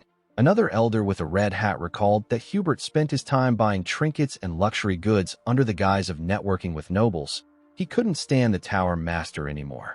An elder with a green hat informed Hubert that the Tower Master of the Crimson Magic Tower has reached the 7th circle. He reminded Hubert that he is still a 6th circle mage. Hubert asked the elders to not talk about the Tower Master of the Crimson Magic Tower. He said that he will reach the 7th circle if he has more runestone. Hubert could not believe that Delmuth reached the 7th circle before him. He told himself that Delmuth must be buying all the runestone for himself. He did not like the fact that the stone was very expensive. The moment he thought of this, Sylvain barged into his meeting room. He told him that they need his attention right now. Hubert told the man that he is rude. He asked him if he can't knock. When they are having a meeting, Sylvain apologized to him. He said that they need his attention now. He revealed to him that someone brought a massive amount of runestone. Hubert and the elders were shocked to hear this. The scene shifts and we see Alfoy firing more attacks at Ghislain. Our boy easily used his sword to block the attacks. Alfoy made a huge fireball and shot it at Ghislain. Our boy cut through the fire with his sword. Alfoy's friends and the girl were shocked to see this. Alfoy could not believe that Ghislain sliced his attack in half. He did not think that this was possible. Before he could make another move, a rope went around his body and tied him up. Belinda was the one using the rope. She made the idiot get on his knees. She told the idiot that he has a lot of guts to attack her master. Alfoy was shocked to hear this. He asked them about who they are. Before Belinda could do anything, someone asked everyone to stop. The person turns out to be Hubert. The man asked them to explain what is happening. The girl became nervous when she saw Hubert. She called him Tower Master. Upon hearing this, Ghislain asked Belinda to release the idiot. The maid let go of him. Alfoy stood up and called out to his teacher. He ran into his arms. Hubert asked his disciple to tell him what is happening. Alfoy told his teacher that Ghislain and Belinda are intruders. He said that he was trying to make sure that the girl whose name is Vanessa doesn't enter the laboratory again, but Ghislain and Belinda attacked him. While shaking like a little girl, Alfoy told his master that he wanted to stop Vanessa from entering the laboratory because he didn't want her to get hurt since she doesn't have any mana. Belinda told the idiot that he is crying like a little girl. Alfoy was annoyed to hear this. He told the maid that he is a man. With a shaky tone in her voice, Vanessa said that she just wanted to use the laboratory. Upon hearing this, Ghislain became certain that she is the one he is looking for. This girl will later be known as the Red Nightmare. Our boy was surprised to see that this is what she was like before she became a total nightmare. Hubert took out his wand and gathered fire in his hand. He was annoyed to hear that they tried to harm his student after intruding into the magic tower. He told our boy that he will burn him into a crisp. Belinda asked her master about what they should do. She said that the man looks a little dangerous.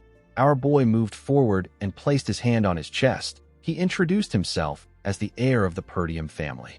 He said that he came to sell runestone to them. Hubert was shocked to hear this. He could not believe that he was looking at his guest. Alfoy was shocked to hear that Ghislain had runestones. He could not believe it. Our boy told Hubert that the runestone is at the front of the castle. He asked him if he will like to see it for himself. When Hubert and the elders arrived at the front, they saw several carts containing runestone. They were all shocked to see the amount of runestone that Ghislain had. An elder with a red hat wondered about where our boy got it from. An elder with a yellow hat told the tower master that there are more than 10 cartful of runestone. He asked him about what he wants to do. Hubert did not respond to him. The man cheered like a little girl. He did not expect to get this amount of runestone. He knew that this was a once-in-a-lifetime opportunity. He believed that he will be able to crush the Crimson Magic Tower with this runestone. Hubert actually cheered in his imagination. He didn't want to lose his cool in front of the elders. He put himself together and told Ghislain that the quality doesn't seem very good. Kair was annoyed to hear this. He grabbed his sword. He could not believe that Hubert was spouting nonsense after they worked hard to mine the stones. Vanessa was surprised to hear this. She said that one cart should last them for some weeks. Hubert was annoyed to hear this. He could not believe that she was talking at this moment. He told her that she doesn't know anything. He ordered her to get inside. As he watched Vanessa walk into the tower, he cursed a man named Renato for leaving Vanessa with him. He believed that the girl should have the ability to read the room even if she doesn't have talent. He turned to the elders and carefully winked at them. He asked them if they agree with Vanessa. The elders immediately understood what he was trying to tell them. The green hat elder picked up one of the stones and said that the quality is not very good. The yellow hat elder said that runestone from a poor territory has a possibility of being fake. Belinda was annoyed to hear this. She asked the old idiots if they know how hard her master worked to get them. The yellow hat elder said that their efforts is not his business. He asked Belinda if she knows how many scammers there are today. The Green Hat Elder said that they can't judge solely on what the seller says. Ghislain told them that he believes that they don't want to buy his product. The elders were shocked to hear this. Our boy turned around. He said that the flame magic tower doesn't need it. He said that they can sell it somewhere else. Hubert panicked when he saw this. He quickly asked them to wait. He turned to the elders and signaled them. The Blue Hat Elder told Hubert that they will take the carts off his hands since he went through so much trouble to bring them there. He said that he doesn't want Ghislain to leave empty-handed after coming so far. He begged Hubert to show them some mercy. The Tower Master decided to play the role of Messiah. He told the Blue Hat Elder that he will do it since the elders agreed on it. With a smile on his face, he told Ghislain that he will buy all of them out of the generosity of his heart. He said that he has to buy it below the market price.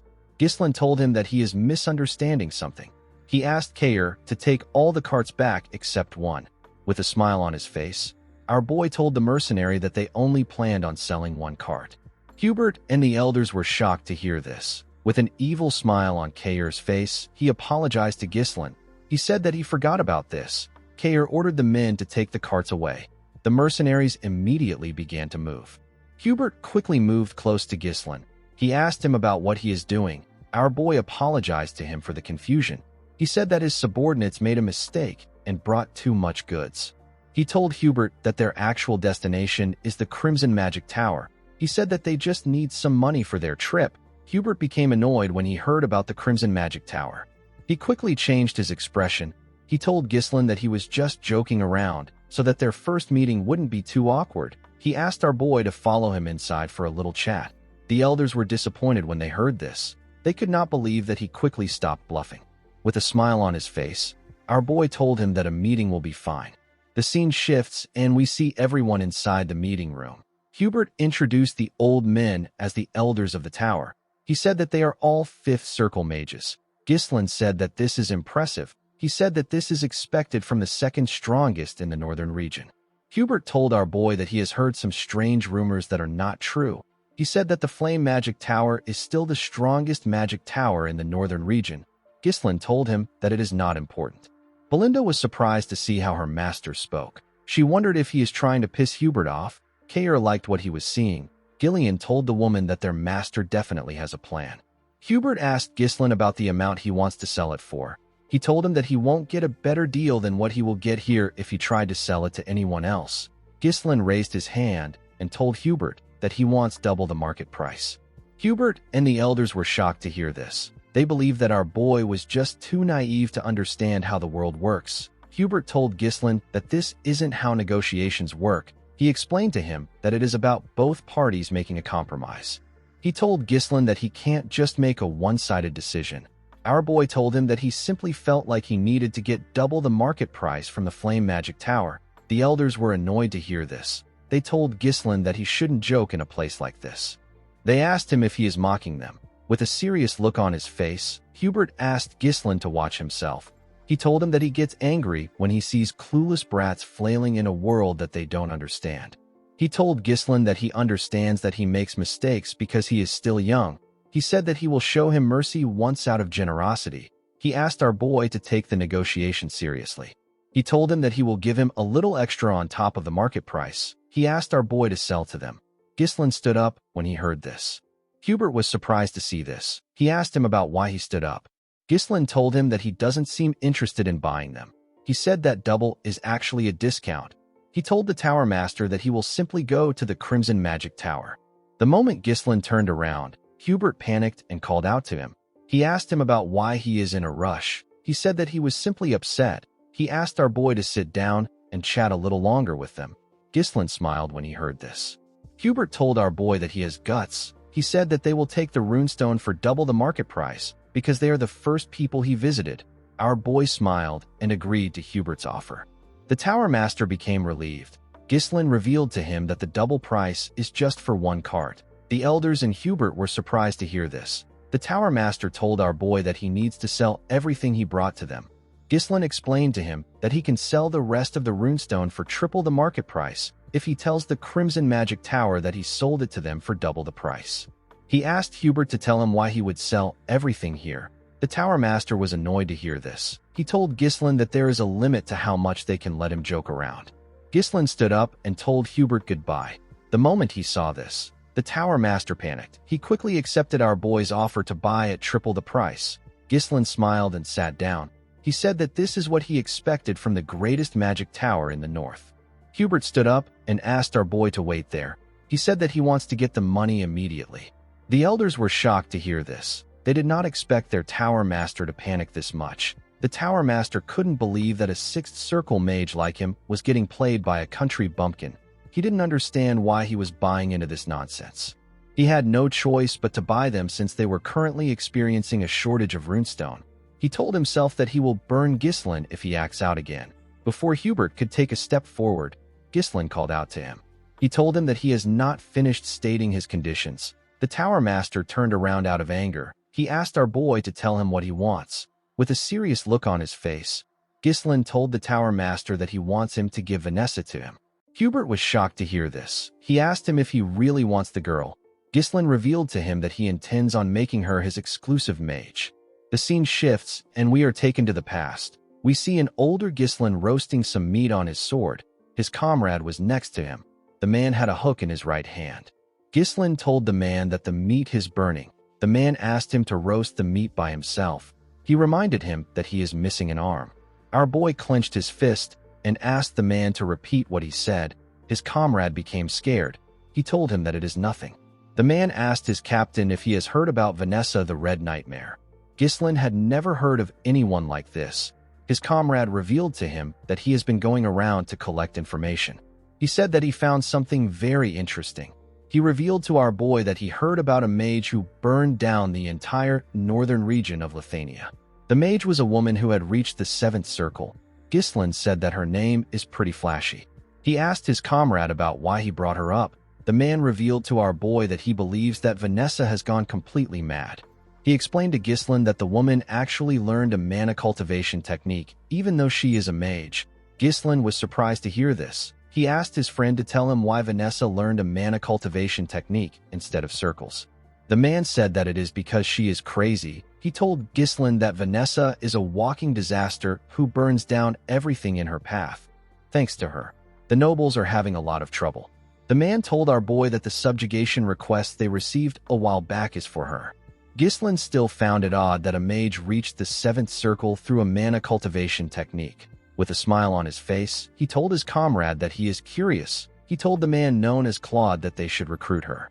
Claude was shocked to hear this. He did not expect to hear this after all he said. Unfortunately, Ghislaine was not able to recruit her. By the time he found Vanessa, she was as good as dead. She was not able to control her magic. Vanessa had the talent to reach the seventh circle, even though she never properly learned magic. Ghislaine believes that her talent will flourish with a little guidance. He told himself that he will definitely recruit her in this life. Gillian did not expect his master to mention Vanessa. The girl did not seem special to him. Kayer told Ghislaine that she didn't seem strong. Belinda told her master that he should inform her in advance if he wants to bring someone along with them. The elder with the red hat told the tower master that this is a great opportunity to get rid of the useless girl. He asked him to do as Ghislaine said. The elder with the yellow hat said that they have honored their loyalty to Renato by caring for her all this time. Hubert told our boy that Vanessa is an outstanding mage that their tower values. He told him that the girl will be delighted to accept the tower's request. Ghislaine revealed to him that he also wants him to dispatch battle mages who have reached the third circle to Perdium. Hubert was shocked to hear this. Our boy revealed to him that he needs mages for the upcoming territorial war. The elders were shocked to hear this. Ghislaine asked Hubert to pay 3 times the market price, dispatch battle mages of third circle or higher to Perdium, and to make Vanessa his exclusive mage. He told Hubert that these are the 3 conditions for selling the runestone to him. Upon hearing this, Renato released his mana. He shattered the glass windows with it. With a scary look on his face, he asked Ghislaine if he takes him for a fool. He told him that mages affiliated with the Magic Tower cannot intervene in territorial wars. He asked our boy if he is unaware of the basic rules set by the kingdom. The Tower Master could not believe that Ghislaine wanted mages of the third circle or higher who are the very foundation of the Magic Tower to go to the front lines. With a serious look on his face, Hubert told Ghislaine that this is an insult to the Flame Magic Tower. He told him that even his ashes won't be left behind. Gillian quickly grabbed his sword. He could not believe that Hubert was able to exert such pressure just with his mana. Kair reminded him that the man is a sixth circle mage. Belinda called out to her master. Hubert took a step forward to move closer to our boy. When Ghislain saw this, he told the man that he will regret it. Hubert did not expect to hear this. Our boy revealed to him that they discovered a massive runestone vein in their territory. He told him that what they saw earlier is just a small portion of the runestone. The elders were shocked to hear this. Ghislain revealed to Hubert that this information is already spreading across the north. He asked the Tower Master if he knows what this means. Hubert told him that many will come for the runestone vein. Our boy stood up and explained to him that they are not trying to start a war. He said that Perdium simply needs the magic tower's help to gain strength. He promised Hubert that he will exclusively supply runestone to the Flame Magic Tower if they help them get through the crisis. The Tower Master did not expect to hear that they would have a monopoly over the runestone. Ghislain stretched out his hand to him. He told him that it will only be a matter of time before the flame overtakes the Crimson and stands as the top magic tower. Hubert glared at Ghislain's hand. He didn't like the terms that came with the deal, but he knew that it favored him. He grit his teeth and shook our boy's hand to accept the deal. In the next scene, we see him talking to Alfoy. He told him about what happened. The boy asked his master about why it has to be him. He told him that there are several other mages. Hubert asked him not to misunderstand him.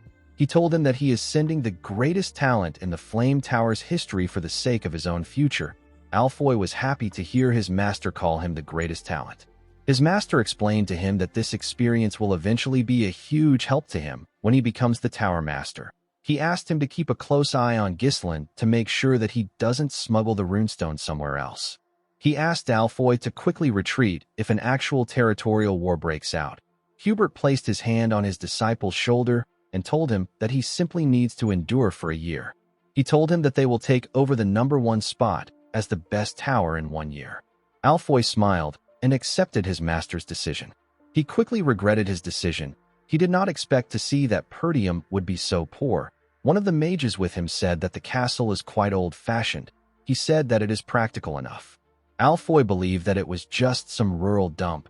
He could not believe that the successor of the magic tower got dispatched to this miserable excuse of a territory. When Ghislain moved close to him, he introduced himself to him as a third circle mage. He said that he has been entrusted with the important task of leading the mages. Ghislain told him that the territory will require a lot from him. He asked the boy to not let his guard down and do his best. Alfoy was annoyed to see that someone he considered a country bumpkin was ordering him around.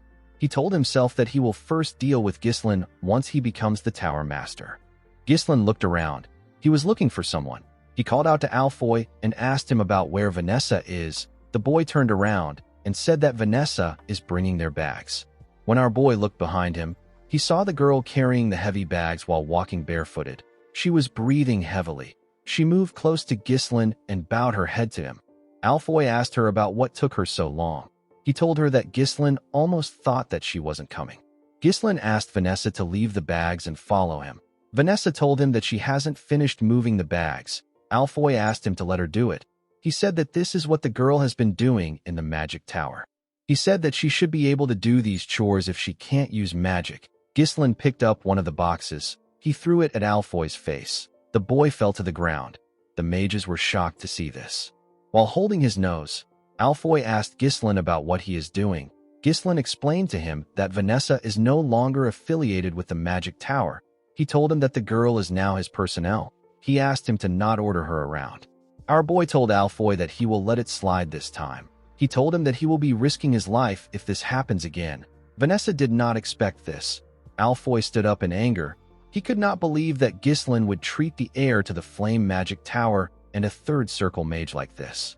He told Ghislain that he has crossed the line that even nobles can't cross. He told him that him and his teammates can burn down the territory in seconds if they wanted to. He asked his comrades to stand up. He said that they need to show Ghislain the pride of mages. The moment he said this, Ghislain snapped his fingers. His mercenaries surrounded the mages. They pointed their swords at them. Alfoy said that this is barbaric. He told them that they are barbarians who draw their weapons against mages. He demanded that they treat them as mages. He said that they deserve the best treatment. Ghislain asked him to shut up. He reminded him that he is there due to a contract. He explained to him that he has been granted full authority to command him freely for a year through a legitimate deal with the Tower Master. He told him that he has to exclusively supply runestone to the Flame Magic Tower in return. He asked Alfoy to tell him whose side the Tower Master will take if the contract is voided because of his reckless action. The boy became nervous when he heard this. Ghislain explained to him that his role is nothing more than that of a reserved bundle of living mana. He asked the boy to obediently fulfill his role if he wants to be treated well. Alfoy became angrier when he heard our boy call him a reserved bundle of living mana. Ghislain turned around and asked Gillian and Kaer to take good care of the mages. With a creepy smile on his face, Kaer asked the boy if he liked it better when he was at the Magic Tower. He told him that he will guide him so that he can adapt to their land. Alfoy began to tremble. He called them miserable human beings. While they were screaming, our boy walked up to Vanessa. He asked her to not take orders from anyone other than him. He told her that she is his exclusive mage. Vanessa was shocked to hear this. She put her head down. She informed Ghislain that she can't use magic like Alfoy. With a smile on his face, our boy asked her to follow him. He told her that he will help her use magic.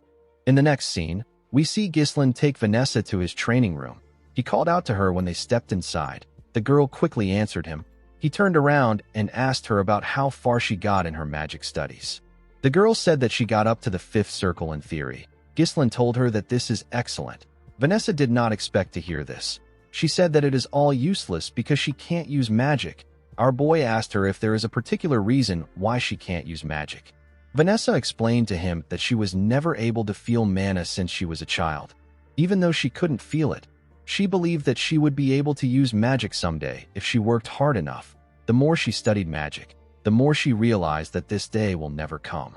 Vanessa held her staff close to her chest. She said that she must have been kicked out of the tower because her teacher who guided her has passed away. Ghislain realized that a 5th circle mage possesses the strength that is on par with the average elder of the Flame Magic Tower.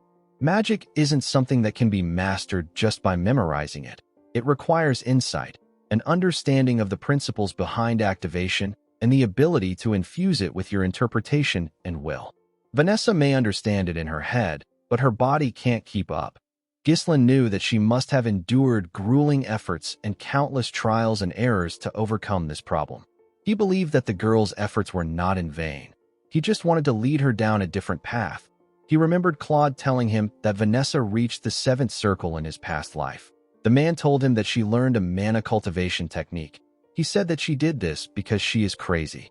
Our boy smiled when he remembered this. He revealed to Vanessa that he will teach her a mana cultivation technique from now on.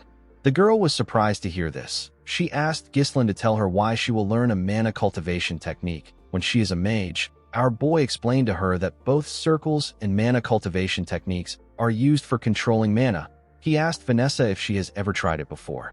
Vanessa was shocked to hear this. She said that it is crazy. She asked Ghislain to tell her how she can use magic with a mana cultivation technique. She said that she can become magically crippled for the rest of her life if things go wrong. Ghislain stretched out his hand and told Vanessa that she should try it with him. When Vanessa saw the look in Ghislain's eyes, she knew that he was being serious. She never thought of herself actually using magic. She clenched her fist and told herself that she will do it if this is what it takes. The scene shifts and we see her and Ghislain sitting on the floor. She loosened her dress to show Ghislain her back. Our boy recalled that the girl had the same eyes as him in his past life. It was filled with regret, rage, and hatred. The place she fell to after endlessly yearning for magic was an endless abyss. She mastered a mana cultivation technique of unknown origins only to become a disaster driven by instinct. She burned everything to ashes. However, it is different this time because Ghislain is there to prevent her from falling into that abyss again. Our boy told himself that he will reach out his hand to her. He activated his mana and placed his hand on her back. He pushed his mana into her body. Vanessa grit her teeth to endure the pain. Her body became hot. Ghislain immediately asked her to close her mouth. He told her that she is twisting her mana road. He told her that his mana just entered her body. He asked her not to let go of this sensation. He asked her to feel the flow of mana as much as possible. Vanessa quickly closed her eyes to focus on the mana. She felt the flow of mana stretching through every corner of her body. It was circulating along the edges and converging at the center. Vanessa's eyes shined brightly. Her body released a large amount of mana. Vanessa fell into a trance. We see a younger Vanessa watching her master talk to Hubert. Her master found out that the tower was going to cut off his support. He asked Hubert if he knows what he is saying. He told Hubert that Vanessa has talent. He said that they would have never been able to prove the pattern of mana particles transmuted into mana without Vanessa. With a nervous look on his face, Hubert said that he understands. He said that the situation is a bit weird. He told Renato that it doesn't matter if Vanessa is very smart. It doesn't mean anything if she can't use magic. He told Renato that they can't really call her a mage. Renato asked him about what he is saying. Hubert asked him to tell him if they will get anything out of Vanessa if they invest in her. The older Vanessa saw herself crying after hearing what Hubert said. She saw herself apologizing to her master with tears in her eyes. She told Renato that he wouldn't have to leave the tower if she was just talented. Her master pat her on her head. He told her that he is not leaving the magic tower. He said that he is simply going on a journey to find a method for her to use magic. He asked her to lift her head high and look at the sky. He told her that there is no place in the world where darkness lasts forever. He promised her that a light will come to find her one day. When she remembered these words, Vanessa saw an image of our boy stretching his hand out to her. Ghislaine shined brightly in front of her. Vanessa stretched out her hand to touch our boy. Their hands shined brightly when they touched. Vanessa realized that her teacher was right. The light eventually came for her too. After seeing this image, Vanessa fell to the ground and lost consciousness. In the next scene, we are taken to a building. We see a man fighting some soldiers in the building. The man had already beaten up 4 soldiers. Some men were cheering for the huge man. The man asked the other soldiers to come at him. He asked them if they believe that they can cut him down with a piece of metal. One of the soldiers asked him to stop being stupid. He charged at the man. Before his sword could touch the man, he grabbed his hand and slammed him to the ground. Another soldier tried to attack the man from behind. The man was able to sense this. He used the soldier he put down to slam the soldier that charged at him. The soldiers were sent flying. They destroyed the wall and landed outside. The man told them that he is not even warmed up yet, and they are already on the ground. The man's subordinates commended him on his work. They said that the worms were stupid to interfere with their party. They said that no one around there can stop them. A man slammed his cup on the table when he heard this. In the next scene, we see the man outside the bar with his fishing rod in the river. His helmet was next to the fishing rod. Someone walked up to the man and asked him if his training is going well. The man asked the person to go straight to the point. The person informed the man, whose name is Victor, that Count Desmond has issued a mobilization order. Victor stood up when he heard this. He grabbed his helmet and wore it. He also picked up his fishing rod. He went into the bar and asked the man to follow him. When he went inside, we are shown the dead bodies of the mercenaries from earlier. Victor said that he was just getting bored to death. In the next scene, we are taken to Zwalter's office. Randolph was next to him. The Count's hands began to shake when he opened a letter. Count de Garde told him that Ghislaine killed his son. He told him that he will have his vengeance. Zwalter asked the knight captain to assemble the soldiers. He said that this is a declaration of war. The scene shifts, and we see the officials in the Count's office. Randolph told his master that the de Gardes must have lost their minds. He could not believe that they were claiming that Ghislaine killed Gilmore. Another official said that they have to teach them a lesson for declaring war with a false pretext. The officials did not expect the de Gardes to turn on them because they treated them like family for a long time. The officials wondered about what the de Gardes will gain from fighting them. Zwalter watched his officials as they screamed at each other. Ghislaine informed them that it is because of the runestone. Zwalter was surprised to hear this. Ghislaine reminded them that 2 vassals were sent to the de Gardes' territory when he was at the magic tower. He said that the vassals must have spread the information about their territory. The officials were shocked to hear this. They could not believe that the vassals betrayed them. They told our boy that he is making a bold accusation. Zwalter knew that it was not uncommon for a good thing that can save one's land to bring crisis instead. He realized that his son already knew that this would happen all along. Randolph told them that they don't need to think too much about it. He reminded them that they outnumber the de Gardes' army with far more experienced soldiers. He said that the de Gardes will pay for opposing them. The moment he said this, Scovin barged into the room. He told Zwalter that he has some urgent news. He said that the de Gardes have arrived. Outside the town, We see the Degard's army matching to Perdium with their flags in the air. Victor was leading them. Zwalter, Ghislain, and the officials quickly went outside to see the army that matched into their territory. Randolph did not understand what was happening. It hadn't been long since they declared war. It did not make sense that they were already ready. A soldier informed Zwalter that there are around 6,000 armed forces. The supply unit that departed later consists of 1,000 troops. Additionally, multiple siege weapons have been identified. The troops have already begun construction. Albert asked Randolph about what is happening. He said that the army vastly outnumber them. He said that the Degards are as poor as Perdium. He asked him about where they got this amount of troops. Randolph reminded him that he told him not to reduce the funds for maintaining troops. The Count turned around and asked the men to get themselves together. He told them that quarreling amongst themselves serves no purpose. He ordered Randolph to gather all troops to the castle walls. He asked him to take all the citizens inside the castle and close the gates. He ordered the soldiers to remain at their stations. Zwalter announced that the war has already begun. Count Degard moved his horse close to the castle. He said that his son was a useless young lad. He said that he managed to prove his worth after death. With a greedy look in his eyes, Count Thomas Degard said that this is an incredible castle. He asked Victor to follow him. He said that he needs to speak to Zwalter. When he got closer to the castle, Zwalter asked him to explain the meaning of his treachery. Thomas said that his beloved son died on their land. With a look of anger on his face, he said that his son died at the hands of the successor of Perdium. He told Zwalter that there is no parent that wouldn't be furious at the death of his child. He told the Count that things will end peacefully if he surrenders now. Randolph was annoyed to hear this. He told his master that Thomas is lying to the very end. Albert told his lord that there is no reason to continue this conversation.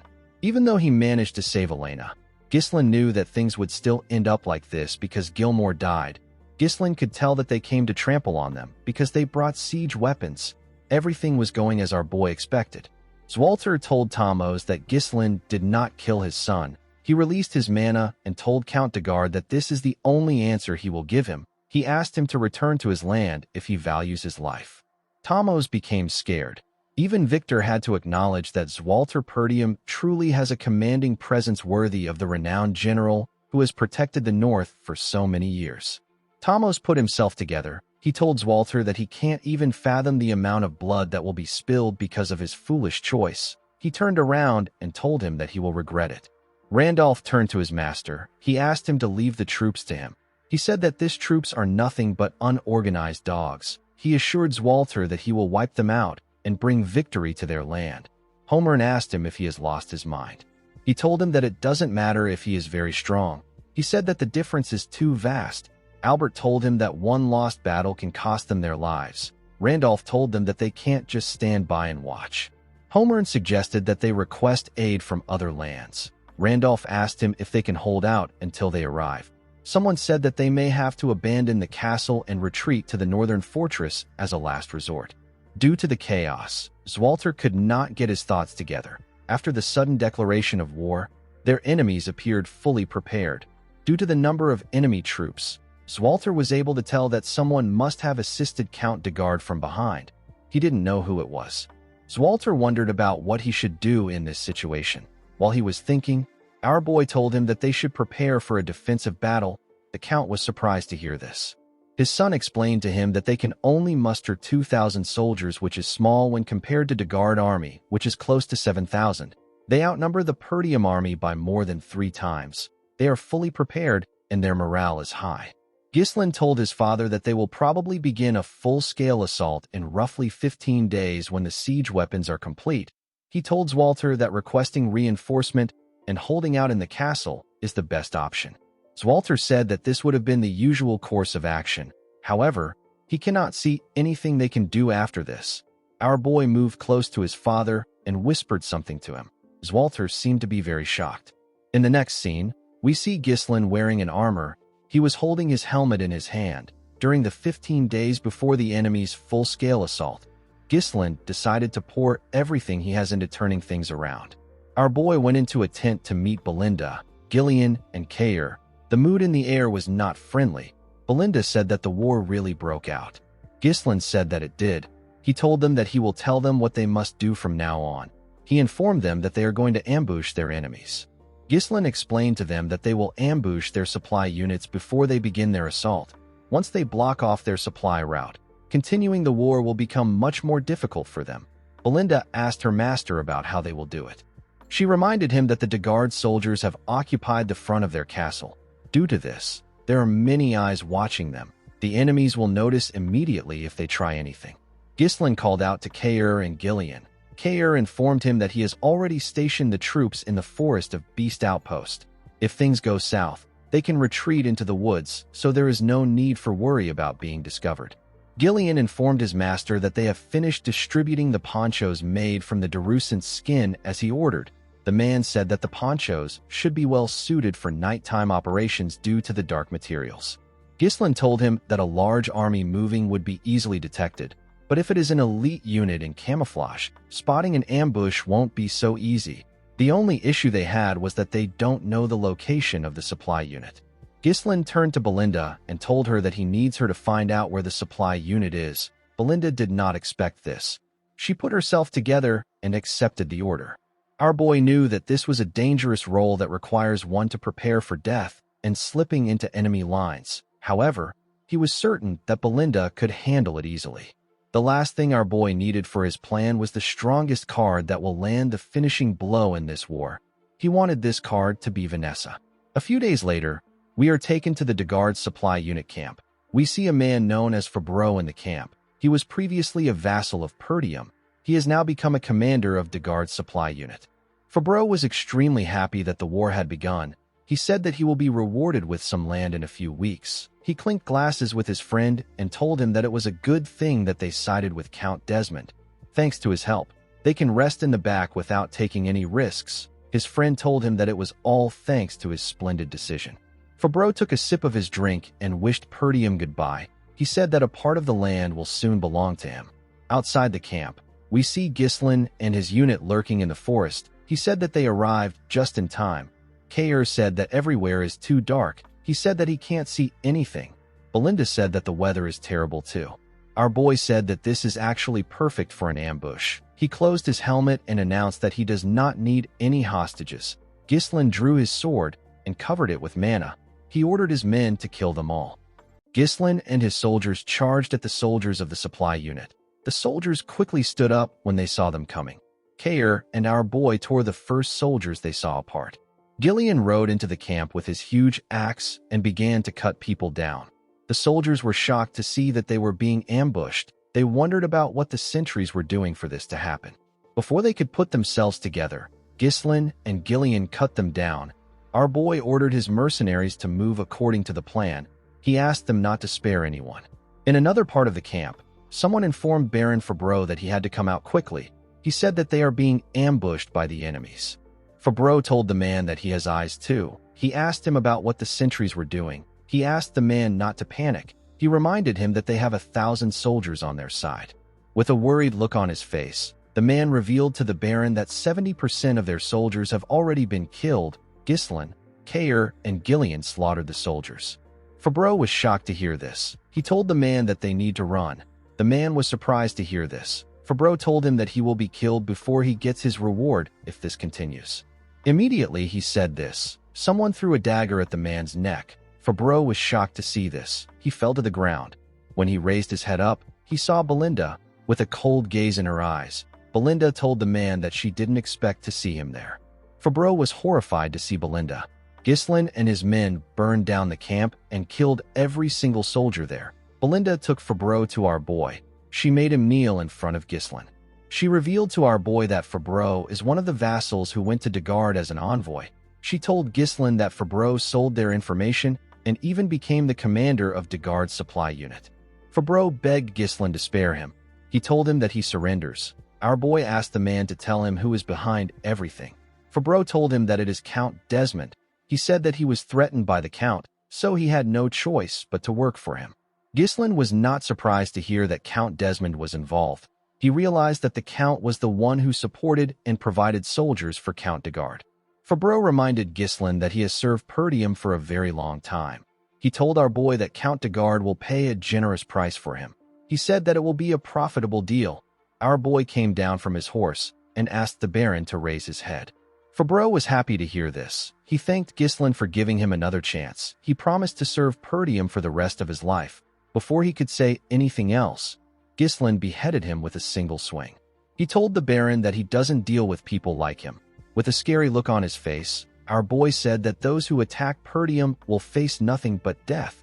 After saying this, he got on his horse and rode out of the camp with his mercenaries. Belinda was a bit worried to see the scary look on her master's face. Kair asked Ghislain about what they are going to do next. Our boy revealed to him that they will head straight to the castle. He knew that the war had already begun by now. Their enemy's attention was focused on the castle. Ghislain planned to use this to his advantage by attacking the enemy from the rear to confuse them. While riding to the castle, Ghislain informed Kair and Belinda that they will be supporting the left side of the castle when they arrive there. Our boy said that he will head to the right side of the castle walls. He turned to Gillian and told him that he will be entrusting him with their main forces. He reminded him that he will be fighting thousands of soldiers with a handful of men. He asked Gillian if he thinks he can handle it. Gillian smiled when he heard this. He told his master that he can take care of it if it is his command. Our boy smiled when he saw that Gillian was confident. Kair said that Ghislain is giving Gillian the most fun part of the plan. Belinda asked her master to tell her who will be in charge of the castle gate. Ghislain asked her to leave the castle gate alone. Belinda, Kair, and Gillian were shocked to hear this. Our boy turned around and told them that this war will be the starting point that will change the history of Perdium. The scene shifts, and we are taken to the battlefield. We see Perdium covered in dust and smoke. Zwalter ordered his soldiers to prepare for the enemy's attack. The moment he said this, the enemy threw a huge boulder at the castle. It destroyed part of its walls. The knight captain immediately ordered the soldiers to fire their arrows at the enemy. He asked his soldiers not to let them get close to the wall. Unfortunately for him, the Degard soldiers were climbing the wall. They killed Perdium soldiers when they got on the wall. A large amount of them climbed into the castle walls. Zwalter immediately ordered his men to switch to close combat. He told them that they must not give the enemies the castle wall. Count Degard laughed as he watched his soldiers destroy Perdium. He said that this is so satisfying. He believed that the war was already over. He called out to the catapult unit and asked them to get ready for the second strike.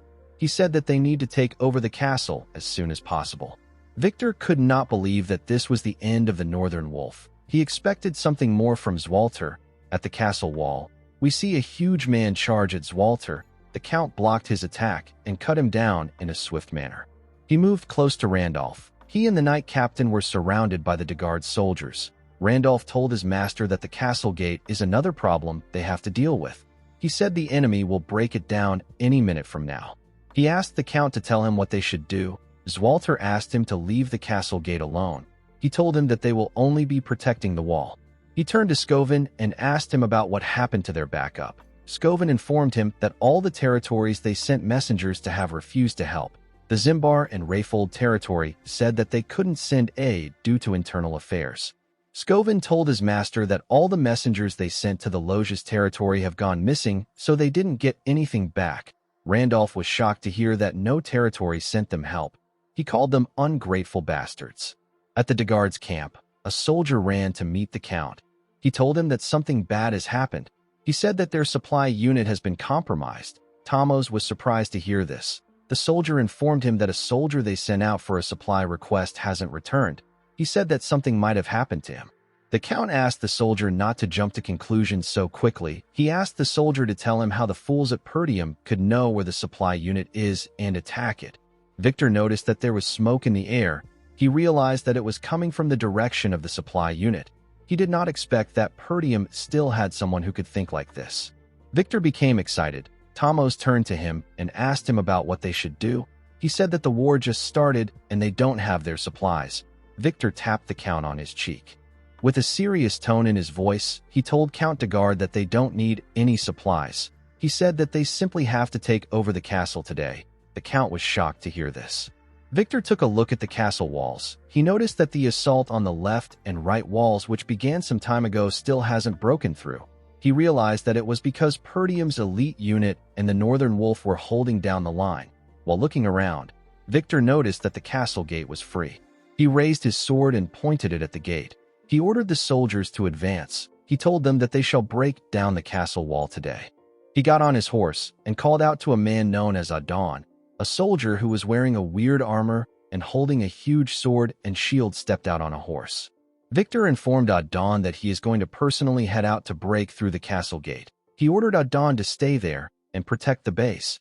As Victor rode his horse forward with his soldiers, Adon turned around and moved to the base. At the castle wall, we see the enemies climbing into the walls. Zwalter and his knights cut them down immediately they arrived on the wall. While fighting, Skovin saw something. He quickly asked his master to look forward. When Zwalter raised his head, he saw some siege towers moving towards them. Zwalter was surprised to see this. He did not know how they figured out the height of their castle. Randolph said that they are already too busy with the soldiers around them. He said that they won't last if the towers reach the wall. Zwalter quickly turned to his soldiers. He asked them if the catapults are ready. The soldiers informed him that they just finished their preparations. Zwalter ordered them to fire immediately. He told them that they need to stop the towers from approaching. The soldiers quickly fired a huge rock at one of the towers. The enemy was shocked to see the rock. They wondered about how Perdium was able to quickly make a catapult before the huge rock could destroy the tower. Victor grabbed a spear and covered it with his mana. He raised his hand up and threw the spear at the rock. The spear destroyed the rock when it touched it. Everyone was surprised to see that the shot was actually intercepted. Zwalter and his men could not believe what they just saw. They all wondered about who did it. When the Count looked down, he saw Victor coming towards the castle. He realized that he was the one who intercepted the shot. Victor grabbed his sword. He told the Perdium soldiers that there is no point in resisting. He told them that their demise is predestined and it will take place no matter how much they resist. He raised his sword and ordered his soldiers to charge with the siege ram. He asked them to charge towards the castle gate. While they were running towards the gate, their comrades in the tower got close to the castle walls and charged at the Count and his soldiers. As Zwalter heard the siege ram hit the gate, he wondered about where his son was. At the castle gate, we see Alfoy and the other mages tied up together. They were all seated around a magic circle. Some soldiers pointed their swords at them. Vanessa was with the soldiers. She stood next to Fergus. Alfoy called the soldiers lowly peasants and asked them to let them go. He said that they are mages. He said that they are not supposed to be part of the war. Fergus told Alfoy that this is an order from his master. He asked him to stay still. Alfoy asked the man if he is blind. He asked him if it is right for him to stay still in this situation. He told Fergus that the fact they let the siege ram get close to the castle gate means that they have already lost. He said that the castle is done for. Vanessa asked Alfoy not to worry. She told him that Ghislain will surely prevail. Alfoy was annoyed to hear this. He asked her not to mention Ghislain in front of him. He said that they are going to die a meaningless death because of Ghislain. He asked Vanessa to tell him what Ghislain will do now. The girl said that she still believes in him. Alfoy became angrier when he heard this. He asked Vanessa to shut her mouth. He called Ghislain a lunatic and asked Vanessa if she is going to continue listening to his orders. With a serious look on her face, Vanessa told Alfoy that our boy is not a lunatic. The scene shifts, and we are taken back a few days. We see Vanessa trying to use magic. She was barely able to shoot out a small amount of energy. She apologized to Ghislain for her pathetic display. She said that this is everything she can muster, even though she can now use magic. Our boy smiled and told her that it is fine. He told her that the important thing is that she can use magic. He explained to her that time will sort her lack of mana since it will accumulate soon. He asked Vanessa to follow him. He told her that he wants to show her something. Ghislain took Vanessa to the entrance of the gate. She saw Alfoy and the other mages burying some runestone in the ground with their shovels. The mages were burying the runestone under the guidance of the mercenaries. Vanessa wondered why they were burying the runestone. Alfoy quickly ran to our boy when he saw him. While shaking in pain, he asked Ghislain about why he is making the mages dig. He told our boy that he has plenty people who can do this job. He told him that he can move the runestone if he wants to hide it. Gordon grabbed Alfoy's neck and slowly choked him. He asked him not to talk while he is working. Alfoy begged for his life. Vanessa asked our boy about what this is. Ghislain said that he is making preparations. He explained to her that the most powerful and simplest tactic in war is to overpower the enemy with an overwhelming difference in numbers. Our boy knew that the castle gate will be compromised no matter how much they struggle. He believed that it was bound to happen after the gate takes on endless attacks. He turned to Vanessa and told her that there is still a way to win. Vanessa was surprised to hear this. She quickly understood our boy's intentions. She asked Ghislain if he believes that she can do it. Our boy told her that he knows she can do it. The moment she remembered this, Vanessa raised her staff and hit it on the magic circle. It released a large amount of energy. Immediately he saw this. Alfoy realized what the magic circle is for. It is for mana transfer. Vanessa held her staff tightly. She remembered Ghislain telling her that he knows she can do it. While she was using the magic circle, the soldiers noticed that the siege ram was hitting the gate harder. One of them asked the others to hold on until the signal comes. While they were fighting on the castle walls, Randolph pointed at something and asked his master to see it. When he turned around, Zwalter saw a group running towards the castle. He quickly realized that this squad belongs to Ghislain. He saw his son leading his men towards them. While Victor was looking at the gate, a soldier ran to him and told him that he has something to report. He revealed to Victor that an unknown cavalry unit is launching a surprise attack from the rear of both sides. Ghislain and his mercenaries cut down anyone in their path. Our boy tore the soldiers who attacked him apart with a single swing of his sword. The enemy was shocked to see that they were being ambushed. They heard that no support would come to Perdium. They didn't understand what was happening. The archers quickly fired their arrows at Ghislain. They wanted to kill him before he got close to them. Ghislain didn't fear the arrows. He charged at them bravely. When he got close to them, his horse jumped. The soldiers were shocked to see him flying. The moment he landed in their midst, our boy tore them apart with a single strike. He did not give anyone a chance to fight back. The other soldiers became scared. They could not believe that he killed this amount of soldiers in one strike. They wondered if they were looking at a monster. Ghislain raised his sword and opened his helmet. He ordered the soldiers of Perdium to rise. He told them that their counterattack begins now. Ghislain and his soldiers charged at the enemy. Belinda and Kair charged at them from the left, and Ghislain charged at them from the right side. Victor was in the middle. At the Degard main camp, Gillian tore the soldiers apart with his group. He called out to Gordon and the eye-patch man whose name is Torrent. He told them that he will draw the enemy's attention. He asked them to spread out wide and disable their key facilities. The two men accepted his order. Torrent smiled when he saw how the enemies were panicking. Gordon told them that their base will be in ashes by the time they return. Count Degard did not understand what was happening. He did not know why they were the ones being ambushed. A soldier pushed him back and told him that he needs to leave right now. Before the Count could run, Gillian charged at him. He told Tomos that he will take him as a hostage. The Count became scared when he saw the man coming towards him with his huge axe. Before Gillian could reach the Count, someone swung his weapon at him from the side. Gillian was able to sense the attack. He used his axe to block it. He was attacked by Adon. The attack pushed him back. Tomos fell to the ground when he saw this. Gillian could tell that this man was strong. Adon told our man that he has a lot of guts to attack the main base with a small force. He introduced himself as Adon Prasso. He asked Gillian to state his name. Like a badass, Gillian raised his axe and told the man that he has no name. He said that he is merely a weapon for his master. At the left fortress wall, we see Belinda use a rope to tie some soldiers up and throw them at Kair. With a smile on his face, Kair tore the soldiers apart. Belinda was annoyed to see this. She asked him to stop splattering blood on her.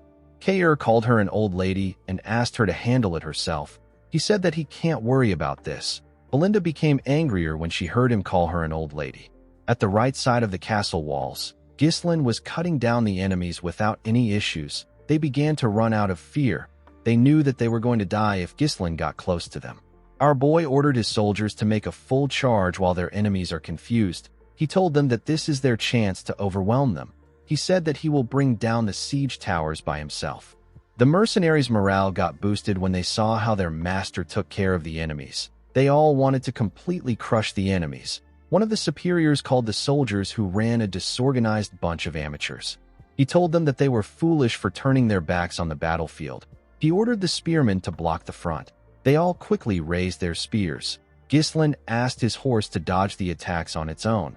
When the horse got close to them, the soldiers thrust their spears at it. The horse was able to bend its head and dodge the attack. The spearmen were shocked to see that Ghislain was no longer on the horse. They quickly looked around.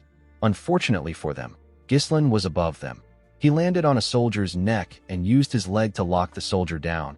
He used the soldier's neck to turn around and tear everyone around him apart. He then moved away from the man's neck and beheaded him with a clean cut.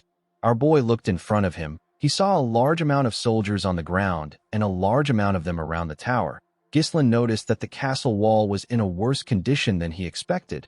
He believed that it was because of the siege tower.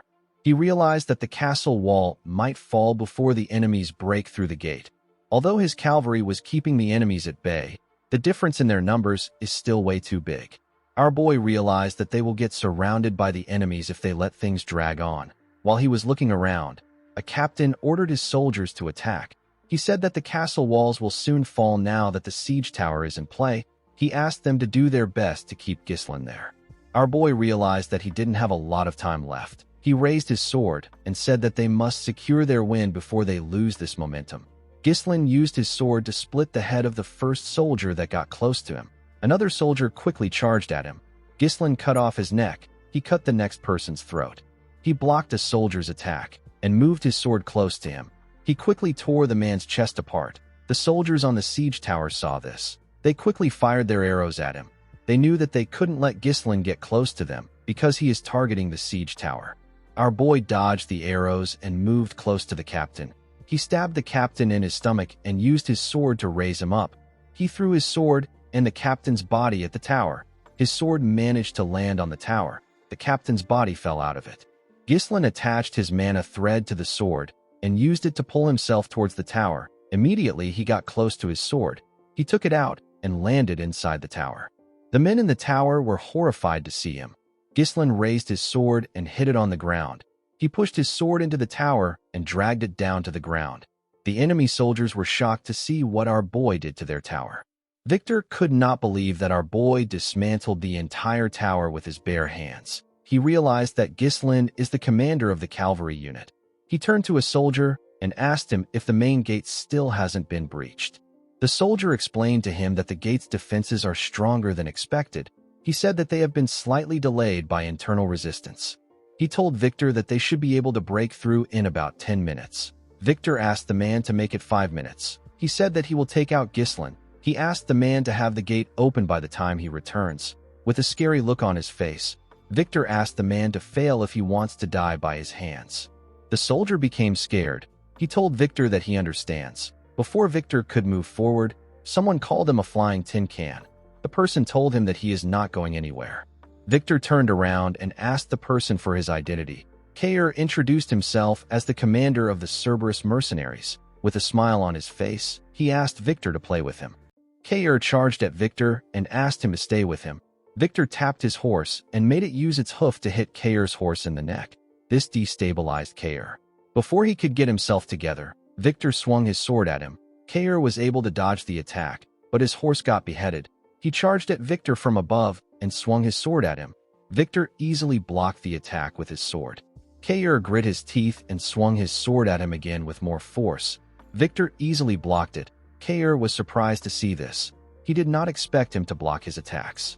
Victor moved his sword and made Kair lose his balance. He told Kair that he has seen tons of people like him.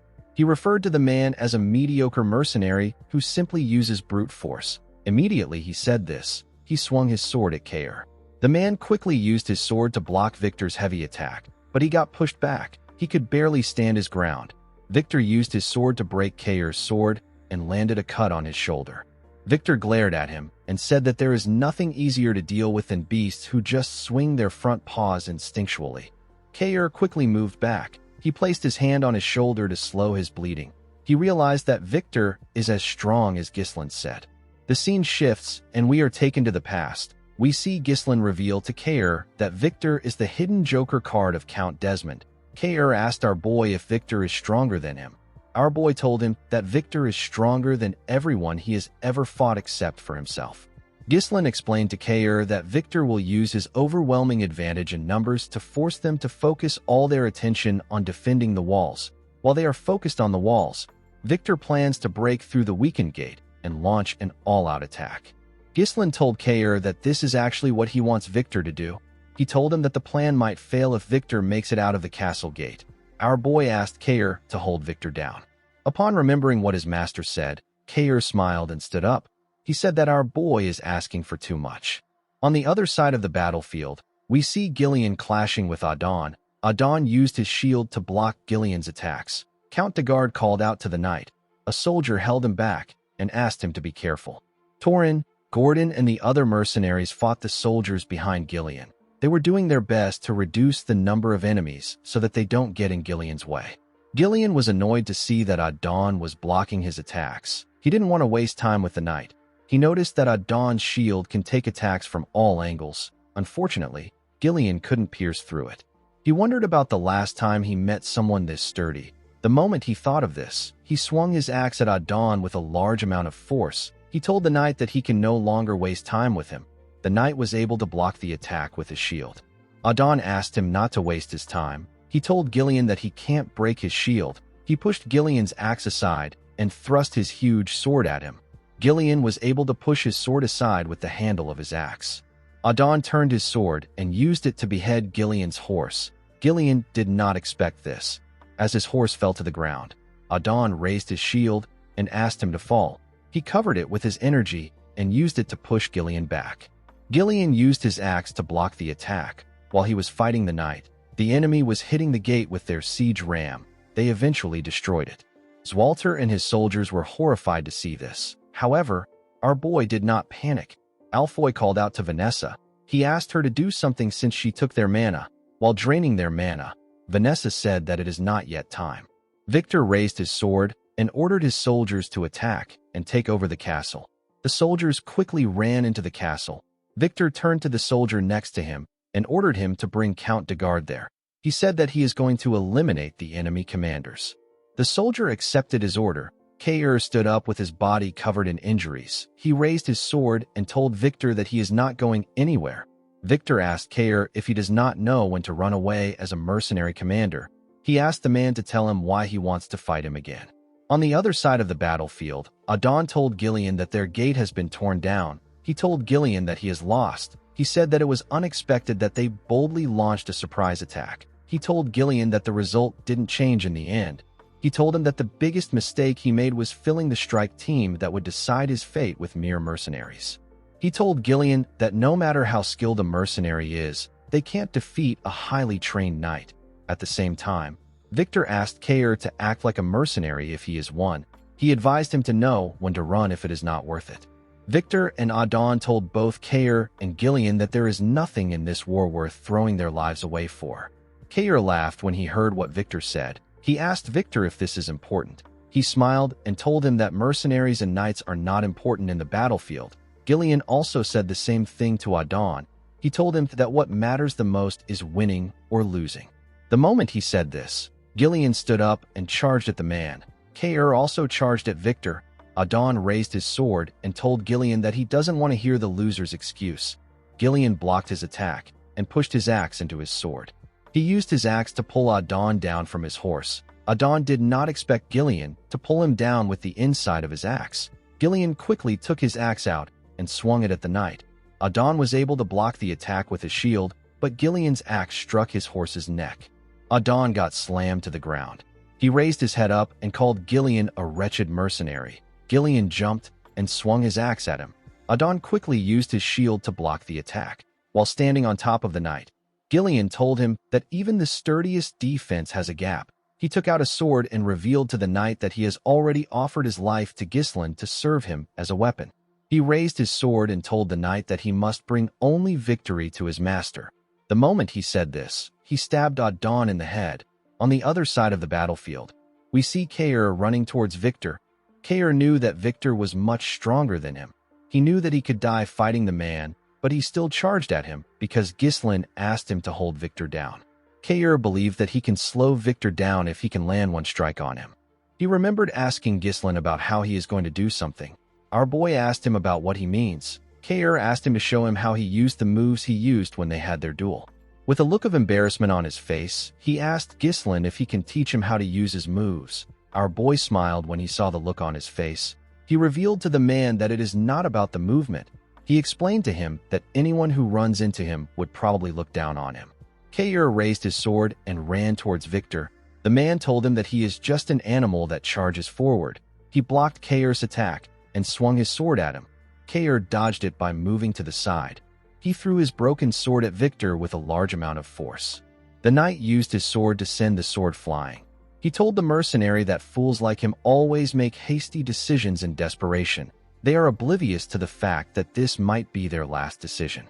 Victor raised his sword and thrust it at Kair. He asked him to die. As the sword got closer to him, the man remembered that our boy told him that he will be able to land a proper strike if he can hide his true intention when his opponent is close to him. Immediately, he remembered this. Kair dodged Victor's blade. Victor was still able to leave a cut on his shoulder.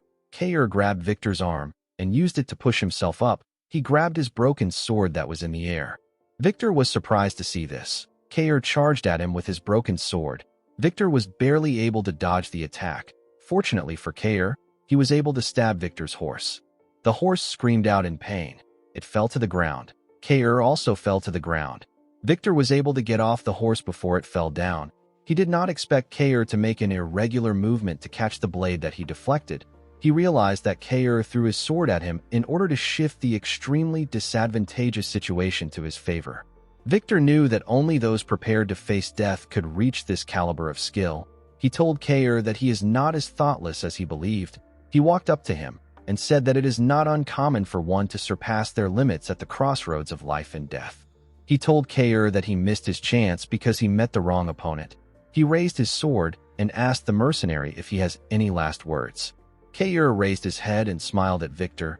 He told him that he landed a hit. The knight was surprised to hear this. Before he could question Kair, someone threw some daggers at him. Victor was forced to move back to dodge the dagger. The person who threw it was Belinda. Our favorite maid jumped and took out a rope with a hook. She threw the hook at Kair and used it to hold his jacket. She landed on a horse and used the rope to drag Kair with her. Victor didn't chase after them. He was more worried about what Kair meant when he said that he landed a hit.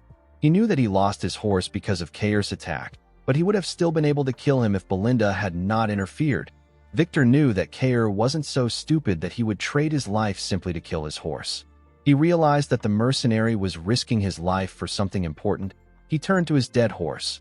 Victor quickly raised his head to see his soldiers. He watched them as they rushed inside the castle. He looked past them to see Vanessa gathering mana. He quickly realized that Kair's goal was to hold him down there. While gathering mana, Vanessa remembered our boy telling her that the situation can be flipped to their advantage even if the enemies get right under their noses after breaching the castle gate. He told Vanessa that the situation can be flipped with the help of her magic. Vanessa asked Ghislain if he really thinks that she can do it. Ghislain smiled and told her that he is certain that she can do it. The moment she remembered this, Vanessa released her magic. A bright blue light shined in the eyes of the soldiers. Vanessa activated a spell known as Flame Strike. A ridiculous amount of fire got released. The fire destroyed the castle wall and broke outside. It burnt everything in its path. Zwalter and his allies were shocked to see the scale of the attack. Ghislain and everyone on the battlefield could see this ridiculously powerful flame. The soldiers burnt to death. They screamed out in pain.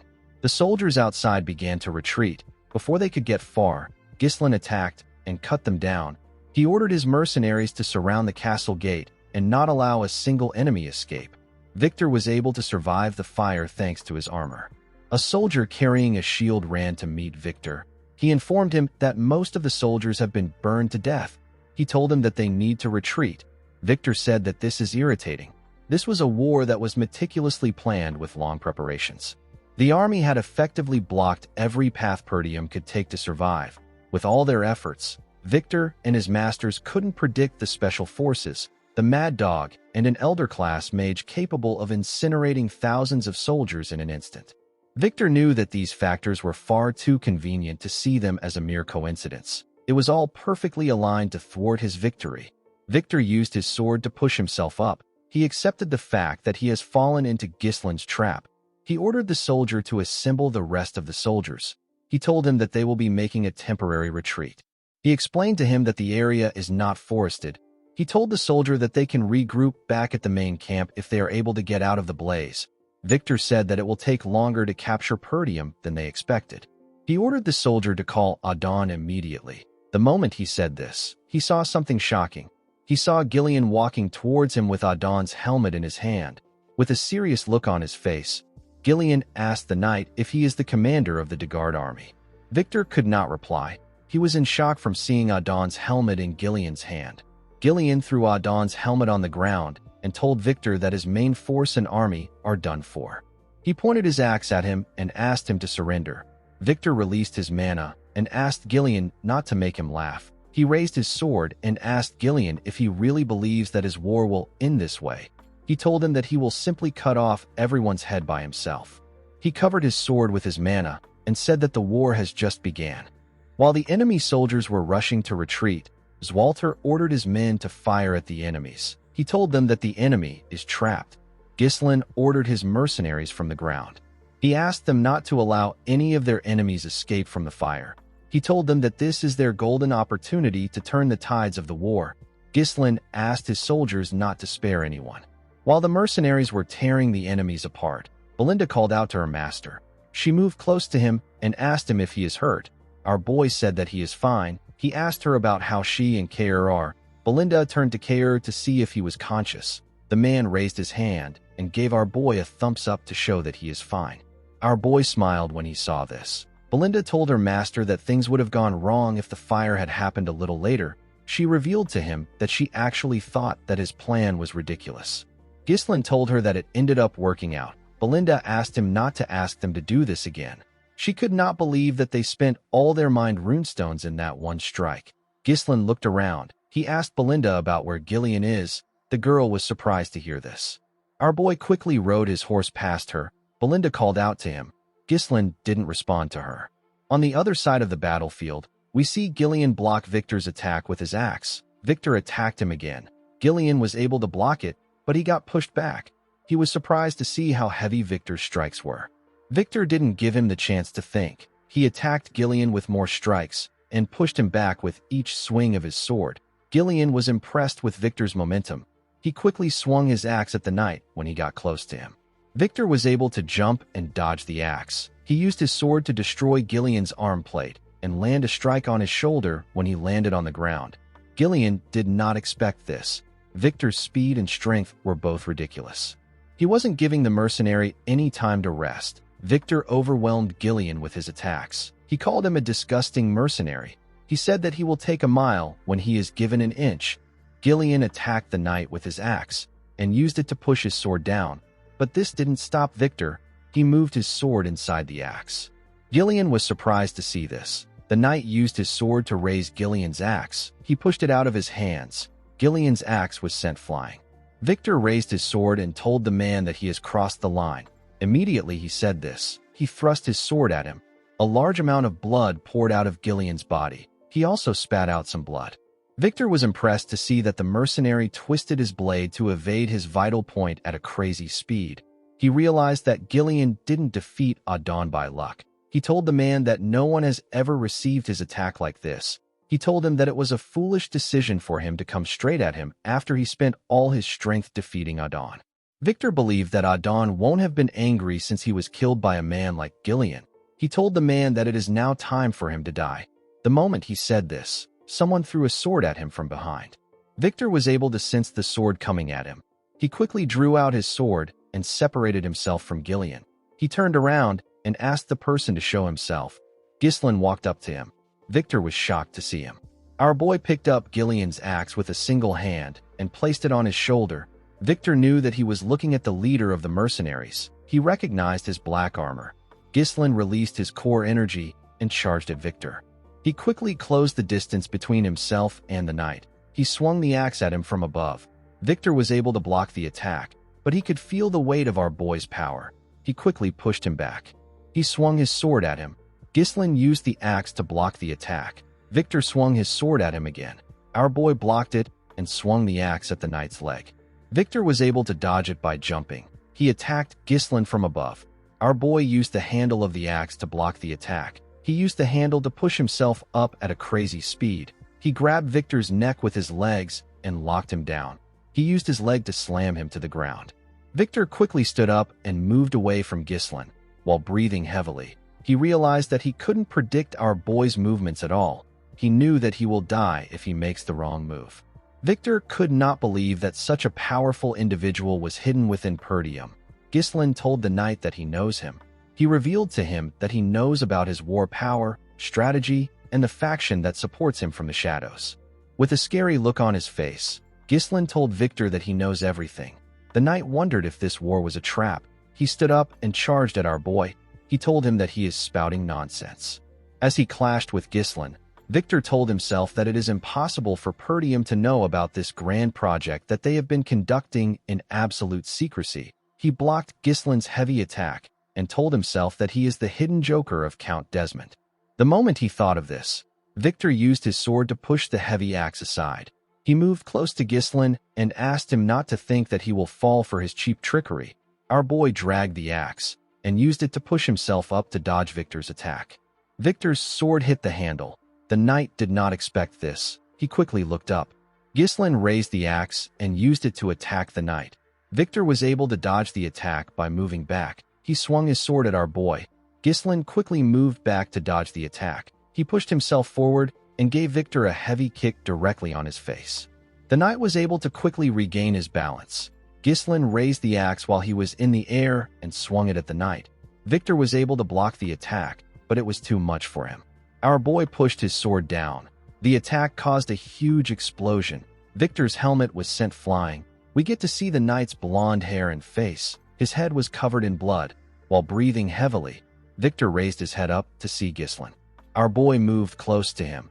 He took out his sword, which was in the ground. He told Victor that he likes using axes, but a sword suits him better. The knight asked Ghislain to tell him who he is. Our boy grabbed his helmet and told the man that he is the young Lord of Perdium. He took off his helmet and introduced himself as Ghislain Perdium. Victor couldn't believe his eyes. He began to laugh like a crazy person. He couldn't believe that the strongest knight in the north lost to a mere scoundrel. Ghislain told him that he wants to show him the real strongest knight in the north. Victor smiled and told Ghislain that he is arrogant. The knight wasn't interested in knowing how our boy set up a trap like this. He understood that it is fundamental to use every means possible to gain a decisive victory. The process of war is not important. The important thing is that the winner is the last person standing. Victor took a stance and released his mana. He seemed to be excited for the fight. Ghislain raised his sword and took a stance. He agreed with what the man said. He asked Victor to come at him. Everyone on the battlefield was dealing with the enemy. Ghislain and Victor stared at each other as the fire burnt the things around them. The two men quickly charged at each other. They blocked their attacks with their weapons. Victor tried to stab our boy in the head, but he managed to push his sword back. Victor made some huge swings. Our boy was able to dodge them. The knight swung his sword at him again from the side. Ghislain pushed his sword away with his sword. Victor quickly thrust it at his head. Our boy moved his sword behind him and used it to block the attack. He pushed Victor's sword back and tried to press him down. The knight gathered his strength and pushed our boy's sword away. He moved close to Ghislain to strike him down. Before he could swing his sword, our boy raised his leg and used it to stop Victor's hand. He stepped on his sword and used it to push himself up.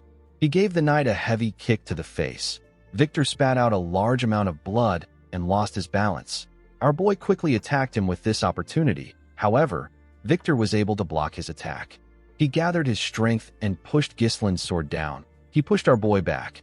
Our boy was able to safely land and regain his balance. He noticed that Victor's attack left a scratch on his armor. The knight smiled when he saw what he did. He raised his sword again and charged at Ghislain. Our boy blocked his attack and swung his sword at him. Victor blocked the attack with his sword. He quickly turned around and used his cape to block Ghislain's vision. He swung his sword at our boy from his blind spot.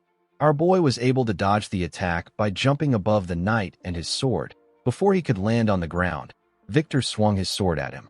Ghislain was able to turn and use his sword to block the attack while in the air. He landed on the ground and charged at the knight. Victor was able to block his attack. He pushed our boy back and swung his sword at him. Our boy was able to easily block the attacks. He and Victor swung their swords at each other at the same time and locked their swords together. They pressed their swords against each other. They were trying to suppress themselves. They both grit their teeth as they glared at each other. Victor managed to take control and push Ghislain's sword down. He quickly dragged his sword up and swung it at Ghislain's head. Before his sword could reach our boy, he pulled his sword from the ground and used it to block the attack. Ghislain grabbed Victor's breastplate and used it to drag him. He kicked his leg and made him lose balance. He then threw the man with all his might. Our boy didn't give Victor the chance to rest. He took out his sword and charged at him. Victor quickly rolled on the ground to dodge Gislin's attack. He moved back and dragged his sword on the ground. He used his sword to throw some sand at Gislin. Our boy was able to see the attack, so he used his hand to cover his face. Victor used this opportunity to thrust his sword at him. When Gislin saw the man's sword coming towards him, he was forced to acknowledge the fact that Victor is a powerful knight. Even though our boy's power is amplified by the third core, there was still no real difference between them. In his past life, Gislin started a war and attacked Count Desmond. Victor was also the one who stood in his way at that time. Our boy was able to defeat him after their swords clashed dozens of times. Unfortunately, he ended up wasting too much time on Victor. He lost Perdium because of this. Gislin understood that Perdium's downfall was inevitable since men like Victor were determined to destroy it. On that day, Gislin made up his mind. He told himself that he will deliver nothing but death to those who pose a threat to him and his family. The scene shifts, and we are taken back to the present. We see Gislin raise his sword and cover it with his mana. He also thrust his sword at Victor. Our boy stabbed the man in his stomach. A large amount of blood poured out of Victor's body. His blood splashed on the sand. Gislin was able to block Victor's sword by pushing it in between his arm. The knight called out to Count Desmond. Our boy took out his sword and let Victor fall to the ground. Victor looked around to see the fire that burnt everything around them. Our boy glared at him. He could tell that this man was done. He turned around and decided to leave. Before he could take a step forward, Victor called out to him. He told him that he has one thing to ask him. He asked Gislin to tell him who he is. He said that the Gislin he knows is just a loser in Perdium. He is the trash of the North. Victor smiled when he said this. He realized that this was stupid. Our boy's identity didn't matter anymore. Victor told Gislin Perdium that he enjoyed their fight. After saying this, he passed away. Our boy turned around and walked away from the man. In the next scene, we see Gislin supporting Gillian's arm. He held the man's hand and assisted him in walking forward. When our boy raised his head up, he saw his father and the soldiers waiting for them. Everyone was breathing heavily. When our boy turned to the side, he saw Belinda and his mercenaries waiting for him. Gislin smiled. He asked his soldiers if everyone is still alive. Belinda and his mercenaries quickly ran to him. The mercenaries spoke about how this was their first time experiencing a war like this in their entire careers. One of them asked Gislin about the magic that was used. Another person told him that he had goosebumps all over his body. Gislin thanked the mercenaries for following him. He told them that they did a great job. While holding his shoulder, Kair referred to Gillian as Gramps and asked him if he really needs someone to carry him just because he got stabbed. Gillian said that it is nothing. Belinda asked him to stop spouting nonsense. She asked the man to let her see his wound. Gislin asked Belinda about where Vanessa is. The woman revealed to him that Vanessa passed out because she used all her energy. She said that Fergus moved Vanessa and the other mages inside the castle. While Belinda was talking, someone called out to our boy. When Gislin turned around, Randolph hugged him tightly. He told him that he is proud of him. He told our boy that he is truly the successor of Perdium. Gislin told the knight captain that he also did a wonderful job. He turned to the side and told his father that he also did well. Zwalter could only look at his son. He looked worried. He moved close to Gislin and gave him a hug. He told his son that he did an amazing job. Gislin was shocked to hear this. Zwalter told his son that he thought his plan was impossible when he first heard it. He never expected that Gislin would actually be successful.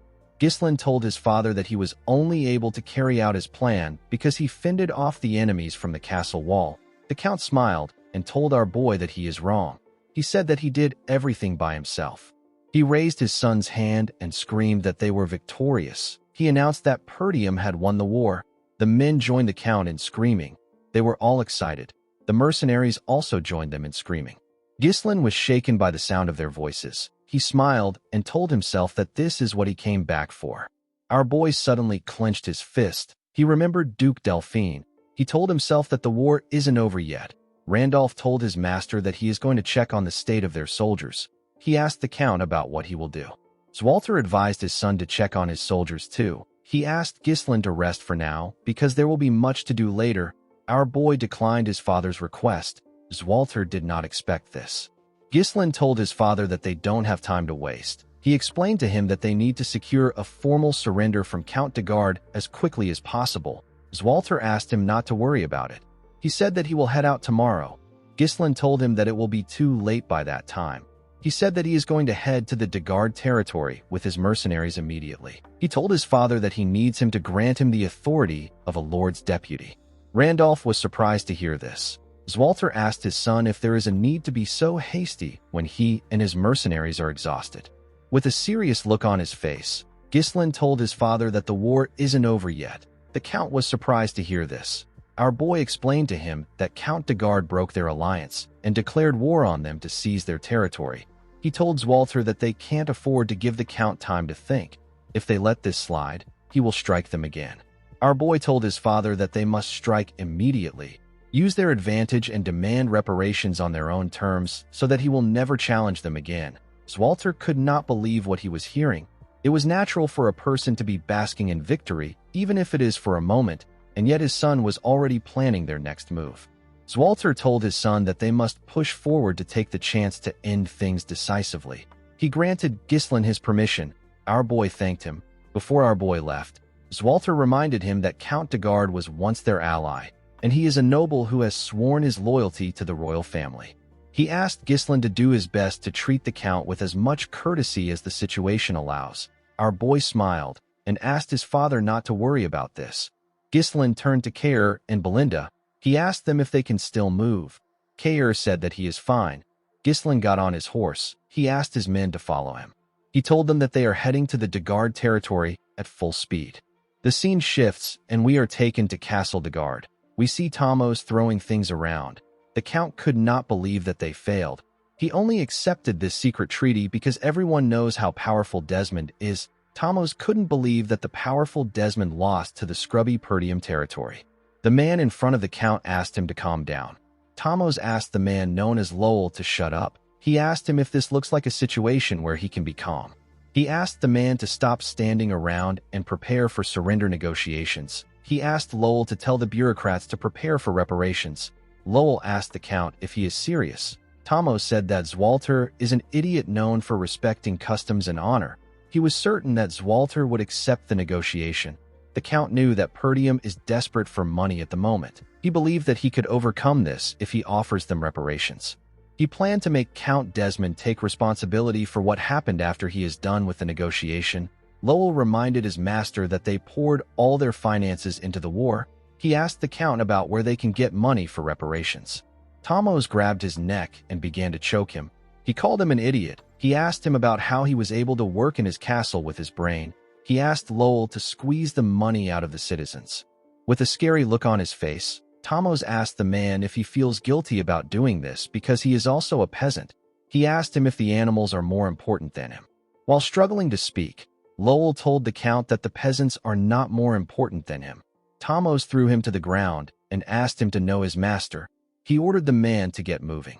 Lowell spat out some blood. He glared at the Count. He was tired of his tyranny. He was forced into administering this territory. Lowell was well aware that the people couldn't take more of the Count's tyranny. He knew that they might revolt soon. Before he could get up, a soldier ran into the room. He told the Count that there is trouble. He revealed to him that the soldiers from Perdium have already arrived. In the next scene, we see the mercenaries lined up in the Count's office. Thamos sat on his chair waiting for Zwalter. Lowell was behind him. Thamos couldn't believe that the soldiers got here so quickly. He told himself that he won't let anything go as Zwalter wants. The moment he said this, someone stepped into the room. It was Ghislain. Belinda and Kair were with him.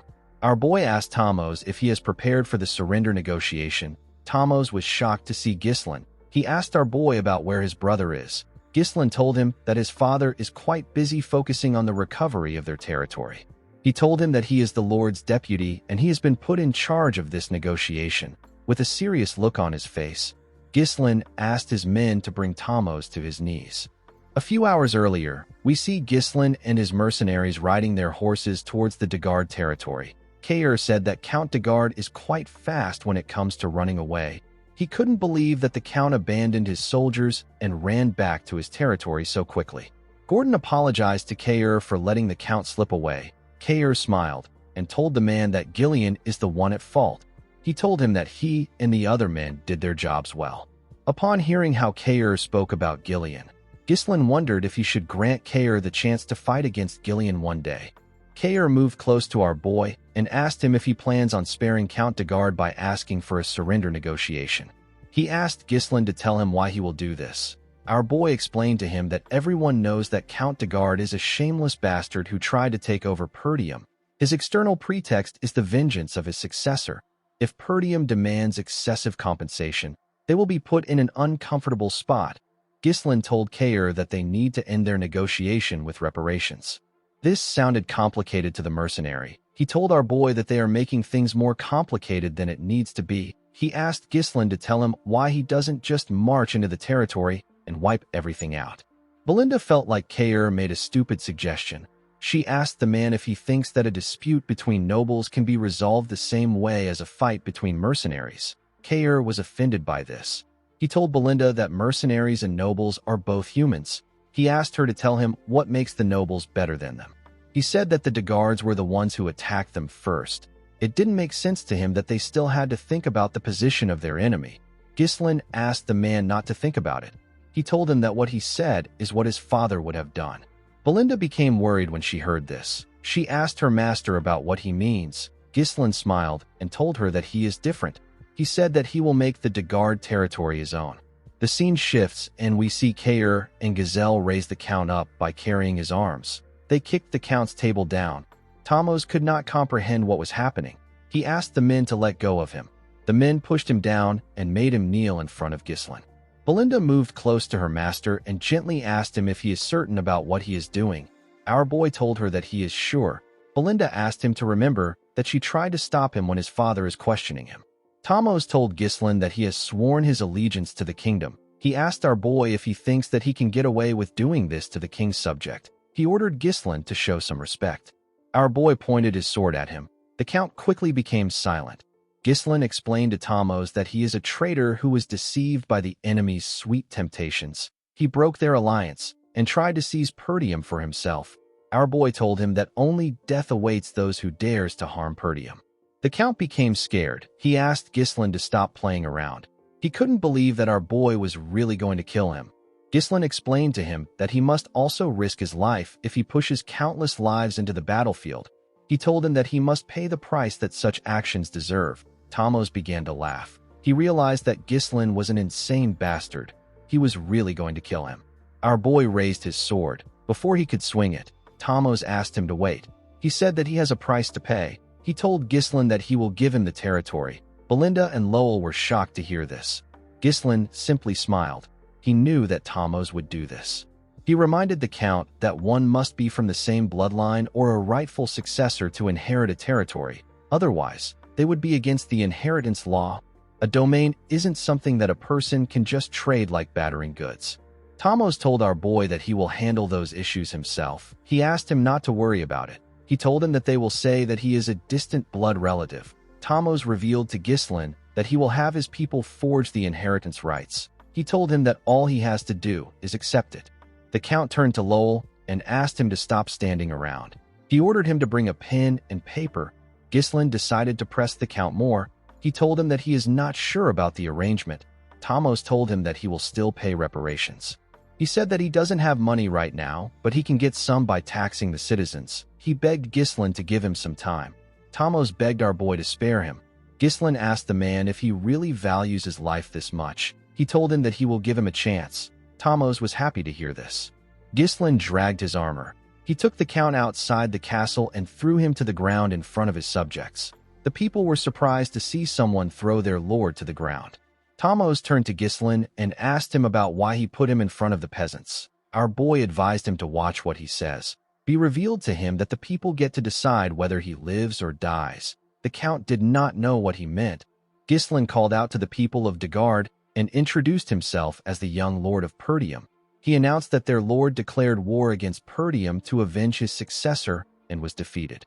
He told them that the Count wants to collect reparation from the people. He asked if there is anyone that would like to volunteer. The people were shocked to hear this. The Count took a lot from them in order to start the war, and now he wanted to take more. The people said that the nobles should handle their issues among themselves. Ghislain announced that he will offer them mercy as the deputy lord of Perdium. He told them that he will also give them a choice. Ghislain asked the people if they will save their lord and pay him massive reparation or let him die and have their land absorbed by Perdium. He revealed to them that they won't have to bear the weight of defeat if they do this. Thamos could not believe what he was hearing. He did not expect that Ghislain would insult him in this way. The moment he thought of this, someone threw a rock at his head.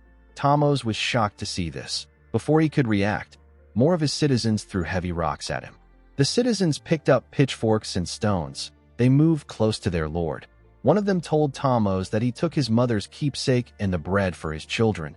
The citizens asked him if he knows the amount of people that have suffered because of him. Thamos couldn't respond. The citizens attacked him with their pitchforks and stones. They beat Thamos as if they had forgotten that he was their lord. They didn't give him the chance to beg. The man could only cover his head and scream out in pain. Ghislain walked up to his men and told them that they can go back now. He said that the war is over. He turned to Belinda. He said that he has something to say to his father. Belinda believed that our boy must have a plan to deal with his father. She told him that she is not worried. The scene shifts, and we are taken to Perdium. We see Zwalter and his council looking shocked after finding out that Count de Garde is dead. Zwalter asked his son to repeat himself. Ghislain told his father that the Count is dead again. Zwalter asked his son if he remembers that he asked him to treat the Count with as much respect as the situation allows. Ghislain assured him that he did not forget his words. He explained to his father that he judged that this was the best course of action after seeing the Count for himself. He told him that the Count would have attacked them again if they spared him. Albert and Holmern were shocked to hear this. Holmern said that this is impossible. Ghislain reminded the men that the de Garde attacked Perdium with an army of over 7,000 men. He told them that this isn't something that the de Gardes could do by themselves. Our boy revealed to them that Desmond provided the troops, and Rayfold worked behind the scenes. The men couldn't believe what they were hearing. They could not believe that two dominant powers were targeting them. They knew that the Desmond territory is known for maintaining neutrality. They wondered why they supported the de Gardes. Ghislain already knew that the reason they didn't receive any aid from their allied territories is because of Amelia. She killed the messengers to cut off the flow of information completely. This isolation tactic has always been her specialty. Once Ghislain takes control of the de Garde territory, the situation will change. The Desmond and Rayfold County would not be able to launch an immediate attack on Perdium because it would now share a border with the de Garde territory.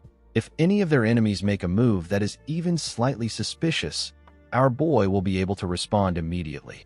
Zwalter now understood his son's reason for killing Thamos. He reminded his son that the land won't belong to him just because he killed the Lord. He told him that it must be inherited by a blood relative or a rightful heir. Ghislain took out a scroll and placed it on the table. He asked his father to take a look at it. When the Count opened the scroll, he saw that Thamos wrote that Ghislain is a distant blood relative of his, and he is the first successor of the territory. Zwalter could not believe his eyes. Our boy revealed to him that he got it from Count de Garde himself. He assured his father that they can dodge all the issues that comes with inheritance with this document. Zwalter was in disbelief. He put himself together and told his son that ruling over a territory is not an easy task. He asked Ghislain if he can handle it with the manpower he has. Our boy smiled and asked his father not to worry. He said that he has someone fit for the role. The scene shifts, and we are taken to the Austin territory in the Siren Kingdom. We are shown a bar in the territory. We see people screaming inside the bar. They were watching some men gamble. Some of the people were surprised to see that a man with green hair was going all in. The man with green hair used a cup to pick up 4 dice. He shook the cup multiple times. He placed it on the table to show it to his opponent. His opponent was a huge bald man. The bald man had 2 bigger men behind him. The bald man asked the man known as Claude if he knows what will happen if he plays a trick on him. Claude smiled and told the man that he doesn't have to be so nasty. He said that it is all for fun. He raised the cup and revealed 4 dice that were perfectly stacked on each other.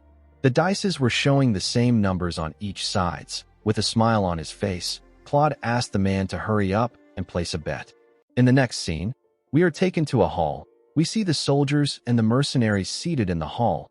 Ghislain, Zwalter, and Randolph were on stage.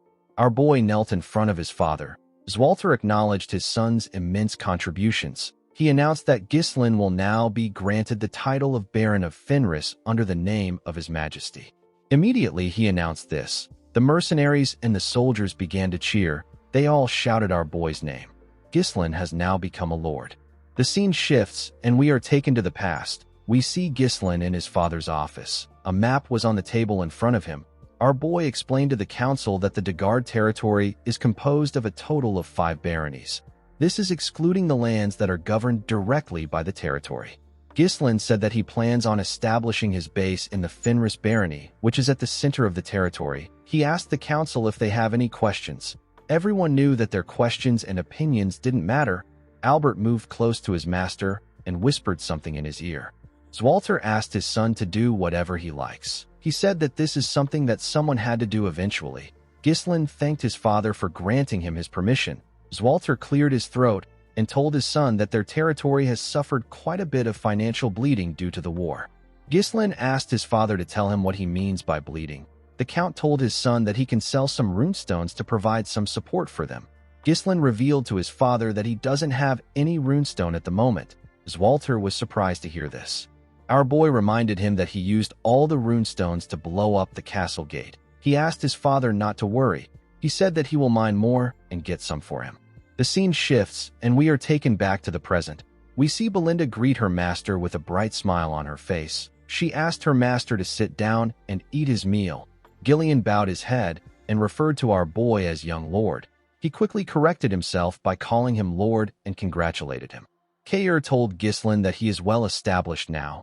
Belinda put her hands together and said that she was always worried about what he might become. She said that her hard work in raising him has paid off. Kair told her that Ghislain must be ruthless and rude because of her.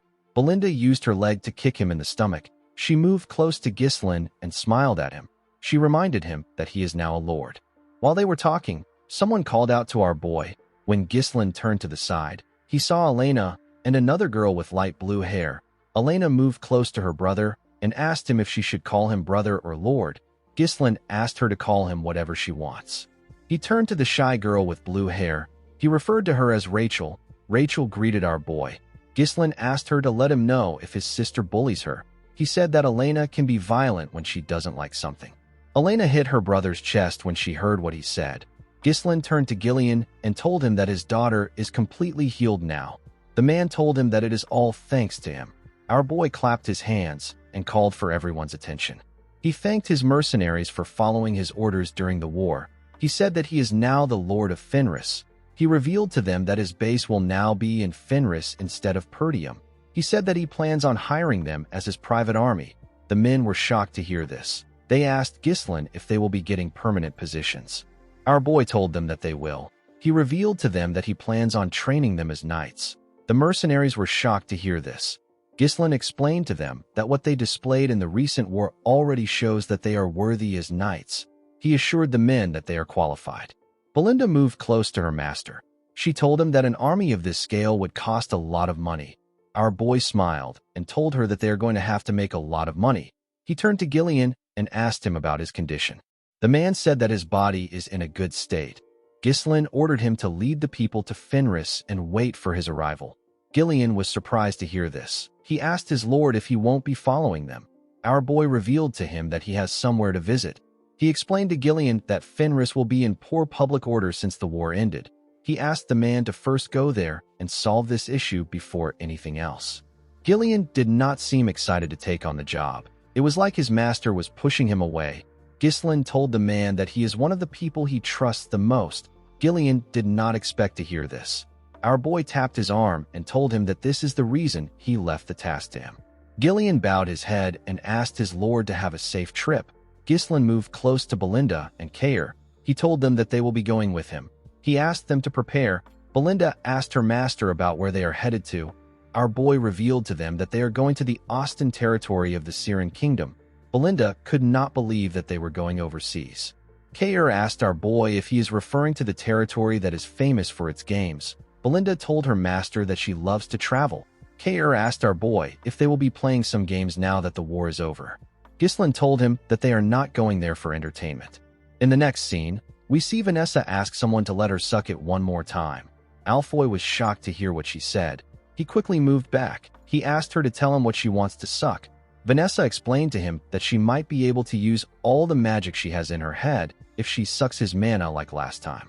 Alfoy asked her about why she would take his own mana. The girl told him that Ghislain said that he is a mana battery. Alfoy was shocked to hear this. Ghislain stepped into the room and told him that he is still as energetic as ever. Alfoy asked our boy to do something about Vanessa. He said that she keeps trying to take away his mana. Our boy ignored him and asked Vanessa if she is feeling all right. The girl said that she is fine. Ghislain asked her if she was nervous because it was her first time in real combat. He pat her on her head and told her that she did well. Vanessa blushed and thanked our boy. Alfoy said that he also contributed. Ghislain commended him on his efforts. He told him that he played his role well. Alfoy grit his teeth when he heard this. He told our boy that things will be different when he returns to the Magic Tower. Ghislain revealed to the boy that he is traveling with them. The scene shifts, and we are taken to the Austin territory of the Siren Kingdom. We see Ghislain enter the Kraken gambling house with Belinda, Kair, and Alfoy. Kair was happy to be in the gambling house. He said that he missed the atmosphere and smell of this place. Alfoy could not believe that Ghislain brought him to a gambling house. He told our boy that he thought they were going to the Magic Tower. Ghislain threw a pouch full of cash at Kair and asked him to have fun with Alfoy. He told him that he will call him when he needs him. Kair was happy to get some gambling money. Alfoy asked Kair about how they will have fun with the cash. Kair smiled when he heard this. He placed his hand on Alfoy's shoulder and told him that he knows how to use magic, but he doesn't know how the world works. Alfoy asked him about what he means. Kair smiled and asked him to watch and learn. He told him that he will show him how to make money with money. Belinda and Ghislain walked forward. The maid told her master that he can be honest with her. She asked him if he is also there to have some fun. She promised not to nag him if he gambles a little. She told him that he has done a lot. Ghislain assured her that he is not there to gamble. He revealed to her that he came to find the man that he wants to make the steward of the territory. He said that the man lives in this gambling house due to his circumstances. He said that he wants to take the man away before he loses his hand. Belinda was shocked to hear this. She couldn't believe that her master wanted to make a gambler the steward of the territory. Ghislain told her that the man is under special circumstances. He asked her not to worry about it. He assured her that the man is good at handling resources. Before he could tell her the man's name, someone called Claude a crazy bastard and told him that he caught him. Ghislain and Belinda quickly turned around. In another part of the gambling house, we see a large amount of people gathered around a particular table. The people spoke about how it was odd that Claude had been winning. They said that he deserves what he is about to get for boasting about his education. On Claude's table, we see one of the huge men that works for the bald man holding him down. He held out his hand. The other guard took out a sword. People asked the bald man, whose name is Captain Crank, to cut off Claude's hand. Crank reminded Claude that he asked him not to play any tricks. He accused Claude of swapping and using a die that has weight in it. He told him that he can't use tricks with a fake die. The man crushed the die in his hand and asked Claude if he has been scheming this entire time. Claude said that he has never prepared or swapped a die like that. He told Crank that he is the one playing tricks on him, even though he asked him not to play a trick. Crank asked Claude not to feel mistreated. With a smile on his face, he told the man that they can never fully understand each other. Claude grit his teeth out of anger when he heard this. Crank ordered his subordinate to cut his hand off. When the man raised his hand, Claude closed his eyes. He began to sweat. While he was panicking, he heard someone say that it is a fun game. The person asked Crank to let him join them. Claude quickly opened his eyes. He saw that Ghislain was blocking the man's sword. With a look of anger on his face, Crank asked our boy for his identity. Our boy introduced himself as Baron Ghislain Fenris of the Lithania Kingdom. Crank did not expect to meet a noble from a foreign land. His men quickly raised their swords. They wanted to attack Ghislain. Crank ordered them to stop. He welcomed our boy to the Kraken gambling house. He asked him not to start a fuss in this place. He asked Ghislain and his men to put their swords away. His men quickly followed his order. Our boy put his sword away and called out to Belinda.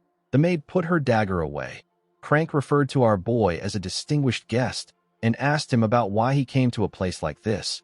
Ghislain said that he was looking for someone. He said that he has found the person. He asked Claude to stand up. He told him that he came to get him. In another part of the gambling house, we see someone roll 3 dice. The 3 dice all landed on 1. This roll made Alfoy win the game. He was given a large amount of gold. The boy was shocked to see what he won. The other gamblers could not believe that they lost to a newbie. They wondered about how he was so lucky. Kair placed his hand on Alfoy's shoulder and asked about the amount of money he won. He did not think that Alfoy would be so lucky. Alfoy did not say anything. He realized that he just earned more money than he has ever gotten from selling magic scrolls all day. The boy felt his heart beating fast. He wondered about the last time he felt his heart beat this fast. I think Kair might have created a gambling addict.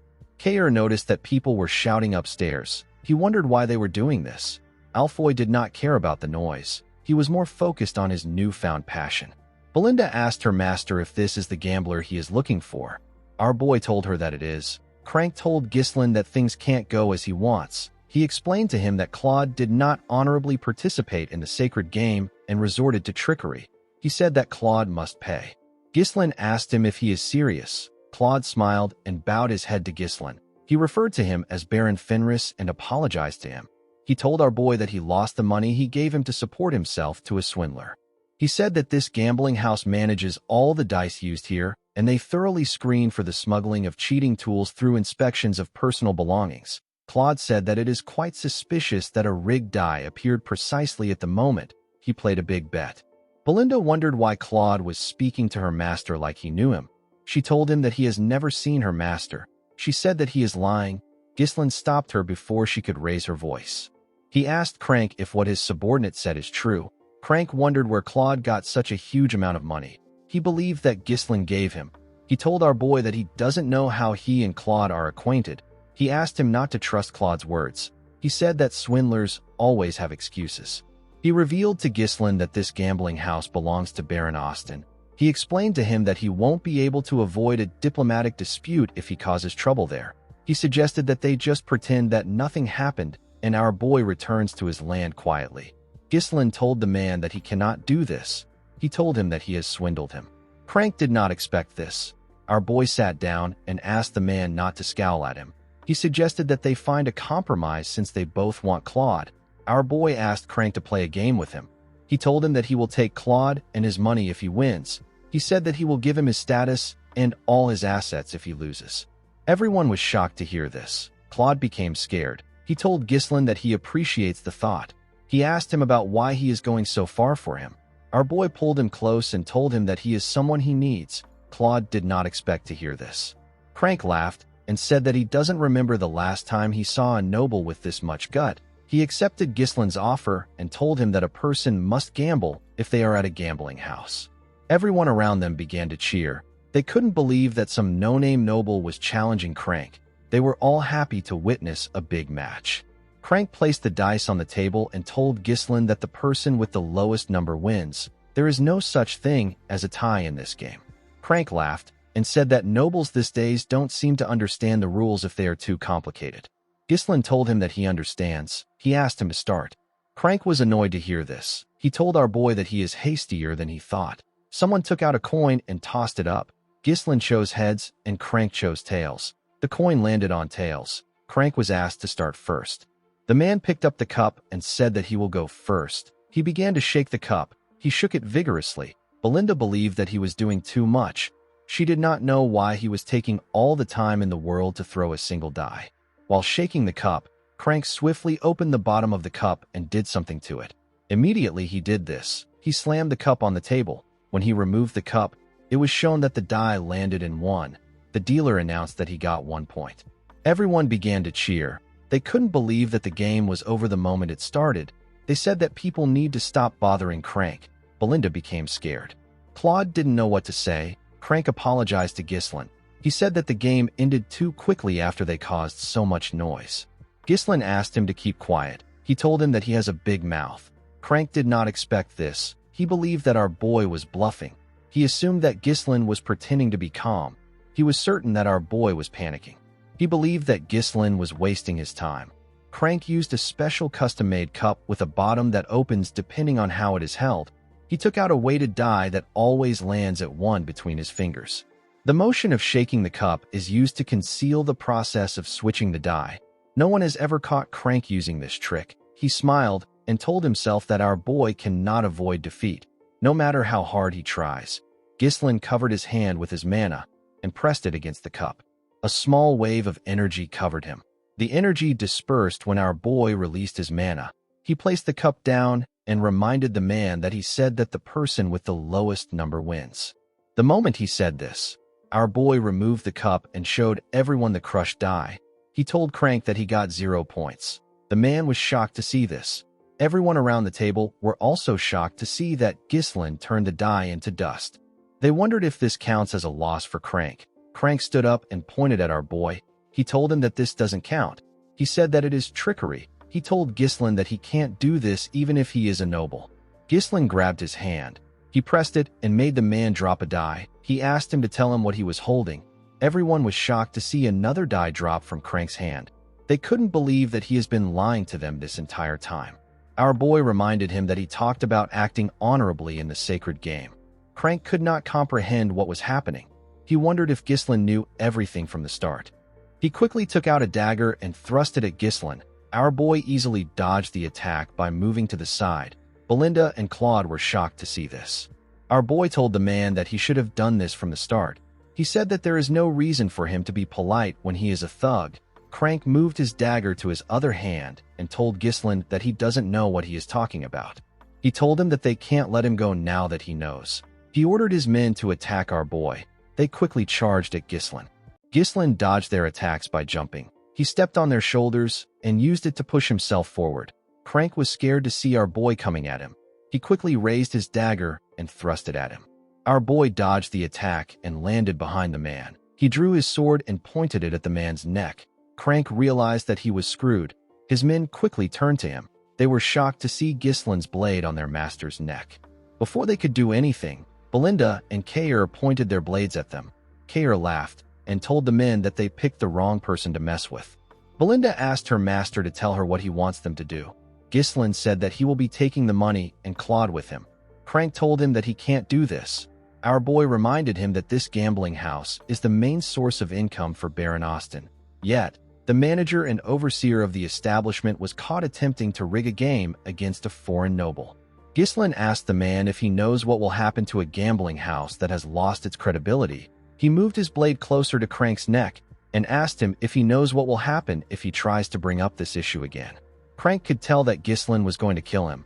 He put his dagger down and said that he understands. After subduing the man, Ghislain turned to Claude. He asked him to follow him.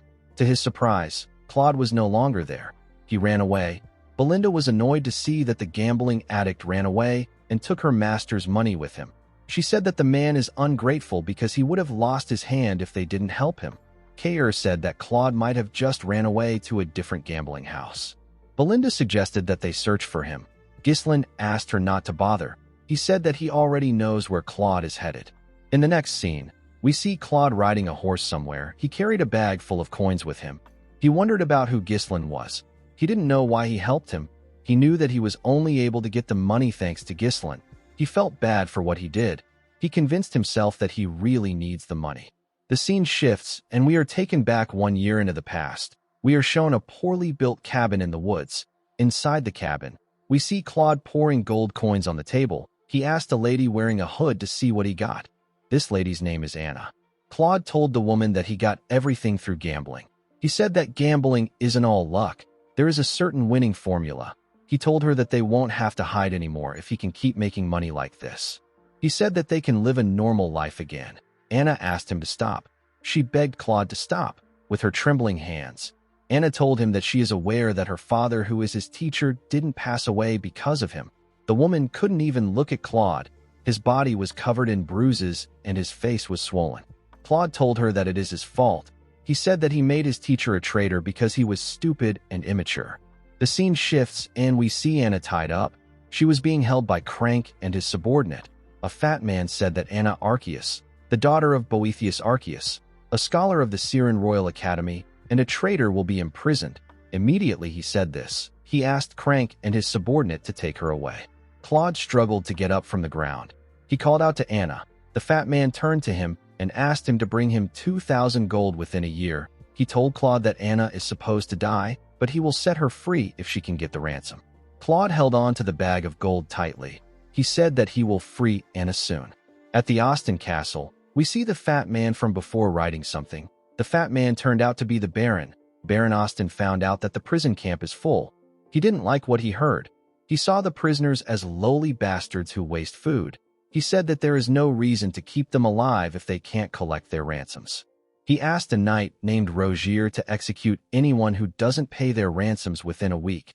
The knight accepted the order. He reminded his master that it has almost been a full year. The Baron quickly realized that the knight was talking about the trader's daughter. He asked him if he has heard anything about Claude. Rogier said that Claude is only wasting his time at the gambling house. The Baron said that Crank is doing his job well. He had planned to make Anna a maid, but he didn't think it was wise to hire a trader's daughter. He asked Rogier to execute the woman along with the others, and to make sure that Claude never finds out. Rogier asked his master about what they should do if Claude pays the ransom one day. The Baron asked the man to take the money and eliminate him later. He knew that no one would care about a dead gambler. He smiled and said that this can only happen if Claude is able to pay the ransom. Immediately he said this, a soldier stepped into his office. The Baron asked him about why he came to see him at this late hour. The man revealed to him that someone known as Claude is making a fuss and shouting about how he wants to pay a ransom. Baron Austin and his knight were shocked to hear this. A while later, we see Claude place the money on the Baron's table. He told him that the bag contains 2,000 coins. There were 4 soldiers in the Baron's office. Claude asked him to release Anna. Baron Austin carefully looked at the coins. He was surprised to see that the coins aren't fake. He asked Claude about where he got the money from. The man told him that he won it in a bet. The Baron ordered his men to lock Claude up. The man was shocked to hear this. Before he could do anything, the soldiers grabbed him from behind. Claude asked the Baron to tell him what is happening. He told him that he brought the money he asked for. The Baron said that the source of the money is too fishy. He told Claude that he has to confirm things from Crank. He asked him to stay in prison if he doesn't want to be executed. With an evil smile on his face, Baron Austin said that he can't believe a gambler really got the money for the ransom. Claude screamed at the Baron as he got dragged away. Before they could drag him out of the office, the soldiers got hit in the neck. They both passed out. The Baron and his knight were surprised to see this. Our boy tapped Claude on his shoulder and told him that he did a good job. The man was shocked to see him. Ghislain walked forward and greeted the Baron. The fat bastard asked him to tell him who he is. Ghislain snapped his fingers and introduced himself as Baron Ghislain Fenris from the Lithuania Kingdom. Immediately he said this. Belinda and Kair brought Crank into the room. Belinda used her rope to push him and make him kneel. Baron Austin was surprised to see Crank. Kair moved forward and drew out a chair. Ghislain sat down and placed his legs on the table. He asked Baron Austin to bring him a cup of tea. The Baron was annoyed to hear this. Rogier drew his sword and told Ghislain that he is acting insolent. He asked our boy to stand up and show the Baron some respect. The moment he said this, Kair pointed his sword at him and asked him to step back. He told him that he can't handle this situation. Rogier was annoyed to hear this. Baron Austin could not believe that Ghislain was acting violent in front of him. He ordered his men to get our boy out. Ghislain assured him that he is not there to cause trouble. He said that he only came to receive compensation.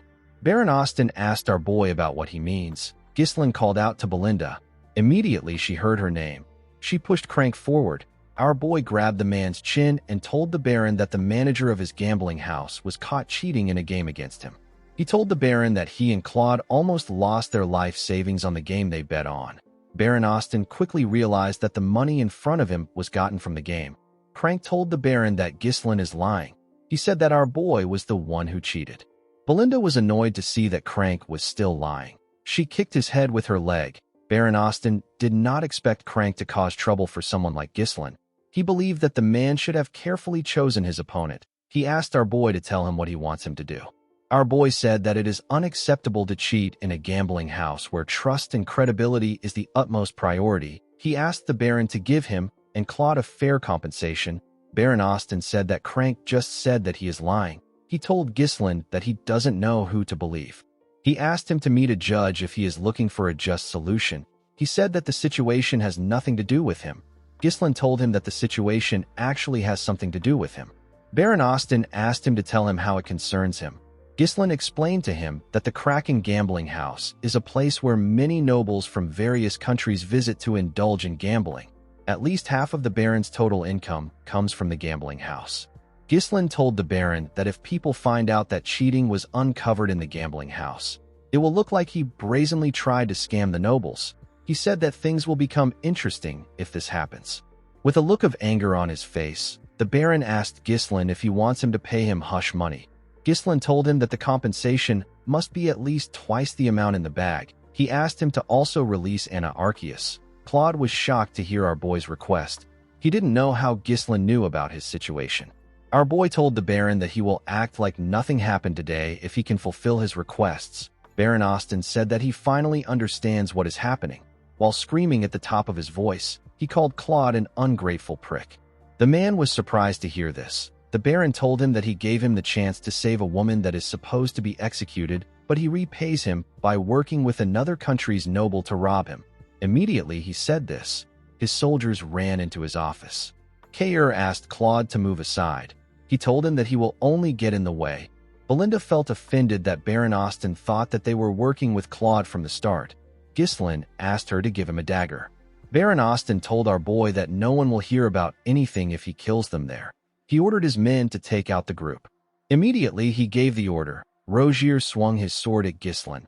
Before his blade could reach our boy, he used his leg to kick the bag of gold. The bag hit the knight's head and made him lose balance. Ghislain took out the dagger and charged at the Baron. He stabbed his hand and pressed it into the table. Baron Austin screamed out in pain. His men couldn't reach him because Belinda and Kair were holding them back. With a cold gaze in his eyes, Ghislain asked Belinda and Kair to not kill the soldiers. They accepted his order and charged at the soldiers. Kair used his sword to block his opponent's attack. He then gave him a punch that knocked him out. Belinda took out some thin and light strings. She used it to block her opponent's sword. She gave the man a bone-crushing kick in his neck. Ghislain got on the table and blocked one of the soldiers' attack with his sword. He pushed the man back with his sword. The moment he did this, Rogier charged at him. He swung his sword at him from behind. Our boy easily turned around and blocked the man's attack. He used his sword hilt to hit Rogier in his neck. His attack went through the knight's helmet. Claude watched the group as they fought. He didn't understand what was happening. He couldn't comprehend why they were going this far for someone they didn't know. Immediately he thought of this. He remembered our boy telling him that he is someone he needs. Claude didn't want to believe this. Life had already taught him that there is no such thing as kindness without a reason. Ghislain and his subordinates took out the entire unit. While crying, Baron Austin called our boy a scoundrel. He couldn't accept the fact that Ghislain wounded a noble. Our boy took out the dagger. He told the Baron that he will be taking the money and Anna. Before he could say anything else, Claude grabbed his clothes. The man decided to accept Ghislain's kindness. He believed that it was better for him to accept it now and regret it later. With a confident look on his face, he told the Baron that he can come to the Fenris territory of the Lithania kingdom if he has a problem with them. He told him that he will treat him like a guest. The next day, we see Kair and Belinda riding their horses in front of Ghislain's wagon. Claude sat with our boy. Ghislain asked him if he is certain that he doesn't want to live with Anna. Claude said that Anna will find it more comfortable to stay in her homeland without the person who caused her father's death. He looked up and said that he didn't even save the girl by himself. Ghislain smiled when he heard what he said. He told himself that he has now repaid his debt to his friend. It was a debt that he owed him when he was obsessed with revenge. He recalled how he held Claude's dead body in his hands. Ghislain looked at the sky and said that he feels much lighter now. He looked at the land in front of them and asked Claude to tell him how he likes the place. Claude asked him to kill the lord of the land if he gets the chance. He said that the land looks a bit strange, but it will be easy to take over. Ghislain asked him if he is suggesting that he harms himself. Claude was shocked to hear this. He couldn't believe that this poor-looking countryside belongs to our boy. He told him that he only followed him because he looked rich. Ghislain grabbed his head and moved him closer. He revealed to Claude that he is now the steward of their land. He told him that everything he sees will now be under his management. Claude realized that he messed up. He told Ghislain that he takes back everything he said. He begged him to take him back to Anna. Unfortunately for him, it was too late. The scene shifts, and we are taken to the Desmond territory. We see Count Desmond sitting on his throne. His officials sat on a round table in front of him. The Count mentioned Perdium and Fenris. His officials became nervous when they heard him speak. With a serious look on his face, Count Desmond mentioned our boy's name. He raised his hand and ordered his officials to send a messenger to Amelia. He said that they will be moving up their plan. In the next scene, we are taken to Gislin's castle. We see our boy standing in front of his men. He was dressed like a proper noble for once. He thanked them for gathering there. He told them that they need to get to work. Everyone accepted his order. The state of the territory that was just freed from Count Degard's tyranny was abysmal. Gislin appointed Claude to various administrative roles and began to restore order in the territory. As they walked around the town, Gislin asked Claude to do a census and track down every last person. He asked him to purchase at least 6 months of food supplies in bulk. He told him that solving the food crisis is the top priority. Claude accepted his order and wrote it down. Since they will soon start farming, Gislin asked Claude to assign oxen with plows to the farming households in order to get the land tilled. He asked him to also check if they can clear parts of the nearby forests to secure more arable land. Claude was surprised to hear this. He asked our boy if they are really going to farm on the dried-up, withered land. Gislin told him that they are. He explained to him that they will grind the bones of the blood python and use it as fertilizer. He asked Claude to replace all the outdated structures because they are useless. He asked him to construct a warehouse and a sewer. As he heard Gislin's orders, Claude realized that he was dead.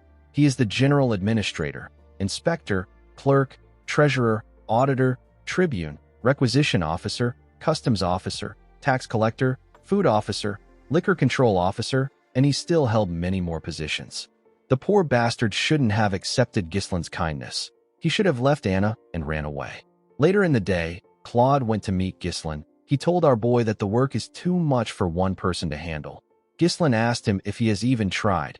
He asked him to use this opportunity to test his limits. He told him that he can hire more people if needed. Claude realized that he wasn't getting through to Gislin. He quickly turned around and began to run. Our boy didn't even bother to look at him. He called out to someone known as Wendy.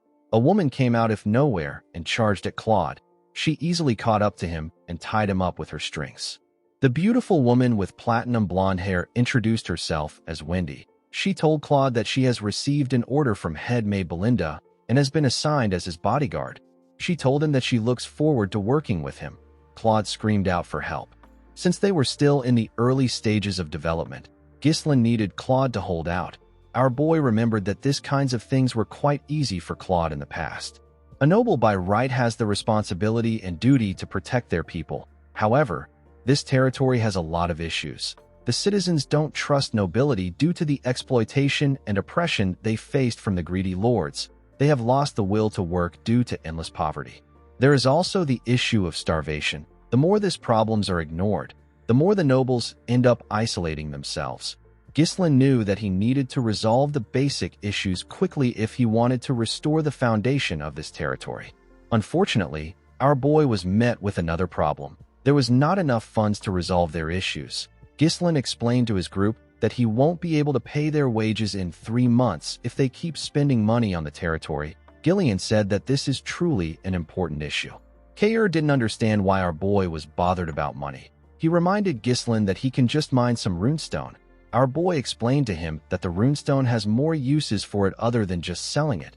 He said that they need to fund the mage's research. Apart from this, the runestone vein isn't limitless, so they can't rely on it forever. Our boy said that they need a stable source of income. The moment he said this, Claude barged into his office. Gislin told him that he arrived at the perfect time. He told him that he has something he wants him to do. Claude told him that there is no need for him to do anything. He revealed to him that he has devised the best plan to save the territory. Everyone was surprised to hear this. With a confident smile on his face, Claude asked Gislin to build a casino. Immediately he said this, he got kicked out of the building through a window. When they brought him back to the room, Belinda gave Wendy the authority to act before Claude can say something. Claude asked her to tell him what she wants him to do. Since they can't farm or use the runestone as they please, Claude believed that the best thing to do would be to turn this worthless piece of land into an entertainment district. He told Belinda that he is just trying to be realistic. Alfoy the gambling addict appeared behind Claude and said that he supports the idea. Gislin told Claude that he will consider his plan when they have spare time in the future. He asked him to proceed with the tasks he assigned to him. Claude asked him if he really believes they have enough food stock to hold out. Gislin explained to him that they might be able to make money if they build a casino in a territory with no proper foundation. He told him that they will also be unable to stop the rise of an underworld. Our boy believed that a casino won't be good for him in the long run if he wants to go against his enemies. Claude explained to him that they are constantly importing food due to shortages. He told Ghislain that they need to do something now before they run out of money. Alfoy backed the man up by suggesting that they build a grand game hall in the town. Ghislain told him that he will take care of the food problem. Claude was surprised to hear this.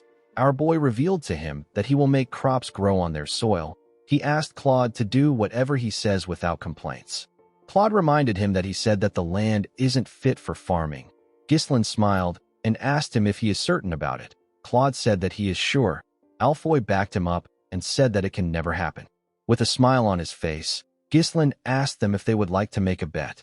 3 months later, we see Claude and Alfoy staring at something in shock. Claude asked Alfoy if he is dreaming. The two of them couldn't believe their eyes. The field was filled with rye. The commoners were extremely happy to see that the seeds they planted actually grew. It had been so long since they harvested crops in their land. Claude asked Ghislain about how he did it. Our boy explained to him that rye grows in harsh environments. Before planting the seeds, they spread the powdered bones of the blood python on the soil. The bones are rich in nutrients. They then planted rye seeds which were enhanced with the mana compression sigil. Ghislain touched the rye and told the man that this method will make crops grow faster and allow them to be harvested frequently. Upon hearing our boy's explanation, Alfoy now understood why our boy made them develop a mana compression sigil. Vanessa was amazed by Ghislain's knowledge. She asked him about how he thought of using a mana compression sigil on seeds when it is normally meant for humans.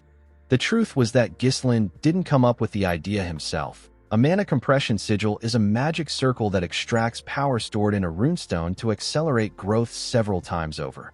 When mages first suggested that mana compression sigils could be used this way, they experienced some backlash. People didn't want to use something so valuable on mere grains. However, once the results were shown, no one argued again. This method of farming has already been verified by magic scholars in the future. The principle behind it was none of Ghislain's business. The people began to cheer for Ghislain. They said that they will now trust him. They were extremely happy to see that they will no longer starve. While the people were cheering, Claude and Alfoy tried to sneak out of the fields. Ghislain called out to them. He asked them about where they are going. He told them that they need to write their contracts. With a nervous look on their faces, they asked Ghislain about the contract he is referring to. Our boy took out some papers and reminded them that they made a bet saying that he will give them 5,000 gold each and grant them freedom if they won. However, if Ghislain won, they will work as unpaid slaves for 10 years. Immediately, our boy reminded them of the bet. His soldiers surrounded them from all ends. The two of them realized that they were screwed. Now that they had resolved their food problems, they were free to use the runestone for purposes beyond just selling them.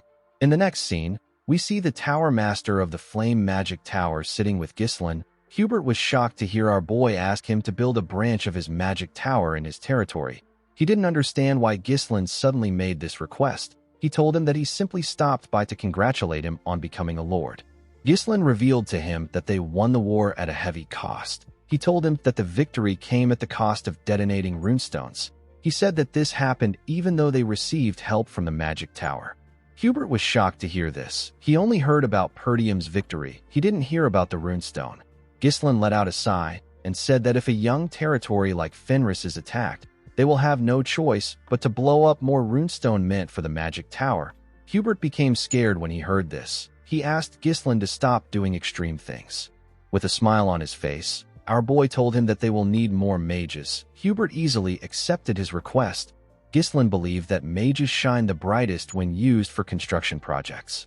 He used them to solve his housing issue, his waterways issue. He used them to build churches and to construct the Flame Magic Tower's Fenris branch. Due to the fact that more mages were dispatched from the Magic Tower, they were able to complete the large-scale construction swiftly. Of course, there were occasional minor conflicts by some mages who struggled to adapt to the territory. The mages protested against Ghislain's treatments. They called him a ruthless scum. They couldn't believe that he was making mages like them do hard labor. Ghislain found a way to resolve the issue through what he calls amicable agreements. Of course, our boy knocked them out. He asked Alfoy to get the contracts. Alfoy gladly accepted the order. He didn't want to be the only one who became a slave in this territory. Thanks to the efforts of the mages, the territory quickly regained its functionality. Unfortunately, there were still external issues that Ghislain had to face. In the next scene, we see Claude barge into Ghislain's office. He told our boy that there is trouble. He revealed to him that a rebellion has broken out in Rayfold. He said that Amelia has started a rebellion. Our boy wasn't shocked. He already knew that the rebellion was going to take place. However, it took place sooner than it did in his past life. Ghislain knew that his interference caused this. Desmond and Amelia are puppets dancing to the tune of Duke Delphine. Since the Duke's attempt to use Degard to seize Perdium has failed, he has no choice but to act directly. Ghislain was well aware that his war wasn't over. Gillian asked his master about what he wants to do. Belinda said that things are bad for them if Amelia now runs the territory. Ghislain wasn't just going to sit back and let the Duke pressure him. He said that they are heading to the kingdom's capital. The scene shifts, and we are taken to Cardinia, the capital city. We are shown a room in a tower. We see sunlight entering the room through the roof. Someone in the shadow moved close to the sunlight. The person put their hand into the sunlight. Immediately they did this, their skin began to burn. It quickly turned red. The masked person glared at their hand. They said that they want to die. In the next scene, we see an eagle fly over the beautiful capital city of Cardinia and its fortress. The capital was more developed and beautiful than other territories. There were several soldiers watching over everyone. There was a ridiculously huge castle at the center. Ghislain and his subordinates marched into the capital. Torin was shocked to see how massive the capital was. He said that the territories they have been to look like trash when compared to the capital. Gordon was also shocked to see how big it was. He said that the castle on their land cannot compare to that of the capital. Kair smiled and dared him to say this in front of Ghislain. Alfoy and Vanessa sat together in a carriage. Vanessa was very excited to see the capital. She told the boy that they are selling materials that she has never seen even in their magic tower. Alfoy didn't really care. He said that they must have worked harder than their tower. Outside the carriage, we see Ghislain moving with Claude. He said that he doesn't like it. Claude was surprised to hear this. He didn't know what Ghislain meant. Our boy said that he wants to tear the capital down because it feels like it is boasting. Claude didn't know what to say. He moved close to Wendy and asked her about what is wrong with their master. Wendy simply said that anything their master says is correct. Claude wondered if Ghislain also had a twisted side to him. He felt like our boy was holding a grudge from his past life. Ghislain stared at the city's fortress. He referred to it as the impregnable fortress. People used to say that Cardinia was blessed by the goddess. Our boy once brought down this blessed city. He died in this place. He attacked the capital city to kill Duke Delphine, who had seized the throne at that time. Unfortunately for Ghislain, the Duke wasn't there. Due to the fact that he was blinded by revenge, Ghislain made a mistake of turning everyone into his enemies. He knew that he couldn't do everything on his own in this life. The scene shifts, and we are taken to the past. We see Walter looking shocked when our boy informed him that he is going to the capital. Ghislain told him that he needs to go there. The Count asked him about what will happen to his territory. Our boy revealed to him that he will provide 1 year's worth of food for Perdium. He said that he wants Homer and Randolph to be sent to his territory during his absence. The administrator and the knight captain were surprised to hear this. They were very happy to hear that Ghislain was going to provide Perdium with a year's worth of food. Walter told his son that this is not important right now. He reminded him that he said that the Rayfolds are planning to harm them. He asked his son if he knows what it means for him to leave his post now that a rebellion has broken out. Ghislain told his father that he understands that they won't stand a chance if Rayfold and Desmond join hands to attack them during his absence. He raised his longbow and fired an arrow at a bird that was hovering above them. His arrow easily went through the bird. He explained to the Count that Amelia still needs some time to stabilize her territory since she just took control of the internal affairs. He said that they need to gather enough power to resist during this time. Walter was shocked to hear this. He asked his son to tell him what he means. Ghislain told his father that they need to get the kingdom on their side. In the next scene, we see a man present a gloomy and dirty mansion with poor infrastructures to Ghislain. He told him that this is the cheap, huge, and marvelous castle he requested for. Our boy asked Belinda about how it looks. With a nervous look on her face, the woman said that it is quite spacious. Alfoy and Claude moved close to the man and asked him to tell them what is wrong with the mansion. The man was also aware of the state of the mansion. He told the men that the place has been unsupervised for a long time. The moment he said this, Gordon screamed when he heard something move in the trees. He moved close to the others. One of the soldiers asked him to act like his size. He didn't know how someone like Gordon went into the forest of beasts. While shivering, Gordon asked the man if he doesn't think that the place is cold. Vanessa wondered why Gordon doesn't just wear some clothes. The agent told Ghislaine that things about ghosts and phantoms of the dead appearing in the mansion are just baseless rumors. He swore on his name that the mansion has no problems. Ghislaine told the man that he will take it. He asked him for the price. Claude was shocked to hear this. He quickly asked the agent to stop. He grabbed his head and showed Ghislaine the smile on his face. He told our boy that this man is obviously happy to get rid of this mansion after not being able to sell it for a long time. The agent actually couldn't even hide his happiness. Claude told his master that they need to perform geomancy on this place. Ghislaine assured him that he doesn't need to worry. He told the man that a ghost can't kill him. He told him that he can just beat up the ghost if it shows up. He asked him not to be scared. The agent quickly grabbed our boy's hand and told him that he made a smart decision. He explained to him that the mansion and the land that comes with it originally cost 1,000 gold. He told him that he will sell it to him for 500 gold due to their poor management of the place. Ghislaine said that he will pay 200 gold. The man was shocked to hear this. Our boy reminded him that he said that there are ghosts in the mansion. He said that he is very scared of ghosts. He told him that he can go somewhere else if he doesn't want to sell it for 200 gold. The agent explained to him that this is the only mansion in the capital going for this price. Our boy told him that the maintenance costs of a cursed property like this will end up higher than the property value. He reminded him that he will still have to continue paying the annual land taxes if he is unable to sell it. The agent became nervous. With a smile on his face, Ghislaine asked the man if he knows anyone else who would buy this mansion other than him. While our boy was talking, we see the masked woman who was in the tower watching him from the roof. Immediately, she got a look at Ghislaine. She disappeared. After our boy bought the mansion, Belinda and the others went inside. Belinda told the men that they need to remove all the gloominess in this mansion. The men quickly began to clean the building. While they were cleaning, Claude called out to Ghislaine. He reminded him that he said that he will get one of the factions in the capital to support them. He asked him about how he plans to do this. He asked him if he believes that the factions would want to meet a countryside noble. Ghislaine told him that the nobles don't have a reason to meet with him. He said that he will give them a reason to meet with him. In the next scene, we see a large amount of ingredients on a table. There were numerous cauldrons next to this ingredients. Claude asked his master about why he prepared these things. Alfoy asked him if he is going to perform some sort of alchemy. Ghislaine told him that he is kind of correct. He revealed to the group that they will be making cosmetics from now on. Alfoy and the others were shocked to hear this. Our boy explained to them that he is going to make some samples and send it to every noble house in the capital. Claude asked him if he plans on using this to establish connections across the capital. Belinda wondered if this would really work. Ghislaine smiled and told them that they will understand what he means once they use one of the products. He assured them that the nobles won't be able to resist his product. Nobles see exceptional looks as a symbol of power and dignity. They were the kind of people who would stop at nothing to look beautiful or handsome.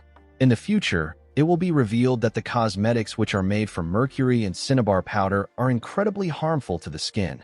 Duke Delphine created an improved line of cosmetics to address this issue. He made a massive profit from this. Ghislaine stole the recipe for this cosmetic when he plundered the Duke's house. This dream cosmetics that resolved all the flaws of the old products is known as Deneb. Our boy asked Vanessa to use her magic to oxidize the zinc and turn it into powder. He placed beeswax into a preheated steamer and let it melt. He then added evening primrose seed oil and shea fruit extract. Once removed from the heat, the zinc oxide powder is added. After this, our boy blended an oil extracted from the blessing of the fairy.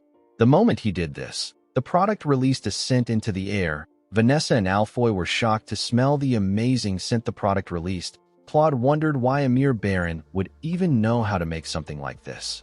Ghislaine gently shook the cream. He told his subordinates that it is not yet finished. He explained to them that they need to leave it for a day in order for the cream to solidify. Ghislaine knew that once anyone uses Deneb, they will not be able to get themselves to use other products. This products will become essential to the nobles. Our boy smiled and said that he will make good use of this product. He turned to Claude. and asked him to wrap the product up. He ordered him to send it to the nobles as a gift. Claude was surprised to hear this. He asked our boy if he won't even test it. Ghislain assured him that it is fine. While they were talking, the masked woman watched them from a window. She was staring at the product. Later in the night, we see a heavy rain falling in the capital. Everyone in the mansion was asleep. The masked woman appeared in the mansion. She appeared in the room where the products were. She moved close to the wrapped products and picked one up. She opened the product and gently touched the cream. While she was looking at the cream, Ghislain appeared behind her. He asked her if she is the ghost from the rumors. The woman was shocked to hear his voice. She quickly turned around. Ghislain told her that he can guarantee the effects of his product. A heavy lightning struck when our boy said this. The woman quickly drew a sword and charged at Ghislain. She appeared in front of him in an instant. Our boy drew his sword and blocked her attacks before it could touch him. The woman tried to thrust her blade at him, but our boy blocked it before it could touch him. He swung his sword at her and pushed her back. The woman turned around and attacked his back. Ghislain was able to move his sword behind him to stop the attack. He pushed her sword back. The woman took a stance and pointed her sword at him. Ghislain recognized this sword technique. The woman thrust her sword at him. Our boy easily blocked it. He pushed her sword back. He and the woman pushed each other away and swung their swords at the same time. They parried each other's attacks. Ghislain recognized this grace, modesty, and spiral of roses that this woman displayed. Every single one of her movements draws a graceful trace. The woman raised her sword and swung it at our boy from the side. Ghislain easily blocked the attack. He grabbed the woman's hand and dragged her. He put his blade close to her neck. The woman was unable to move. Ghislain found it odd that a lady like her is pretending to be a ghost in a place like this. He asked the woman about her relationship with the Bramford family. A while later, we see Belinda and Gillian rush into the room. Belinda was only wearing a garment. She held her dagger in her hand. Gillian asked his master about what caused the noise. When they got inside the room, they saw their lord looking at an open window. Ghislain asked them to go back to their rooms and rest. He said that things might actually work out better than he expected. The scene shifts, and we are taken to a more beautiful mansion. We see a woman standing in front of a mirror after getting her makeup done. Her maid told her that she is as beautiful as ever. This woman is the Countess of Elizabeth. Her name is Muriel.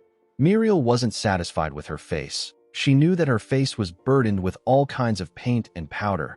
In her youth, she was a pioneer who led the fashion world of the capital. Every woman imitated her cosmetics, and they wore clothes styled to look like hers. However, her fame began to fade as the years passed. Her makeup is now nothing but a veil to hide the passing of time. Muriel wondered if she can never return to her glory days again. While she was thinking, her maid informed her that she has to go to the salon. The moment the Countess turned around, she saw something shocking. Her maid's face was glowing. Her skin looked amazing. Muriel grabbed her face. She felt the moisture and the firmness of her skin. She ordered the maid to tell her what she did to her face. The woman revealed to her that Count Elizabeth received cosmetics as a gift, but he didn't want them, so he gave them to the maids. She told Muriel that her husband received it as a greeting from a noble who just arrived in the capital. In the next scene, we see Muriel's carriage at Ghislain's entrance. Alfoy, Claude, and Gordon were shocked to see the woman's golden carriage and white horses. They wondered if the queen was coming to greet them. Claude realized that Ghislain's cosmetics idea worked. He watched the Countess step out of the carriage with her feather fan when he pushed him and asked him to greet the Countess. Claude bowed his head and greeted her. He asked her to follow him inside to have a talk. Inside the mansion, we see Ghislain sitting in a pavilion in the garden. He was feeding a bird. Claude greeted him and revealed to him that Countess Elizabeth has come to visit them. Our boy fed the bird and stood up. The woman asked him if he is Baron Fenris. Ghislain kissed her hand and introduced himself as the lord of the Fenris territory in the northern region. He told her that he is honored that she came to a secluded place like this. The Countess told our boy that he didn't send her any gifts. She said that he only gave it to her husband. She said that her fame wasn't great enough to reach the place he lives in. Ghislain smiled and told her that this is not true. He explained to her that he thought that it would be impolite to give the madam who leads the fashion world something that wouldn't satisfy her. Muriel liked that our boy praised her. She told him that he is not completely clueless. She said that they need to go straight to business. She sat with Ghislain in the pavilion. She asked our boy to give her his cosmetics. Ghislaine asked her if she has used it. The Countess told him that it is excellent. She said that she no longer needs the other cosmetics she uses because of the product. She revealed to Ghislaine that she wants to monopolize the product. She told him that all he needs to do is focus on developing and delivering the products. Our boy told her that he can only allow her to buy in bulk. The Countess gently smiled when she heard this. She told him that it will be very difficult for him to do business in the capital on his own. She explained to him that it will not be easy for him to enter the network of influential figures even if his product is good. Due to the fact that our boy settled in an old mansion, the Countess assumed that his finances are not very great. Belinda was annoyed to see the Countess talking down to her master. Claude found Muriel's words to be weird because they only settled in the mansion out of Ghislaine's stubbornness. Our boy told the woman that the supply price will be a bit high. He asked her if she is okay with this. The Countess laughed when she heard this. She revealed to him that the Elizabeth family is one of the wealthiest family in the capital. Ghislaine told her that each unit will cost 100 gold. The Countess was shocked to hear this. She asked our boy if he is joking. Ghislaine assured her that he is not. He said that the Queen of Socialites has set her eyes on a product, so it must be worth a lot. Muriel blushed for a moment. She quickly put herself together. She believed that our boy was a sly fox. If it were jewelry or furniture, the price would make sense. It is completely absurd to sell a single jar of cosmetics for 100 gold. In order to make any profit, Muriel would need to raise the retail price above the supply price. Our boy was basically telling her to give up on the monopoly. She was annoyed to see that Ghislaine was toying with her. Our boy smiled when he noticed that she was angry. He told the Countess that he has another offer. Belinda moved close to him with a box. Our boy explained to her that he can give her honor even if he cannot give her an exclusive deal. Muriel asked him about what he means. Ghislaine placed the box on the table and opened it. He presented 15 cosmetics to Muriel. The woman was shocked to see this. Ghislaine told her that this is the cosmetic he made by himself. He told her that it is called Deneb. He said that it is a gift to commemorate their connection.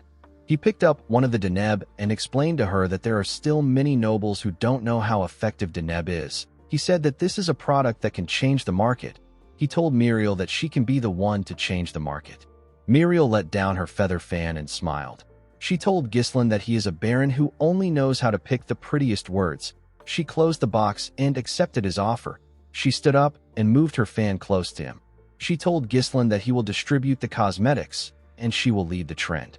Our boy smiled and said that this is excellent. He walked the Countess back to her carriage. Before getting in, Muriel asked Ghislaine to let her know if he needs anything. She told him that she will help him out if it is within her power. Ghislaine asked her if she can grant him a request. Muriel was surprised to hear this. He asked her if she can relay some words to Marquis Branford. He asked her to tell the Marquis that Baron Ghislaine Fenris can solve his daughter's problem. The scene shifts, and we are taken to the Branford territory. We see someone telling an old man with red eyes what Ghislaine said. This man is the Marquis.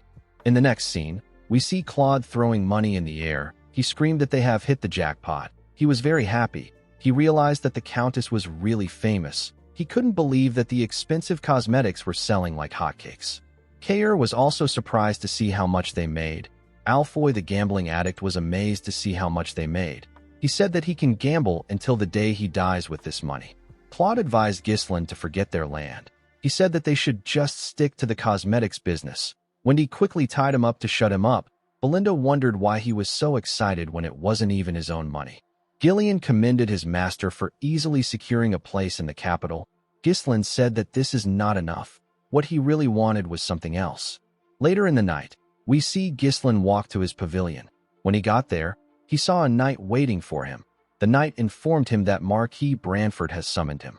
The scene shifts, and we see Ghislaine and his subordinates walking to the Marquis's huge mansion. When they got to the entrance of the Marquis's office, 2 guards opened the door for them. When our boy stepped inside, he saw the Marquis and the knight that came to summon him. There was also another man next to the Marquis. Marquis Branford didn't pay attention to Ghislaine. He was looking at a book. Our boy bowed his head and greeted him. He introduced himself to the Marquis. Marquis Branford raised his head when Ghislaine greeted him. He called our boy the son of Count Zwalter Perdium and the heir of Perdium. He called him an arrogant brat who won the war against Degard, killed the count, and seized the lord's seat. The Marquis told Ghislaine that he is completely different from his father. Our boy was not surprised to hear this. He knew that the Marquis had been watching the situation unfolding in the Northern Territories. Marquis Branford is a minister and the greatest authority in the kingdom. He is the leader of the royalist faction that opposes Duke Delphine. All the kingdom's affairs pass through the Marquis's hands. If it weren't for Countess Muriel, who is a fellow royalist, Ghislaine wouldn't have been able to meet him this quickly. The man next to the Marquis drew a chair out for our boy. The Marquis asked him to sit. Ghislaine noticed that the Marquis had a deneb on his table. He sat in front of him. The Marquis told our boy that he heard that he claimed that he can solve his daughter's problem. Ghislaine told the man that he can cure her illness. The Marquis let out a sigh and closed his book. He told Ghislaine that he has never even met his daughter, whose name is Rosalind. He asked our boy about how he plans to cure an illness that they have been unable to cure for years without even knowing her symptoms. Ghislaine informed the man that he heard some rumors while staying in the capital, and he gathered information on his own. He told him that he has cured an illness before. The Marquis told Ghislaine that he likes his confidence. Before our boy could reply to him, the Marquis asked him to leave. Ghislaine did not expect to hear this. The man told him that he is not the first person to claim that he can cure his daughter's illness. He said that all the others have failed. Each one of them had to pay the price with their lives for not taking responsibility for their words. The Marquis picked up the deneb. He said that he doesn't want a talented young man to waste his life. Ghislaine understood the Marquis's cold consideration. He knew that the man would have already tried everything possible to cure Rosalind's illness. He asked him if he doesn't plan on curing his daughter. The man said that it is not a big deal. He said that having bad skin cannot kill her. Ghislaine told the man that his daughter won't agree with him. The Marquis knew that our boy was right. He told him that he brought him there because he wanted to confirm it by himself. He asked Ghislaine if he is confident. Our boy placed his hand on his chest and told the man that he is different. The Marquis could tell that he was serious. He asked Ghislaine to do his best if he is determined to risk his life. He ordered the man next to him to provide Ghislaine with everything he needs. He asked him to reward our boy well if he succeeds. Ghislaine told the Marquis that a reward is not enough. He asked him to give him something that he desires. The Marquis did not expect to hear this. He asked our boy to repeat what he said. Ghislaine told the man that he is the pillar supporting the kingdom. He asked him if granting him one small wish would be difficult. The Marquis asked our boy if he is really asking for compensation just for treating his daughter. Our boy told him that he is. He asked the Marquis to tell him the value of being the pillar of the kingdom and the greatest authority if he cannot even protect his own family. He asked the man to tell him the use of his authority. Belinda was surprised to hear what her master said. Claude was scared. He didn't know why Ghislaine was speaking so boldly. The Marquis told our boy that the price of demanding something from him is not cheap. He told him that he has to put everything he has on the line if he wants to get what he wants. The moment he heard this, Ghislaine remembered his county, his sister, his father and his officials, his comrades and soldiers. This were the most important people to him. With a serious look on his face, the Marquis stretched out his hand and asked Ghislaine if he can do it. Our boy looked into the man's eyes. He put himself together and shook his hand. The Marquis was surprised to see this. Our boy told him that he will put everything on the line. The Marquis looked into his eyes. He could tell that Ghislaine was being serious. He turned to his assistant and asked him to inform the royal treasurer to prepare to cut off all support for Perdium. He asked him to instruct the commander of the guards to surround Ghislaine's mansion in the capital. He forbade all entries and exits. The Marquis stood up and told Ghislaine that he has 1 week. He asked him to bring Rosalind to him in perfect condition within this time. Our boy smiled and said that he can do it.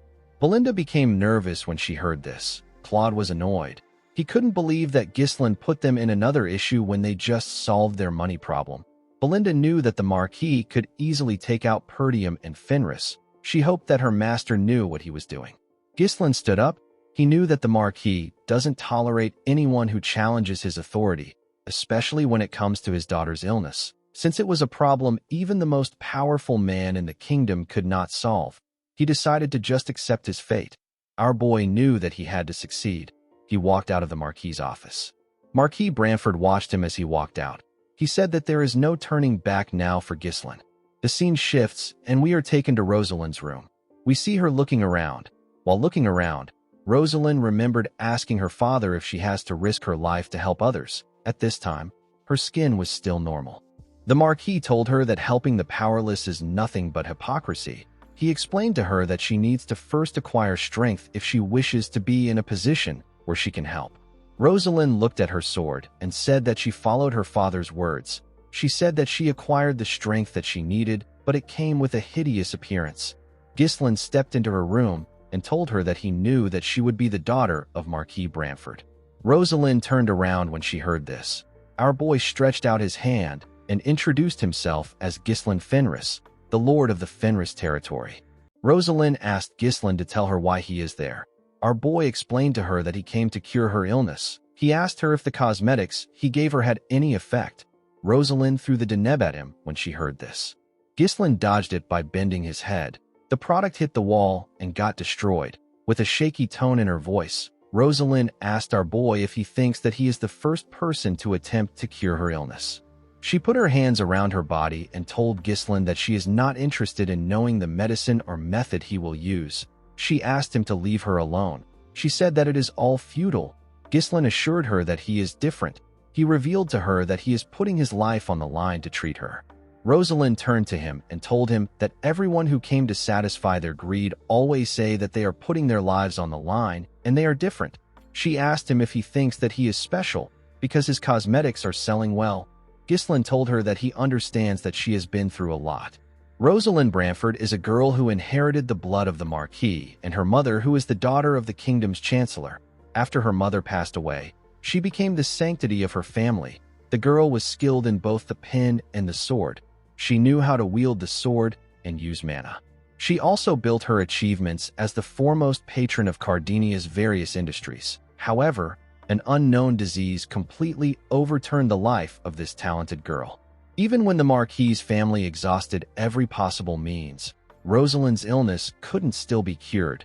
Due to this, Marquis Bramford sought to resolve his daughter's problem through a political marriage. Even if she could no longer live like before, the Bramford name would still be able to protect the girl. The cause of Rosalind's illness is an irreversible spontaneous skin eruption, which is caused by improper training of the mana cultivation technique. This is one of the rare rejection responses that appears when the balance between the polarities of mana collapses. In other words, Rosalind's mana road itself was in disorder. Rosalind drew her sword and covered it with mana. She asked Ghislaine to get lost before she kills him. Our boy knew that Rosalind's illness will worsen if she continues to force mana out of her body. He apologized to her and told her that he is going to have to treat her forcefully. Immediately he said this, he charged at the girl. Rosalind swung her sword at him when he got close to her. Ghislaine blocked her blade with his sword hilt. He used his sword hilt to push her blade down and grabbed her arm. He slammed Rosalind on the ground and managed to hold her down. Immediately he did this, he called out to Belinda and Wendy. The two women entered the room with a bed. They tied Rosalind to the bed. The girl asked them to let her go immediately. Claude stepped into the room with a box. Ghislaine took off his jacket and told the girl that he will remove her mask. Rosalind was shocked to hear this. Our boy explained to her that he needs to check her condition before beginning the actual treatment. When he placed his hand on her mask, Rosalind asked him to stop. She told him that she doesn't need his treatment. Ghislaine didn't listen to her. He took off her mask. Claude and the rest of the group were quite shocked to see how damaged her skin was. Ghislaine didn't seem surprised. He took out a vial from the box Claude was holding and explained to the girl that she will have to endure a lot for a week. He told her that she can endure what is about to happen as long as she is determined. Rosalind grit her teeth out of anger. She asked our boy if he has a death wish. She asked him if he really thinks that he can treat her illness. Our boy told her that he will die if he is not able to treat her. He poured the substance in the vial in her mouth. He told the girl that she will also die if she doesn't get treated. Rosalind was shocked to hear this. Tears flowed out of her eyes. Ghislaine covered his hand with his mana. He was certain that his method will be successful. This is because this treatment was invented by Rosalind's future self. Our boy placed his hand on Rosalind's stomach and pushed his mana into her body. His mana entered her veins. Rosalind felt a large amount of excruciating pain when Ghislaine's mana entered her veins. She couldn't believe that she had to endure this for a whole week. The girl wondered why she had to get this illness. She wondered why she was the only person in the world who had to suffer this kind of pain. The moment she thought of this, she remembered Ghislaine telling her that she will also die if she doesn't get treated. The girl grit her teeth and pulled herself together. Since she was going to die eventually, she asked our boy to try his best until the very end. She told him that she will kill him if he messes up. The scene shifts, and we are taken to Gislin's mansion. We see the mansion surrounded by the Marquis soldiers. Gislin's soldiers were scared and confused. They didn't understand why they were in a situation like this. While trembling, Alfoy said that their stupid lord must have made another mess. Gordon suggested that they look for Gislin instead of staying like this. Gillian asked him not to bother. He and Kair walked down the stairs with barrels of liquor in their hands. Kair asked the men to relax and have a drink. He reminded them that their lord wouldn't make a move without thinking. A week later, we are taken to the Marquis' mansion. We see the Marquis and two knights walking to the basement. When he stepped into the basement, the man saw something surprising. He saw Gislin standing in a room covered with blood. His daughter's face had a light veil on it. Our boy turned to the Marquis and looked him in the eye. Marquis Branford stared at Gislin with a chilling look on his face. Gislin used his hand to remove the veil on the girl's face. The Marquis was shocked to see what our boy did. The scene shifts, and we see people gossiping about how the daughter of the Marquis has been cured of her illness. Later in the day, we see Gislin step into the Marquis' office with Claude and Belinda. He bowed his head to the Marquis when he stepped into his office. Marquis Branford smiled and told our boy that he wasn't all talk. Gislin sat down and told him that he was able to do it because he gave him a chance. The Marquis asked him to tell him what he wants. Everyone in the room nervously looked at Gislin. They all wanted to know what he would ask for. Our boy asked the Marquis to be his guardian. The Marquis' subordinates were shocked to hear this. Belinda was happy to hear what her master said. She knew that he would request for this. Claude knew that Marquis Branford would be forced to take responsibility for his lord if he becomes his guardian. This is perfect for building a base of power in the kingdom.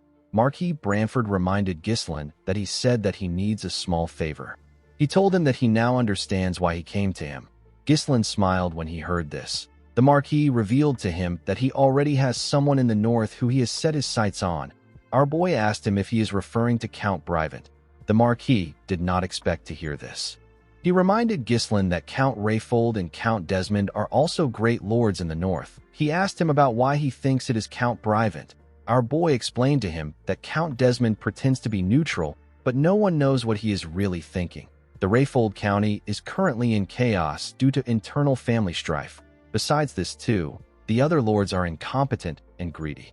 On the other hand, Count Brivant is wealthy and close to the royalist faction. He also possesses the military power of the Flame Magic Tower. The only person that the Marquis could set his eyes on is Count Brivant. Marquis Branford asked Gislin if he is saying that he is more worthy than Count Brivant. Our boy smiled and asked the man to be honest. He asked him if he doesn't find the Count to be unsatisfying. Marquis Branford began to laugh when he heard this. He told Gislin that he is correct. He said that the Count is a good man, but he is lazy, indecisive, and easily influenced. Our boy told him that the Count would have already been influenced by the Duke because of his personality. He asked the Marquis to be bolder if he is going to grant his wish. He asked him to make him the representative of the North. Marquis Branford did not expect this. He told Gislin that he now knows why he risked his life for this. He stood up and asked everyone present to bear witness. He announced that he will support Gislin as his guardian. He said that our boy's enemies are now his enemies. Everyone who wants to face Gislin must remember that the Marquis stands behind him. Marquis Branford turned to our boy and asked him to swear that he will consider his honor in everything that he does. Gislin went on his knees and drew his sword. He held his blade and swore that he will consider the Marquis' honor. The moment he did this, someone congratulated him. Our boy quickly turned around. The person told him that she couldn't greet him properly because of the chaos. The girl with a blue fan told Gislin that although her father has rewarded him, she is the one who is truly indebted to him. Immediately she said this. Rosalind closed her blue fan and revealed her beautiful face and shining red eyes. The girl told our boy that she will become his guardian. In the next scene, we see a party taking place in the Marquis' mansion. We see nobles dancing and talking to each other. Some of them talked about how Rosalind's illness was cured by some no-name noble with cosmetics. Someone said that it might be the Deneb that Countess Muriel has been advertising. A noble lady asked the man not to make her laugh. She said that a cosmetic product cannot cure an illness that even doctors couldn't cure. Another man said that Marquis Branford wouldn't host a banquet for no reason. He said that he heard that the Marquis has already decided on whom to support. While the nobles were chatting amongst themselves, someone asked them to look up. Everyone quickly turned to the door. They saw Ghislain walking with Belinda by his side. The woman wore a beautiful dress. Belinda grabbed her master's hand and asked him to take it out of his pocket. She asked him to put a smile on his face. Ghislain wasn't really interested in doing this. He asked the woman if she doesn't think that she is a little overdressed for the event. Belinda smiled and asked her master if he knows when she will get the chance to come to a banquet like this. She said that she cannot miss a banquet hosted for him by the real power of the kingdom. Ghislain said that he is not certain if the banquet is for him. Immediately he said this, the doors slowly opened. Someone announced that Marquis Branford is entering the hall. Everyone quickly turned to the door. They saw the Marquis step into the hall with a lady by his side. Rosalind gently walked down the stairs. She put her blue fan away and revealed her face to the nobles. She asked them if they have all been well. The nobles began to cheer when they saw Rosalind's face. They couldn't believe that the rumors were true. One of them said that she is even more beautiful than before. Belinda said that she almost didn't recognize the girl. She told our boy that no one would believe that this was the same person who had a bad temper a few days ago. While looking at the nobles, Rosalind turned to our boy and carefully looked at him. Ghislain didn't know why she did this. The Marquis thanked everyone for attending his banquet. He said that today's banquet is to celebrate his daughter and to allow him to officially announce that he has decided on his ward. The nobles were surprised to hear this. They couldn't believe that the rumors were true. Marquis Branford told them that some of them might already know our boy, but most of them don't. He said that Rosalind was able to break free from the illness that has been oppressing her for years thanks to the efforts of Baron Ghislain Fenris. The Marquis said that his family will do its absolute best to help Ghislain as its guardian. He asked the nobles to treat our boy the same way they treat him. He smiled and asked them to enjoy the banquet. Immediately he said this. The nobles turned to Ghislain and glared at him with a scary look in their eyes. They looked like predators that have found their new prey. Ghislain realized that the Marquis might be careful when making a decision, but he is decisive when it is time to act. He remembered the Marquis asking him to attend the banquet so that he could introduce himself to the nobles of the faction. He told our boy that the nobles can provide him with help in the future. Ghislain noticed that most of the kingdom's important figures attended this banquet. He didn't like interacting with nobles, but he understood that the banquet would benefit him a lot. While he was looking around, he heard some people gossiping. Some wondered if Ghislain deserved to be under the Branford family. Some said that his family doesn't even have any real power. Belinda was annoyed to see that they were looking down on her master. While the nobles were talking, someone called out to Ghislain. Our boy and Belinda quickly turned their heads. Rosalind bowed her head and told Ghislain that she would like to extend her gratitude to him. The nobles were shocked to hear this. The hall became quiet. Rosalind asked him not to pay attention to the petty noise. She said that it is natural for rumors to follow a popular figure. Ghislain said that he is not interested in this kind of popularity. He told the girl that their intense gazes are almost burning his skin. Rosalind told him that today is a special day. She explained to him that the nobles have confirmed that she has officially returned to the public's eye, and they found out that her father has become his guardian. She said that the nobles must be itching to do something. She stretched out her hand and told Ghislain that they need to greet the nobles. She said that everyone is waiting. Our boy carefully turned and looked at Belinda. The woman smiled and waved at him. Ghislain smiled and grabbed Rosalind's hand. The girl explained to him that the royalist faction is divided into three main groups. The first group belongs to the wealthy house of Elizabeth, which dominates the capital's culture and commerce. The second group is under the Chief Justice who oversees law and administration. He is the eldest son of the Royal Chancellor and Rosalind's in-law. His name is Sir Bilor Norton. The third group is under Marquis Maurice Macquarie. He is the commander-in-chief of the kingdom's army. He is in control of the nation's military might. Rosalind explained to Ghislain that this people are the high nobles of the Lithania kingdom who wield immense power over administration, finance, and the military. She told him that whoever he chooses to greet first as the northern representative will either raise or diminish their prestige. The moment he heard this, our boy remembered the Marquis telling him that the world he is about to step into is completely different from the one he comes from. Rosalind told him that he has to choose well. Ghislain carefully looked at the nobles. He let out a sigh and walked forward. He moved close to Count Elizabeth and bowed his head to introduce himself to him. Marquis Morris was annoyed to see this. Count Elizabeth greeted our boy with a smile on his face. He told him that his wife has gained some confidence thanks to him. He asked Ghislain to let him know if he ever needs any help. Countess Muriel moved close to our boy and referred to him as their little brother. She said that our boy is quite loyal. Ghislain asked her if she is allowed to call him this in this formal setting. The Countess said that it is not important since they are the only ones there. She thanked Ghislain for saving their faces. Immediately she did this. Marquis Morris cleared his throat loudly so that Ghislain can notice his presence. A man wearing blue clothes said that Ghislain should first pay his respects to the commander of the army if he is the son of a count. A man wearing red who stood behind Marquis Morris said that Marquis Branford has grown old. He said that Marquis Branford is now poor at discerning people. Ghislain turned around and moved close to the Marquis. He walked past the man instead of greeting him. Marquis Morris was shocked to see this. He saw our boy introduce himself to Sir Bilor Norton. The man was annoyed to see this.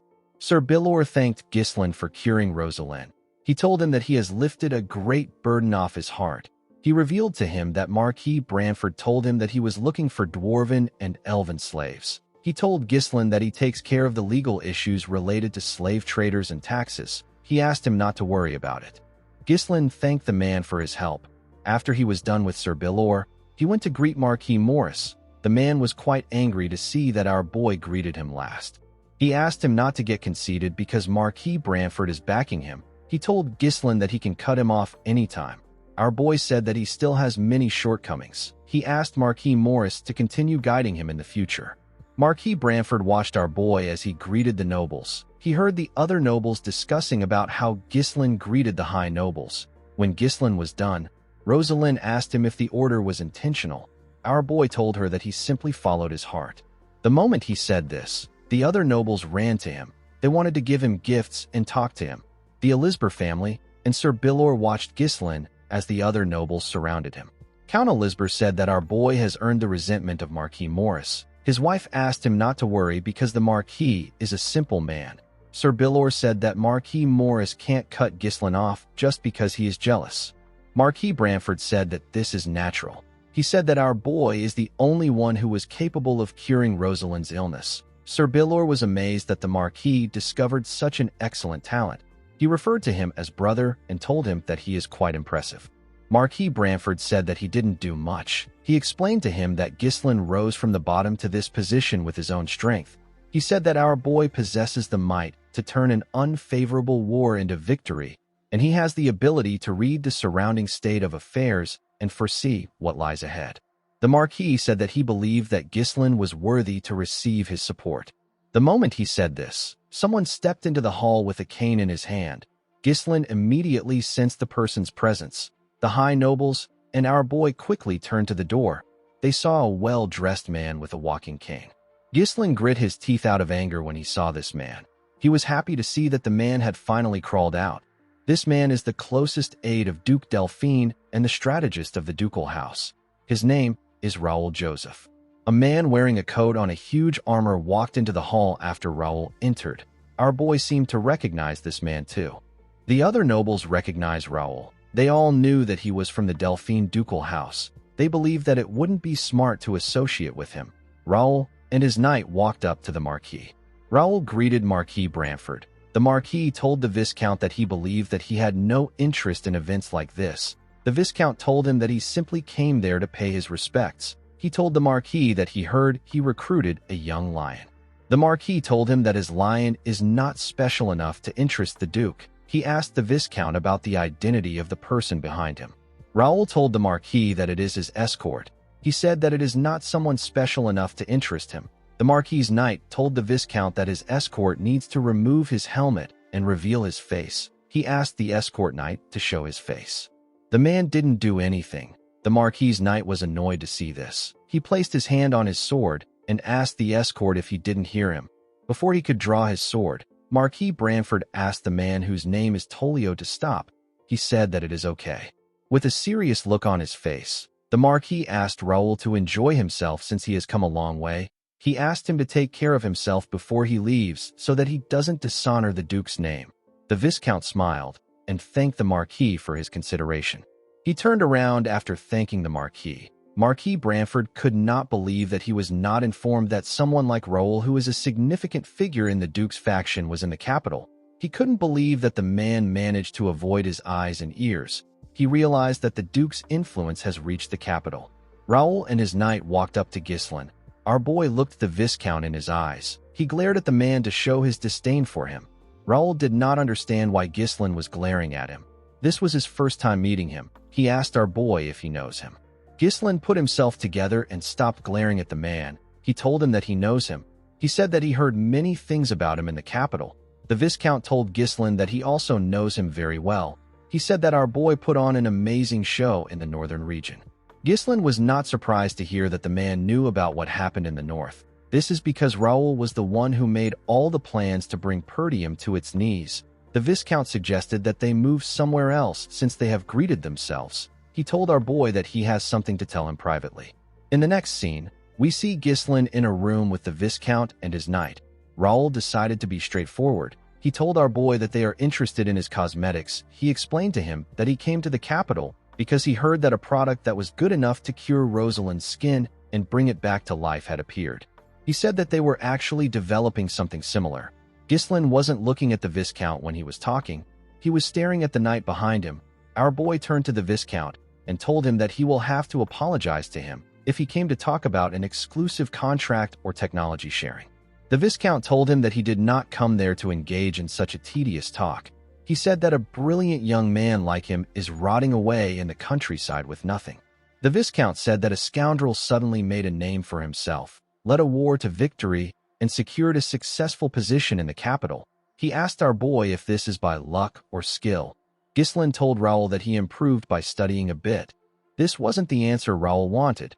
With a smile on his face, the man asked our boy to come to the Duke's faction. Our boy was not surprised to hear his offer.